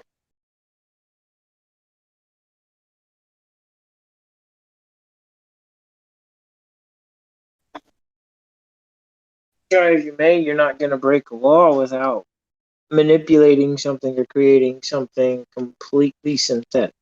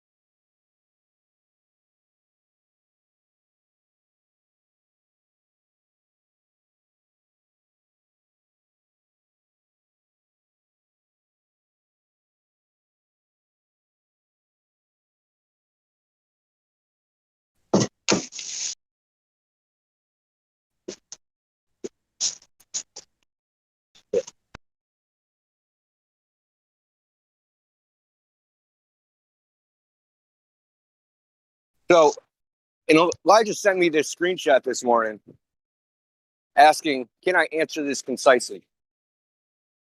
This little stupid meme, dude. So dumb.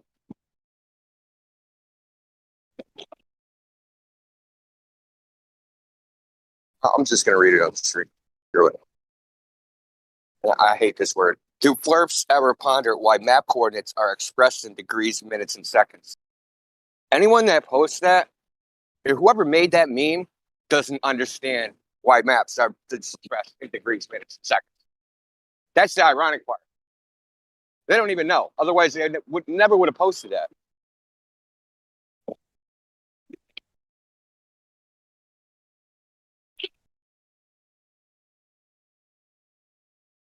It's real simple. Instead of using base 10, they decided they're going to use base 60. Wow. What does that prove?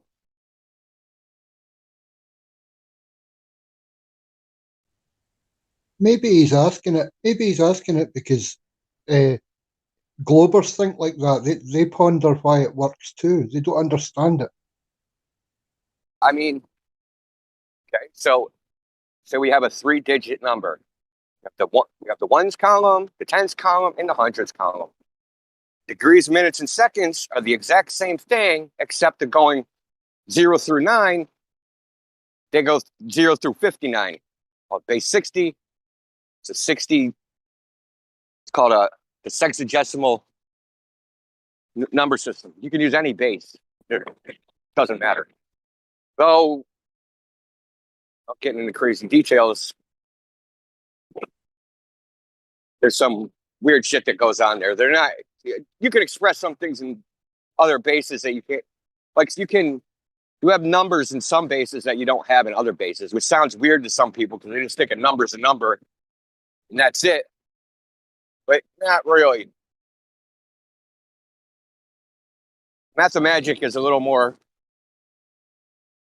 weird than people really think. Once you get into the guts of what's going on. Anyway, it means nothing. Yes, I like it when they. I like it when they. I just was going to say, just repeating what you said, that when they just show their ignorance and even the formation of the question just makes it so easy for us.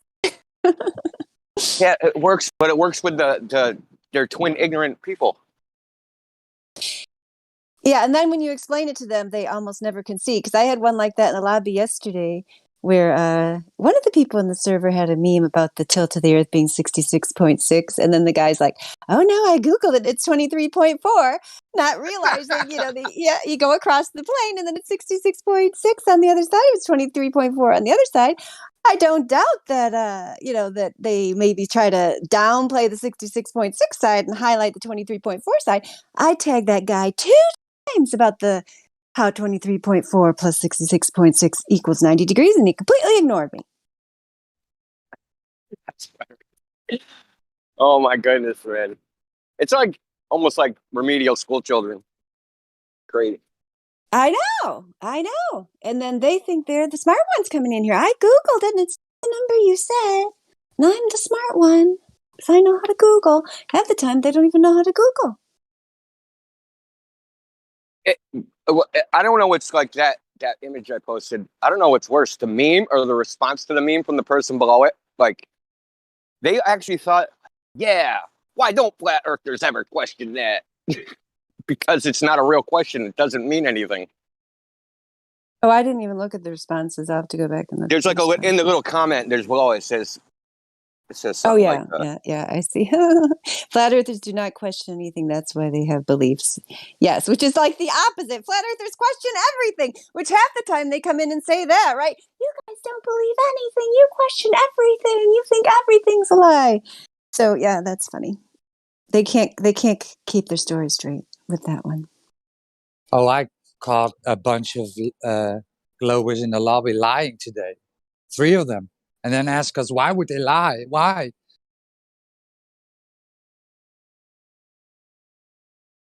What were they lying about, Roger?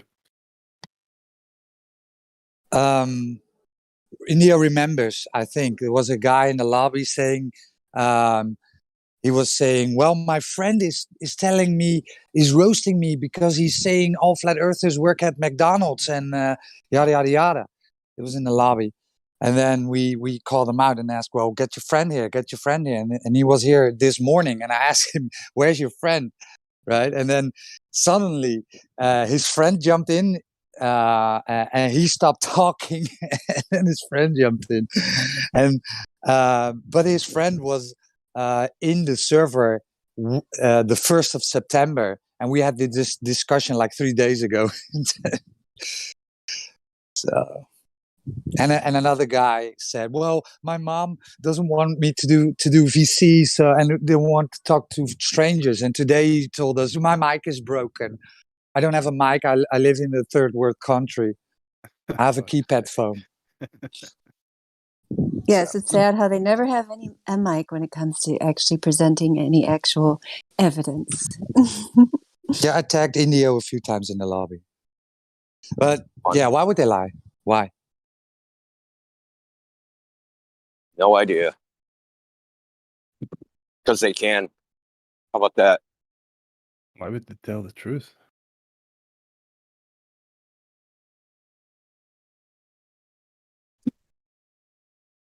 Well, you bet.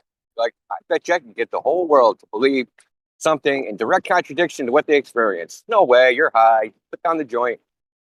Well, see, that's the thing. That's hold my beer, and then he did it. Earth the ball. Yeah, yeah.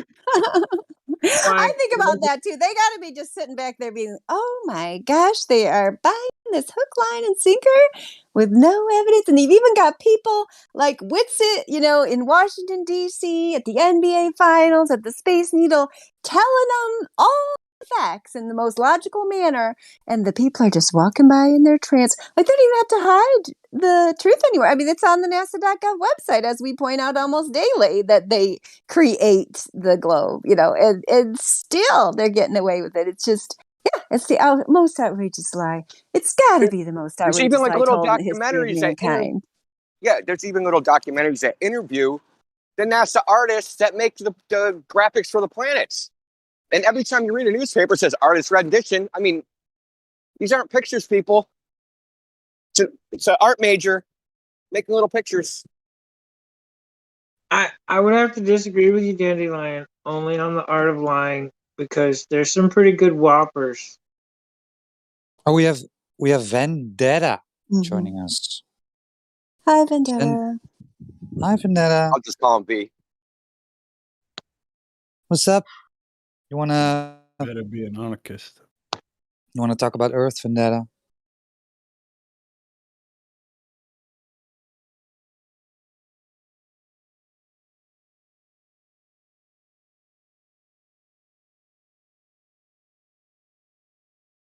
Okay.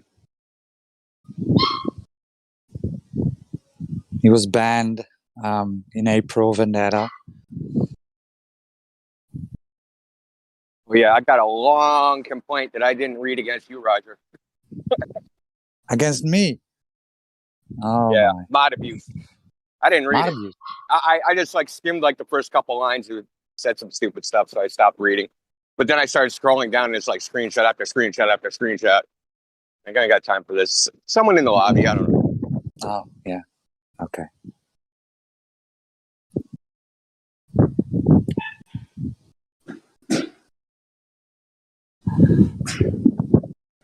See what his name is. It's like his name is AH. Oh, yeah, okay. Yeah, he's in the Helio Cult Convention. Yeah. He didn't even have his from what I read, he didn't even know his own nonsense.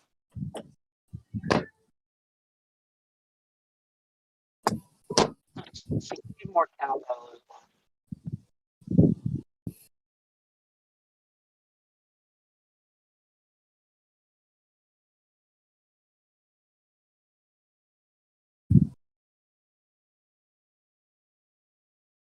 It's too bad. Let me look it up. What was the problem?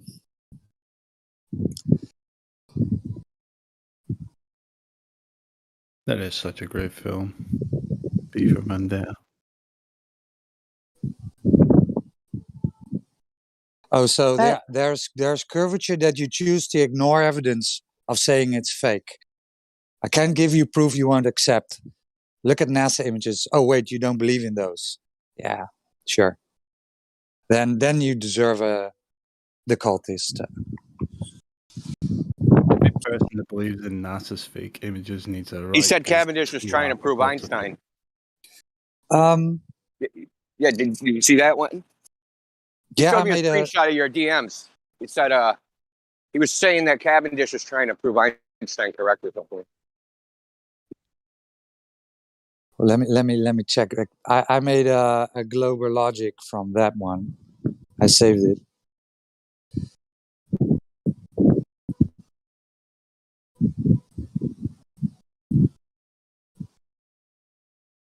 Yes, are you concerned about bias? No, I'm not. That's why we do experiments. It doesn't matter what your bias is.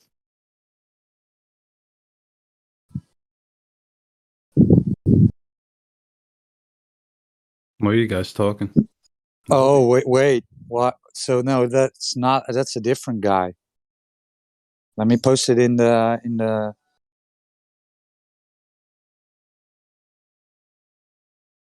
His name in your DMs is Me Wen. Yeah, correct. I made a globe logic of it. Cavendish tried to prove Einstein, and he said yes. Jesus. That's just like the knee jerk. Just like he's just gonna say anything. He probably, like, when he read your question, like it barely even went into his head. No. So Cavendish tried to prove Einstein, even though he didn't do, like, he's trying to prove Einstein before Einstein's grandfather was born. Like, what? Right. Yeah. And I know exactly what this is about. He showed he cited, or his story was that 2 different quote unquote experiments were used to prove gravity, and he cited Cavendish and Eddington.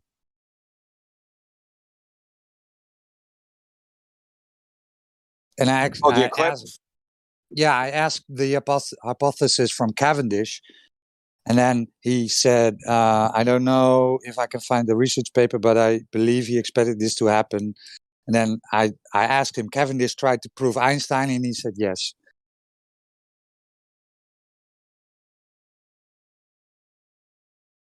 Cavendish didn't even derive G. That's not what he was doing. He was trying to weigh the Earth. Mm-hmm. And finding his so-called research papers easy as hell. Type in Henry Cavendish into Google. Pretty simple.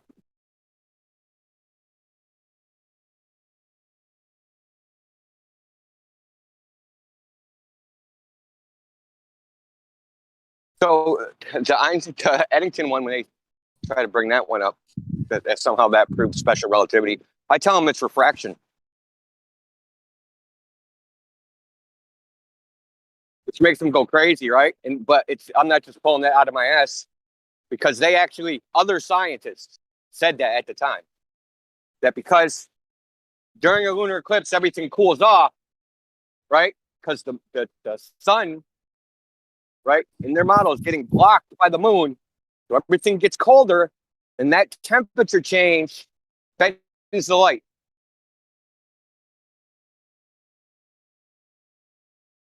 They said this during that eclipse, and they said it from that, and they also, because they tried to repeat it in 1921 was another lunar eclipse. And the reason, here's some oddness with this one, because the reason I found this was because I was looking for the closest Venus was to the moon that's been seen, right? And currently during this lunar eclipse, Venus, it's the closest Venus has been to the moon in the heliocentric model in something like, I don't know, 8,000 years or something. Check it out. Want to know? It says that Venus appeared as a pink oblong egg shape.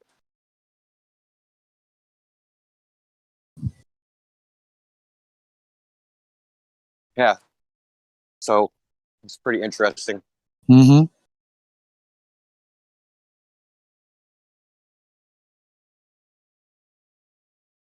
Because that's another part of the so-called like this test they could have done, right? Is that it's supposed to be the stars that are behind the sun that are getting deflected, and Venus should be in front of the sun.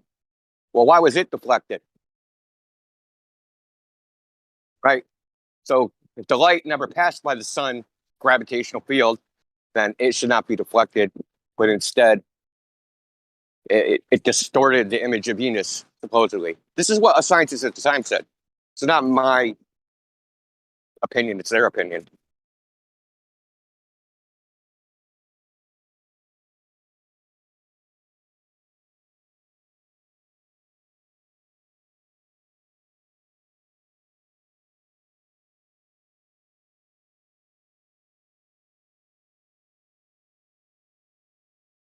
And here's something funny. Did you know that Mercury is actually the closest other planet to Earth? Not Venus, Mercury. Yeah, Google it. Look it up. So why haven't they sent anything to Mercury?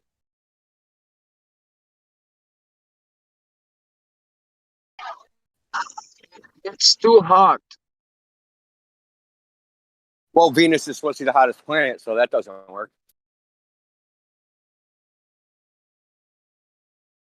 That's why we haven't sent anybody there. It's too close. That's why we won't go. Because we don't want to run into the damn tapestry. According to JFK, they sent probes to Venus. Well, this is another one of those statistics things, right? So on average, Mercury is closer to Earth than Venus.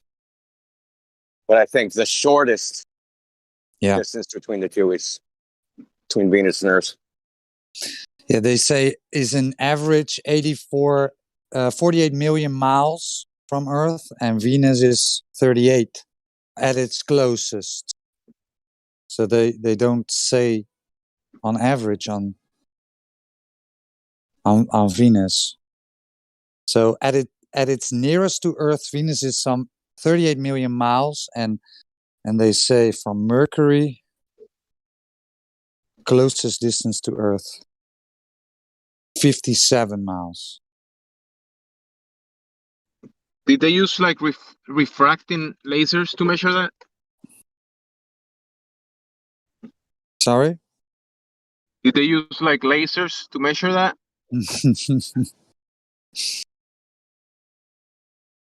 Lasers. Well, they measured the distance. They measured the distance of Venus with radar, man. Did you know that? That makes sense. Because we know spheres make great reflectors.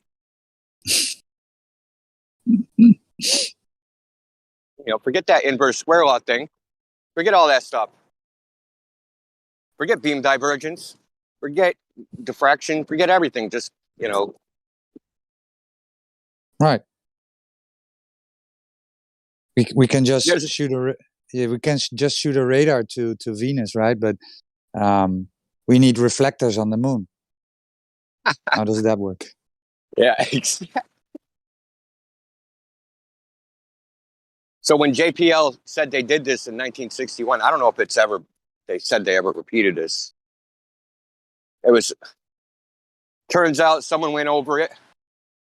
And this is how I found out about it was before I ever got into flat Earth, was that the signal was superluminal. It arrived back faster than it should have. It would have had to be going faster than the speed of light. And it got to the point where it became such a controversy, it was almost like, even though they haven't retracted it, it's not a published paper. It was like a NASA contracted them to do this, JPL. It's pretty close to being called fraud. Because, you can't have superluminal signals. If you debunk Einstein, that's fraud. I've literally read it in the abstract of a peer-reviewed paper that said these results go against the theory of special relativity, so they must be wrong. Literally in the abstract. Calling their own experiment wrong because of a theory. But that might have been the only way they could get published, is to, basically say, yeah, we're wrong. Right here, here's the data.